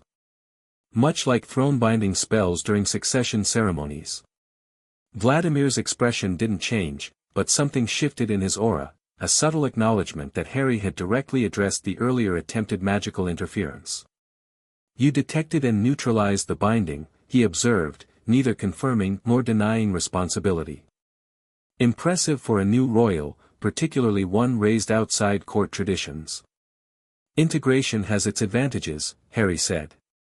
Wizard magical sensitivity combined with vampire ancestral knowledge provides unique perspectives on traditional workings. Vladimir inclined his head slightly, acknowledging the point. Perhaps I underestimated the effectiveness of your blood recognition. A miscalculation I won't repeat. He lifted his goblet. To mutual respect between houses, even in opposition. Harry raised his own goblet, taking a careful sip after Vladimir drank first. The ancient blood mixture carried complex flavors and subtle magic that resonated with his vampire nature while providing clarity to his wizard perceptions, a perfect metaphor for his integrated identity. Now, Vladimir continued, setting down his goblet, let us speak plainly. Your emergence as Draco heir alters long-established power balances within vampire society. Such alterations create opportunities and challenges. Including challenges to the traditional authority structure that House Corvinus has maintained for centuries, Harry noted. Precisely. Vladimir studied him with ancient eyes. House Corvinus has served as de facto leader among the royal houses since Draco's decline. This arrangement has maintained stability and protected vampire interests against increasingly restrictive wizard policies. While also consolidating considerable power under Corvinus control, Harry added. Vladimir smiled, revealing fangs considerably longer than Harry's own. Power, like nature, abhors a vacuum. Someone must lead, particularly in relations with wizard governments and other magical communities. The question being whether that leadership continues exclusively under Corvinus, or if Draco's traditional diplomatic role should be restored, Harry concluded. Direct, as always, Vladimir observed with grudging approval. Yes, that is indeed the central question. Your unique position, straddling wizard and vampire worlds, hero to one and royal to the other, creates unprecedented diplomatic potential. How that potential is directed will significantly impact relations between magical communities for generations. Harry considered his response carefully, drawing on both ancestral wisdom and his own experiences. House Draco's traditional role as bridge between communities seems particularly relevant given current circumstances, he finally said. The recent Wizard War demonstrated the dangers of isolation and prejudice between magical groups.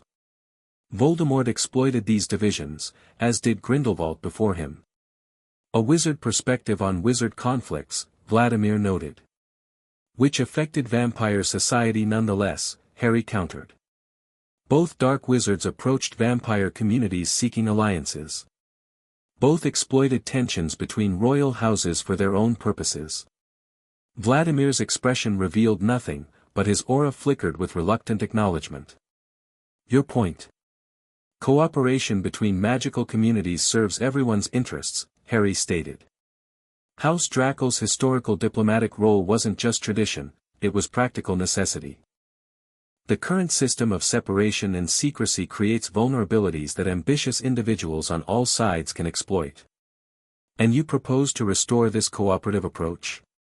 Vladimir asked, his tone carefully neutral. With House Draco naturally assuming its traditional central role. I propose that all royal houses work together more effectively, Harry clarified. Each contributing according to traditional strengths. Corvinus provides historical authority and internal stability. Bathory manages economic interests. Draco facilitates diplomatic connections across community boundaries. Vladimir studied him with calculating intensity. A collaborative model rather than hierarchical. Interesting in theory, but practically complex. Complex but necessary, Harry insisted. The alternative is continued fragmentation as wizard societies become increasingly regulated and magical creatures more marginalized. None of us benefit from that outcome. Your perspective is uniquely informed, Vladimir acknowledged after a thoughtful silence. Though perhaps influenced by your wizard upbringing and recent heroic status. My perspective is integrated, Harry corrected. I am neither solely wizard nor solely vampire, but fully both. That integration offers insights unavailable to those who experience only one magical tradition. Vladimir leaned back, his ancient eyes assessing Harry with new consideration. You've changed significantly since our first meeting, Heir Draco. The uncertain youth has become something, unexpectedly formidable. Blood recognition completes what awakening begins, Harry replied simply. Indeed. Vladimir's expression shifted subtly, calculation giving way to genuine curiosity. Tell me, with your unique perspective, how do you envision vampire-wizard relations evolving over the coming decades? The conversation shifted then, moving from immediate political concerns to broader philosophical questions about magical cooperation, cultural exchange, and the future balance of power between communities.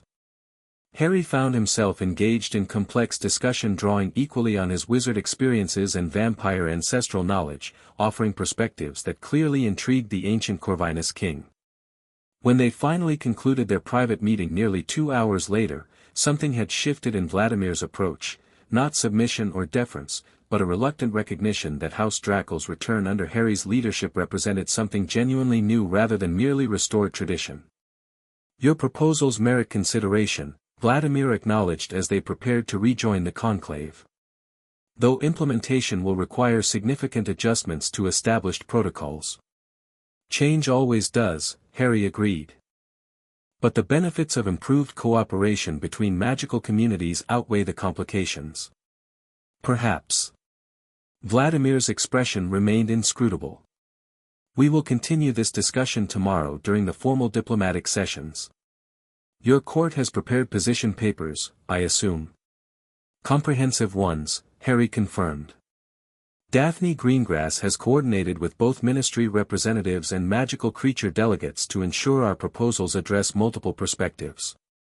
Thorough preparation, Vladimir noted with approval. House Draco appears well served by its new court.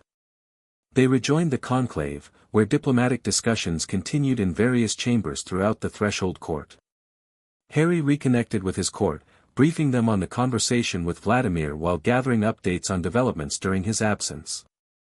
Umbridge attempted to circulate revised classification protocols directly to several houses, Tracy reported with distaste.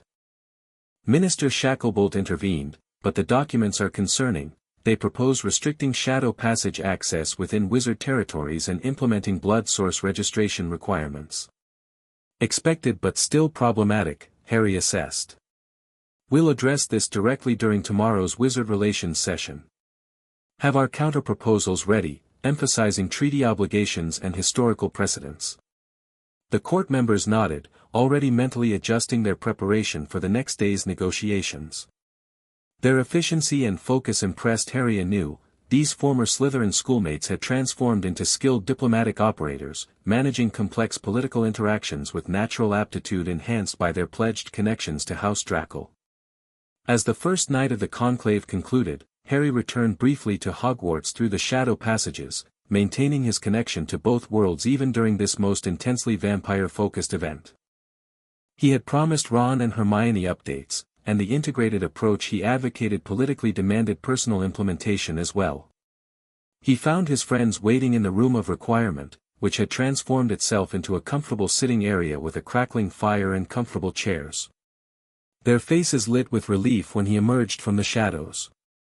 "Harry!" Hermione exclaimed, rising quickly. "We were starting to worry. How did everything go?" "Successfully, though complicated," Harry replied, dropping into a chair with a sigh of relief. The formal posture and constant political awareness required at the conclave had been mentally taxing despite his enhanced abilities. "You look different," Ron observed bluntly. "More, vampire-y, but in a good way. Sort of regal but not stuck up." Harry laughed, the sound relaxed and genuine after hours of calculated diplomatic interactions. The blood recognition completed the integration. "I'm fully both now, wizard and vampire in equal measure." "And the conclave?" Hermione asked eagerly. Was there trouble with Umbridge? She tried her usual approach, regulations disguised as security measures, classification schemes designed to restrict rather than clarify. Kingsley managed her for the most part. Harry summarized the evening's events, including his private conversation with Vladimir. "So this Corvinus bloke is what, reconsidering his opposition?" Ron asked, following the political maneuvering with surprising ease. "Reassessing rather than reconsidering," Harry clarified.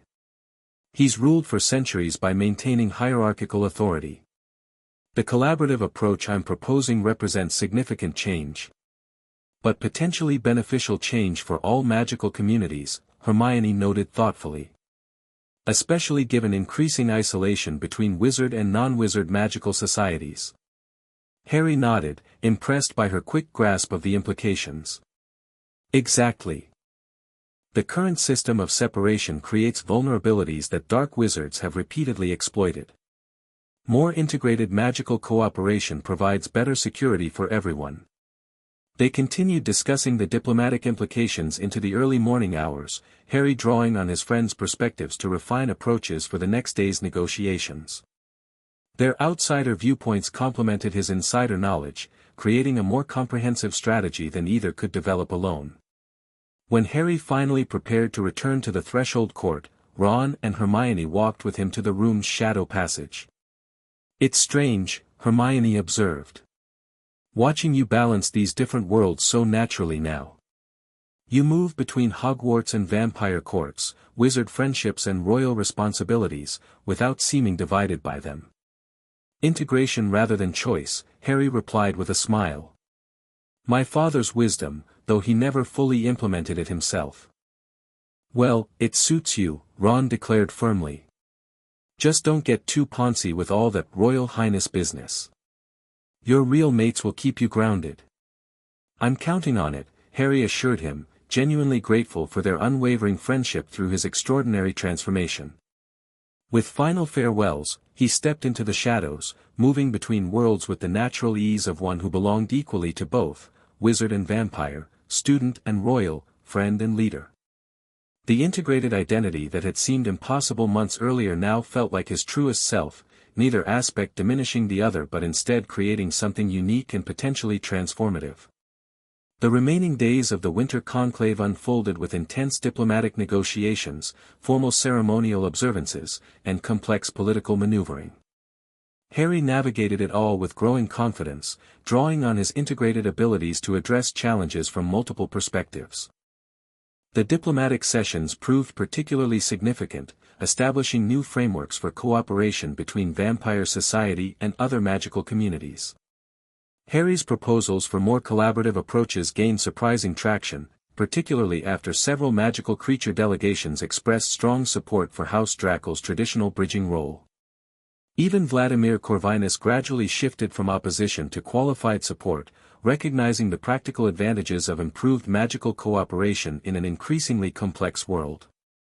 By the conclave's final day, tentative agreements had been reached on shadow passage protocols, blood source policies, and diplomatic representation standards that balanced vampire autonomy with wider magical community integration.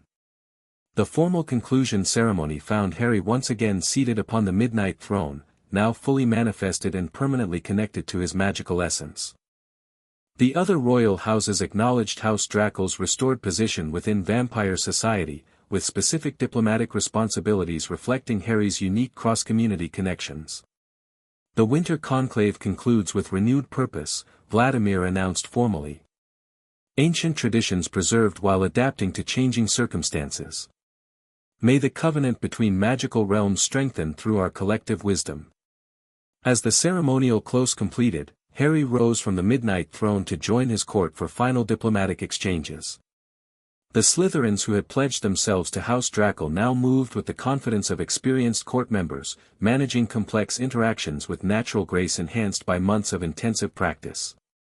House Draco has reclaimed its traditional diplomatic prominence with remarkable speed, observed Lady Bathory, an elegant vampiress whose economic influence extended throughout both magical and muggle worlds.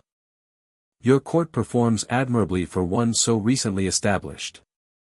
Thank you, Harry acknowledged. They've committed themselves fully to their pledged roles. More than political calculation, I think, Lady Bathory noted with ancient eyes that missed little. Their magic has integrated with yours through blood sharing. A traditional approach often overlooked in modern courts. Integration serves both individual and collective strength, Harry replied, the principle that had guided his personal transformation now extending to his leadership approach. As the conclave attendees began departing through various magical means, Harry sought out Kingsley Shacklebolt for a final consultation before returning to Hogwarts. The minister had managed the complex diplomatic negotiations with impressive skill, balancing ministry interests against vampire sovereignty concerns while keeping Umbridge's disruptive efforts contained. Minister, Harry greeted him, stepping aside from the main departure area for privacy. Thank you for your support throughout the conclave. You've handled yourself remarkably well, Harry, Kingsley replied with genuine respect. The agreements reached here will significantly improve magical cooperation across traditional boundaries. Implementation will require ongoing attention, Harry noted. Particularly given certain ministry departments' resistance to vampire autonomy. Kingsley's expression turned wry. Dolores Umbridge has been reassigned to international magical sports regulation effective immediately. Her approach to vampire relations proved incompatible with current diplomatic priorities. Harry couldn't help the satisfied smile that briefly crossed his features. A wise administrative adjustment. I thought you might approve, Kingsley replied with a hint of humor. More substantively, the Wisengamot will be formalizing your diplomatic status next week, with appropriate provisions for House Draco's traditional role in cross-community relations. That will facilitate the implementation of our conclave agreements, Harry acknowledged. Though I'll still need to balance my diplomatic responsibilities with completing my Hogwarts education. Balance seems to be your particular talent lately, Kingsley observed astutely. Integration of different magical traditions, reconciliation of competing priorities. Useful skills for one in your position. With final diplomatic farewells completed, Harry gathered his court for their return to Hogwarts. The Threshold Court would remain accessible through shadow passages, but their daily lives would resume within the castle walls, students completing their education while simultaneously serving as vampire court members.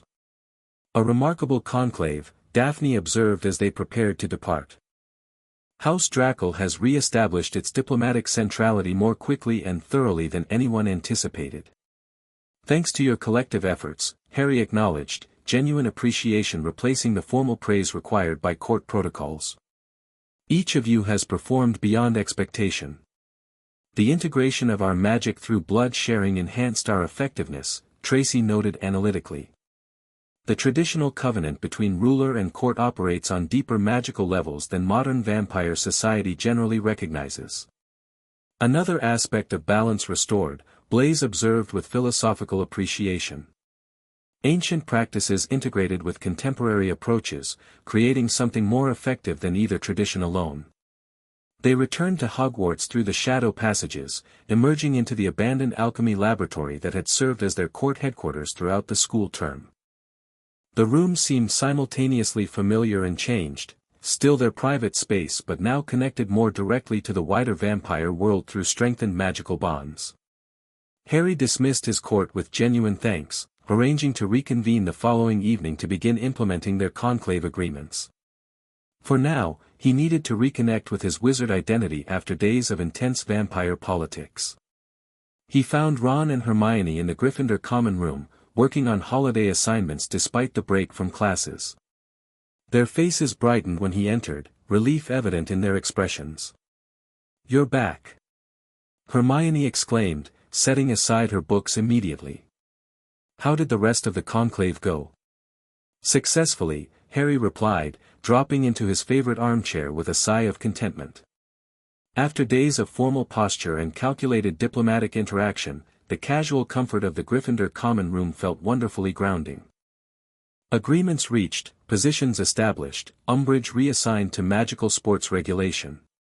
Ron snorted with satisfaction at the last item. "Brilliant.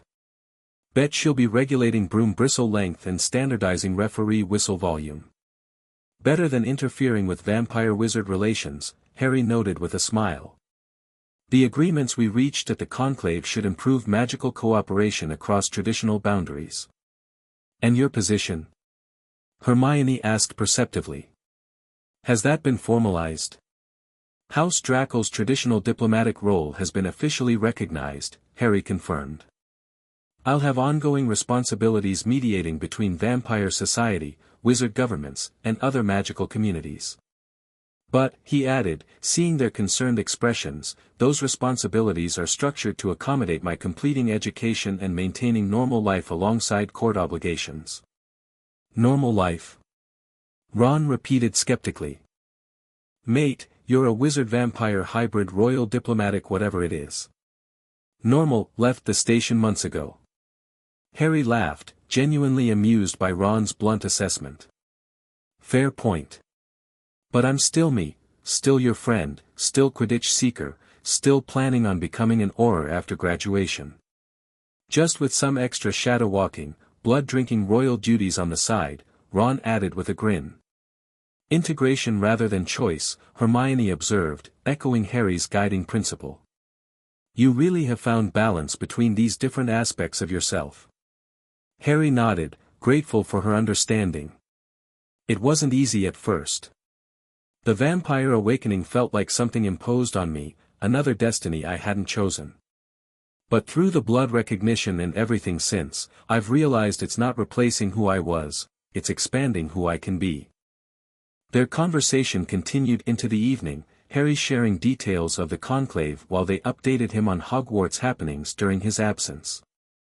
The easy friendship felt particularly precious after days of formal court interactions, a reminder of the personal connections that kept him grounded despite his extraordinary position.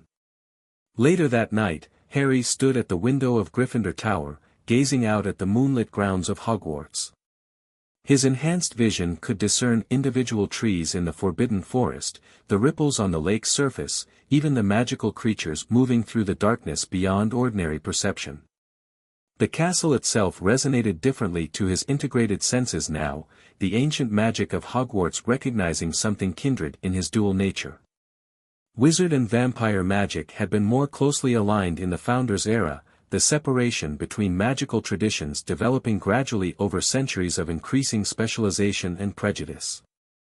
Perhaps that was his true purpose, not merely balancing personal identities but helping restore connections between magical traditions that had grown unnecessarily divided. The agreements reached at the conclave represented first steps toward more integrated magical cooperation, with House Draco serving its traditional role as bridge between communities. Harry's reflection in the window glass showed his transformed appearance, still recognizably himself but enhanced, refined, more fully realized. The green eyes inherited from his mother now held subtle luminescence, the lightning scar complemented by the silver mark of Draco recognition on his palm. Wizard and vampire, perfectly integrated into something unique and potentially transformative. Balance, he murmured to himself, the concept that had guided his journey from reluctant heir to confident ruler. The shadows around him responded to the word, swirling briefly in acknowledgement of the principle that governed both his personal development and his leadership approach. With newfound clarity of purpose, Harry Potter, wizard, vampire, student, royal, friend, diplomat, shadow walker, bridge builder, turned from the window to embrace his integrated future. The Midnight Throne had found its rightful occupant, and both wizard and vampire worlds would change because of it. As winter gave way to spring at Hogwarts, the effects of Harry's fully claimed inheritance became increasingly apparent throughout both wizard and vampire societies. The diplomatic agreements reached at the Winter Conclave translated into practical changes in magical cooperation, with House Draco serving its traditional role as mediator between communities. Harry balanced his final months of Hogwarts education with his vampire court responsibilities, moving between worlds with growing confidence. His court continued operating from the alchemy laboratory, managing diplomatic correspondence, coordinating with various magical delegations, and implementing the collaborative frameworks established at the conclave. The Slytherins who had pledged themselves to House Draco found their own paths transformed by the experience. Their initial political calculations had evolved into genuine commitment to improved magical cooperation, their traditional ambitions channeled into constructive diplomatic service. The Greengrass family has formally established a permanent diplomatic office for cross-community relations, Daphne reported during a spring court session. My father has already facilitated negotiations between centaur herds and the Department for Regulation of Magical Creatures regarding forest territory rights. The Davis Historical Archives have been opened to selected magical scholars from multiple communities, Tracy added. Integration of historical perspectives reveals fascinating patterns of cooperation that traditional wizard histories overlooked or deliberately obscured. Similar developments emerged throughout wizard society as ancient connections between magical traditions were rediscovered and renewed. The rigid boundaries that had separated vampire, wizard, and other magical communities for centuries began softening, allowing more productive exchange while maintaining appropriate autonomy. Even Vladimir Corvinus, initially resistant to changing established power structures, eventually acknowledged the benefits of Harry's integrated approach. Though House Corvinus maintained traditional authority within vampire society, they increasingly coordinated with House Draco on cross-community diplomatic initiatives, recognizing the practical advantages of improved magical cooperation. Harry's personal relationships evolved alongside these broader changes. His friendship with Ron and Hermione remained foundational to his identity, grounding him in wizard values and perspectives while his vampire court provided diplomatic expertise and political guidance. The initial awkwardness between these aspects of his life gradually dissolved as both groups recognized their complementary contributions to Harry's integrated approach. By the time Newt's examinations approached, Hermione could be found researching alongside Tracy in the alchemy laboratory, while Ron and Blaise developed surprisingly effective working relationships coordinating security arrangements for diplomatic gatherings. Gryffindor won the Quidditch Cup with Harry's enhanced abilities proving decisive in the final match against Ravenclaw. His leadership on the pitch reflected his broader approach, using his unique capabilities to elevate the entire team rather than dominate individually, finding balance between personal excellence and collective success. As graduation approached, Harry faced decisions about his future path. The traditional Auror career he had once envisioned remained possible but would require adjustment to accommodate his vampire court responsibilities. Kingsley had proposed creating a specialized diplomatic security position that would leverage both aspects of Harry's abilities while serving broader magical cooperation goals. Integration rather than choice, Harry remarked to Daphne as they discussed his options during a quiet moment in the alchemy laboratory. Seems to be the recurring theme of my life lately. With remarkable results, she observed. Your approach has transformed vampire-wizard relations more significantly in months than traditional diplomacy achieved in centuries. Because I genuinely belong to both worlds, Harry reflected. Not half wizard and half vampire, but fully both. The integration creates perspective impossible from either tradition alone. This integrated perspective extended beyond politics to magic itself. Harry's unique combination of wizard spellwork and vampire shadow manipulation created new possibilities that fascinated magical theorists from both traditions. Professor Winterbourne had begun documenting these integrated techniques for future study, recognizing their potential for expanding magical understanding beyond traditional boundaries. On the final evening before graduation, Harry stood atop the astronomy tower, gazing across the Hogwarts grounds that had shaped so much of his identity.